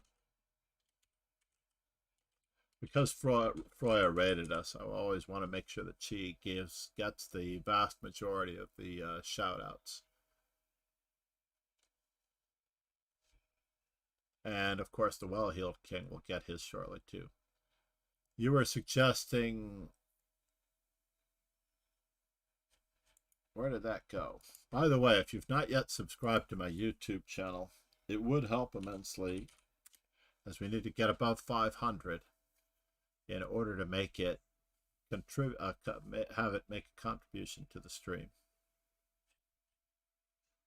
Thank you, the 3XK, for getting the Noblerone in there. I got distracted with all of the others. Did that give it?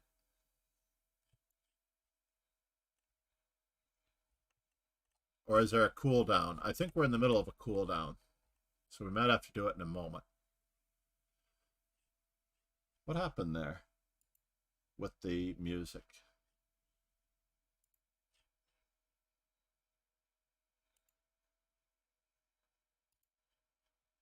Ah, here we go. Get some classic rock in.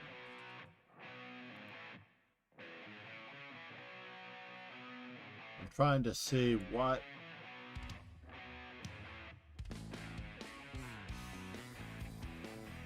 it was that was suggested by... In this position, Momo, what are you going to play? I don't get it.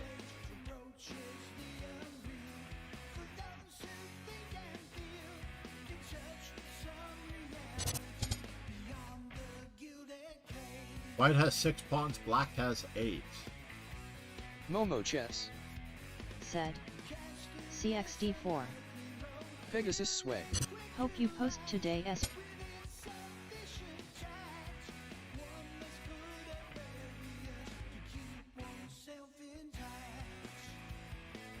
Have to keep that pawn from pushing. And if bishop to b5 or bishop to b3, I'm out of here. I think black is up a pawn. Now Ron Hay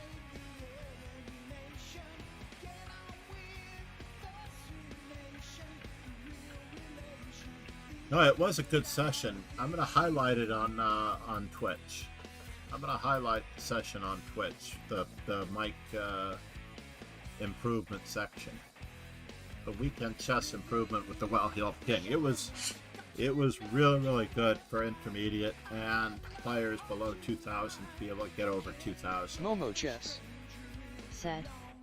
Master Chess Dojo, don't forget to post the link I sent you of that Yasser video onto your Discord. Oh, absolutely. I see it. It was right there, too. Thank you for putting it there.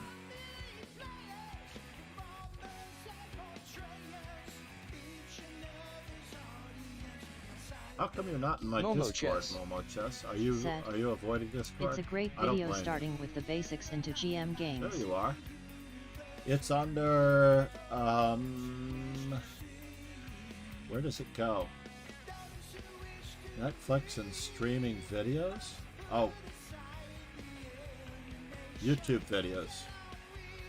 Am I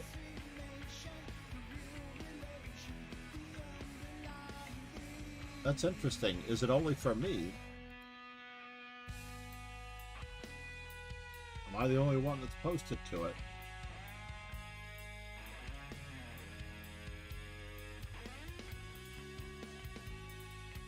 That's interesting. I'll fix that later.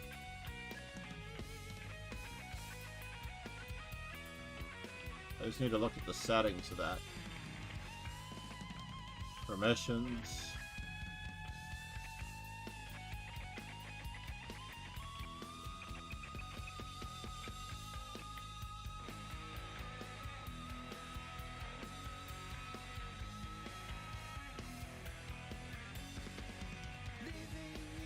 Oh, wait. That's not what I wanted to post. It was supposed to be the YouTube video. Alright, so, in this position, what is, So we're going to look at Momo's game. He said it was going to be a short one. But the opponent's very helpful here. Like, this whole tactic is on the basis that we need to get the knight back. So after knight takes, there is no bishop takes f7. And Ron Hay has actually, we're just going to play bishop e7. Ron Hay has actually played this against me as well, I believe. And I think I did take on c3 with my knight. I'm not entirely positive.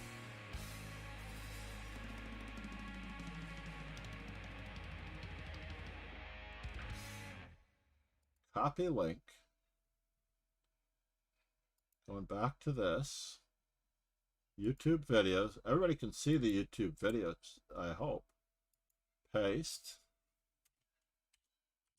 We go together, better than birds of a feather, you and me. We change the weather, yeah. I'm feeling heat. Terrible picture of Yasser. I hope I look that good when I read that. Momo Chess said, I think Ron might like that video too. Yeah, I sent it to everyone.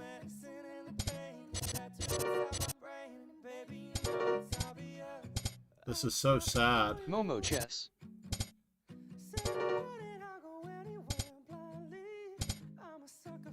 Now, did we have to play Queen H5 check? I'm just curious here.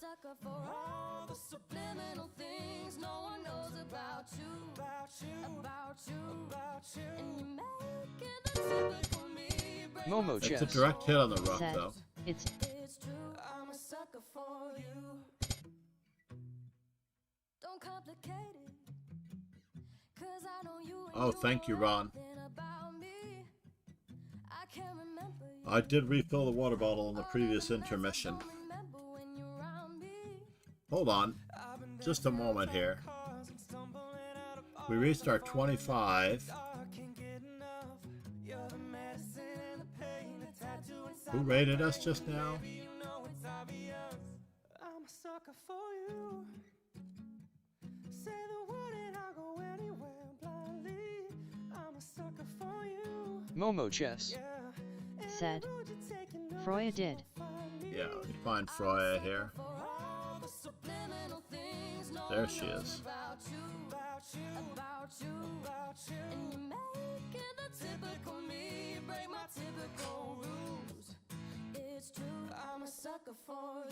No more foreplay. Thanks for subscribing. There we go.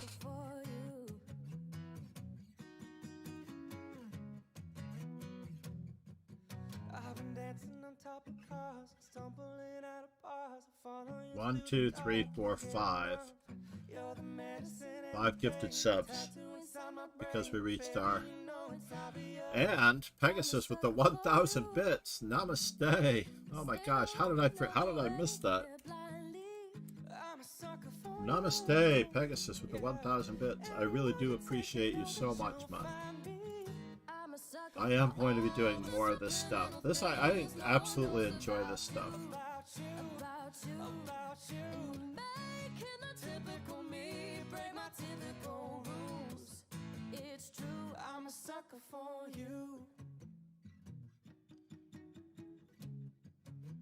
Was this the end of the game? Hold on. So Queen takes.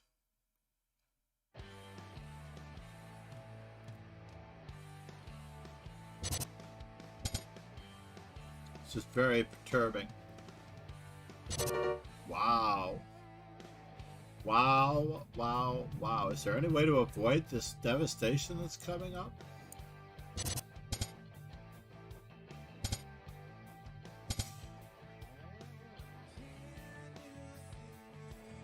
Queen to b3. Black can't castle. Queen to b3 looks pretty good. Said. This is this typical connected rook's rucksack too. Yes, indeed, it is. Oh my gosh, it's 4 o'clock already? Alright. Very good. Recognize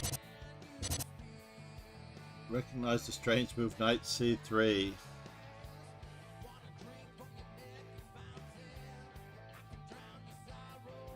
The strange variation. Yeah, actually I wanted to... This is a line that Ron has played against me. I'm positive. Hold on, let's go back here.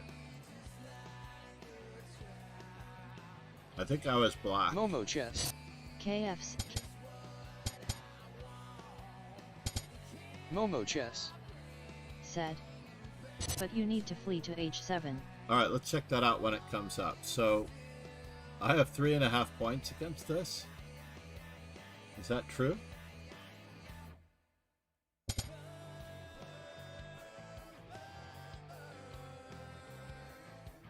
I usually play knight takes c3. But d takes c3, and it wasn't Ron who played this. After knight takes c3, oh, it was Arena who played this against me. And Ron and I had the conversation. I think Arena played this against Ron in the same tournament. That's what I believe.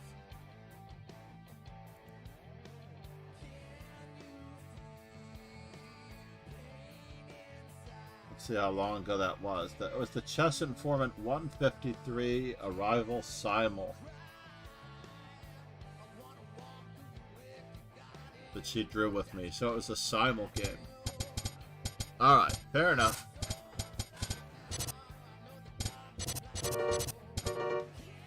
And I played King f6 and won. And I played King to e8 and I won. Wait. So who's saying that King f6 loses? Arena?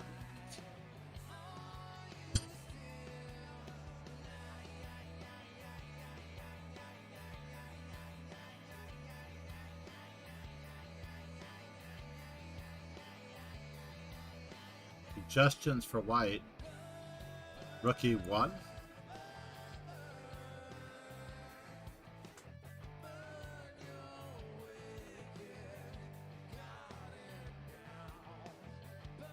Bishop g5 does not work because the queen is guarded.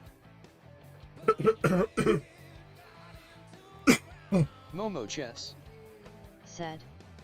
QXE4 is needed here. Okay, so queen takes e4. And if black escapes this way? This looks okay for black.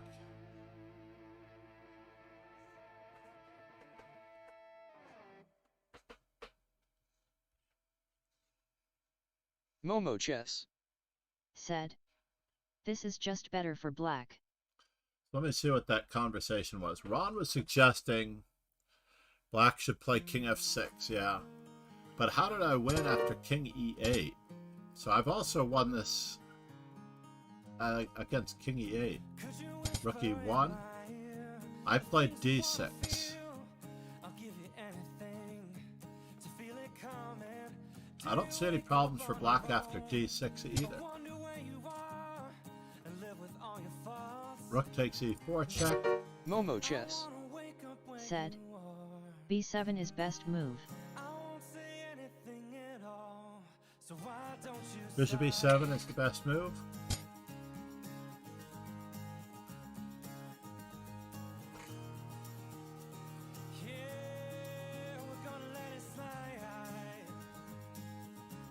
How did I extract myself? White played knight to g5. I played rook to f8. Black took. Ooh. I should not have survived this. I should not have survived this. Isn't it check, check, and check? And then knight to g5. So queen to g8, king to d7. I think I lose to queen e6 check, king e8.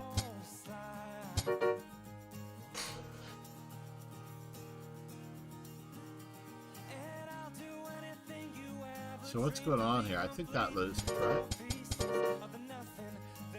Momo Chess. Said. RF7.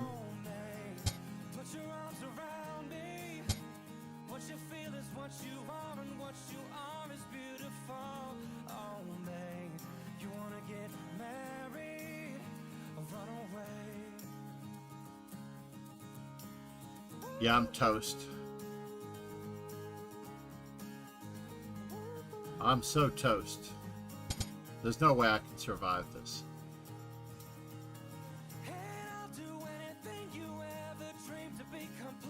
Let's try bishop f5.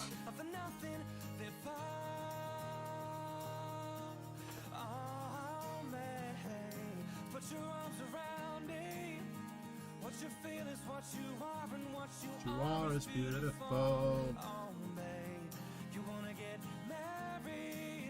I think we have to follow through, right? Oh. If knight takes f8, bishop takes e4.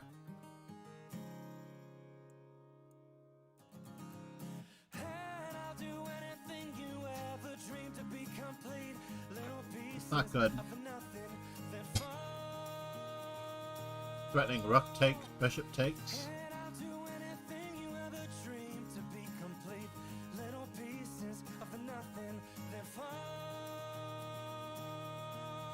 Oh, one of my students is off to college. Oh my god. Wait, no, she's actually coming to Columbia Grammar.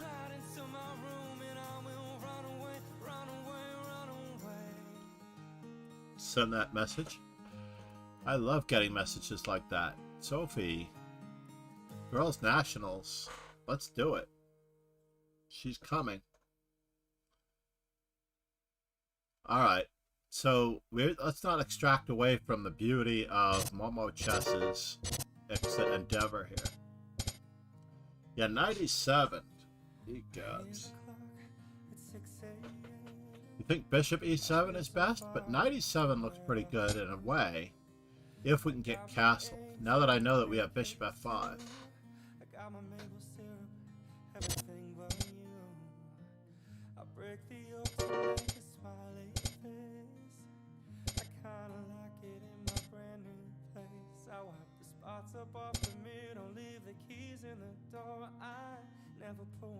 You know, the queen is going to take on this square anyway.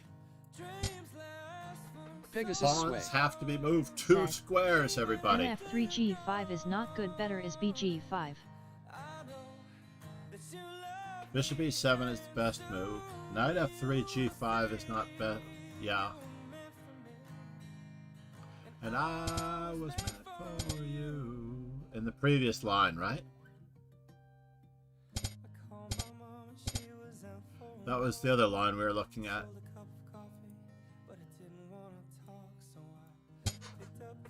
Bishop g5, according to Ron, in this particular position.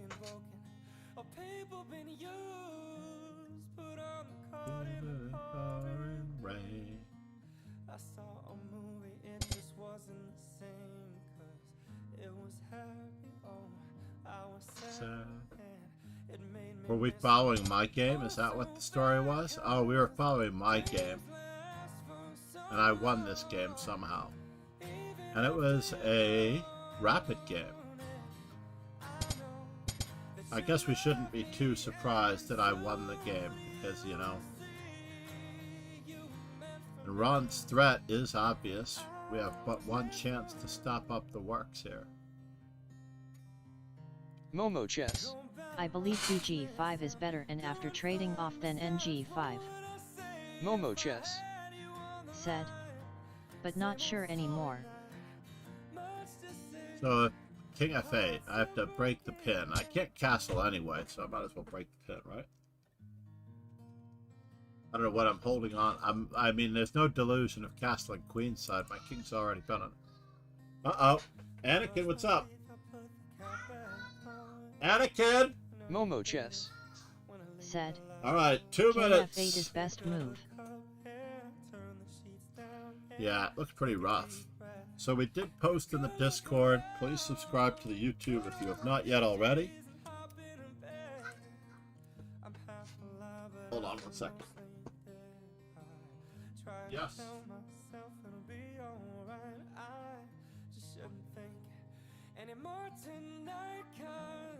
Dreams last for so long, even after you're gone. And I know that you love me, and soon I know you will see you were meant for me. I was meant for you. Yeah, you were meant for me. Pegasus Sway. Said.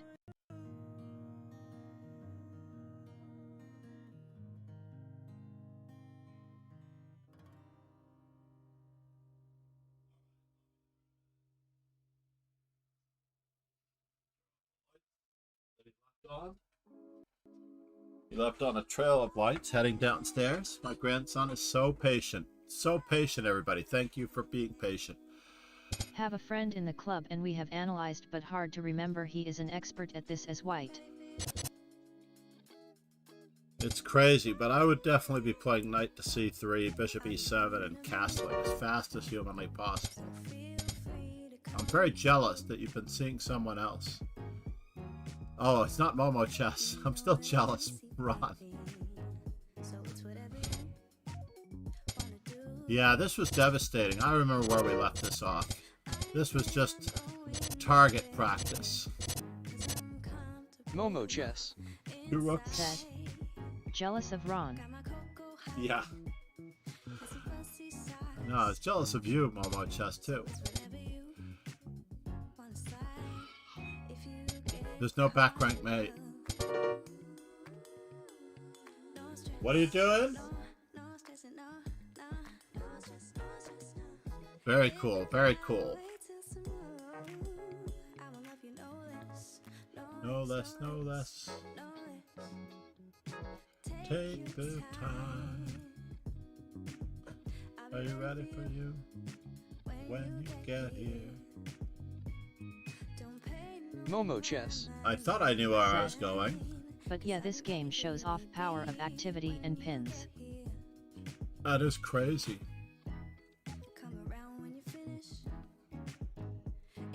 You're scared? I'm coming, but I have to sign off, alright? What are we doing Momo here? Chess. I'm looking for... Said. Also, when rooks are connected, a rook is more easily disposed of than a bishop. Momo Chess. Said. There's a creepy As fly the in pin my is closet. strong. Yeah, then. Hi, I'm scared. So creepy. When rooks are connected, yeah, then a bishop. So creepy. And then. It was an incredible game. And Ron, thank you, namaste. Why there's something I forgot that I can type to more than one. scares you, and then. Hi, I'm scared. And then that's creepy. Alright. Yeah. And then. Do we have any raid suggestions, Ron? See? I see it right there. I see his face. Like. Wow. Are you ready for Look. you? Look at this. Dina is doing poker. I see his face right here. Dina is doing poker. Now come and look at this pixel very closely. Then Momo Chess. hi, I'm scared. Said. Get away. Noble Roan is here. streaming. Look at Is his he? face. That'll be very kind of me. That's like creepy. Nobler one. That's a creepy video. Thank you, everybody. Like, like that.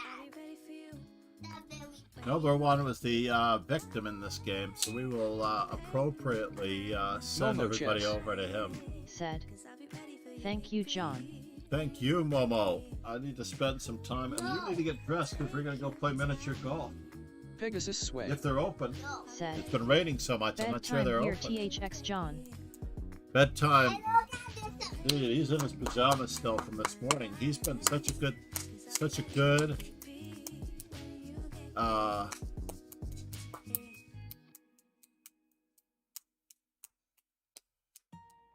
and I think Ron should get his credits here. Gandalf, Mr. Potter, thank you. Retired Momo 401k chess. Chatter. Said. Artos 906, Doer 129. We have the 5 gifted subs to Darkblade, Froya Chess and Company, the Bits, thank you. The Well-Heeled King, and Kian Chess. We didn't get Kian Chess for the raid. As I turn up the collar on my favorite winter coat, this wind is And blowing my mind. I see the kids one last shout out for I Froya got Chess. this sleepy song from clapping for hours. Cheers and ciao, everyone. Thank you. Hey, there's a way to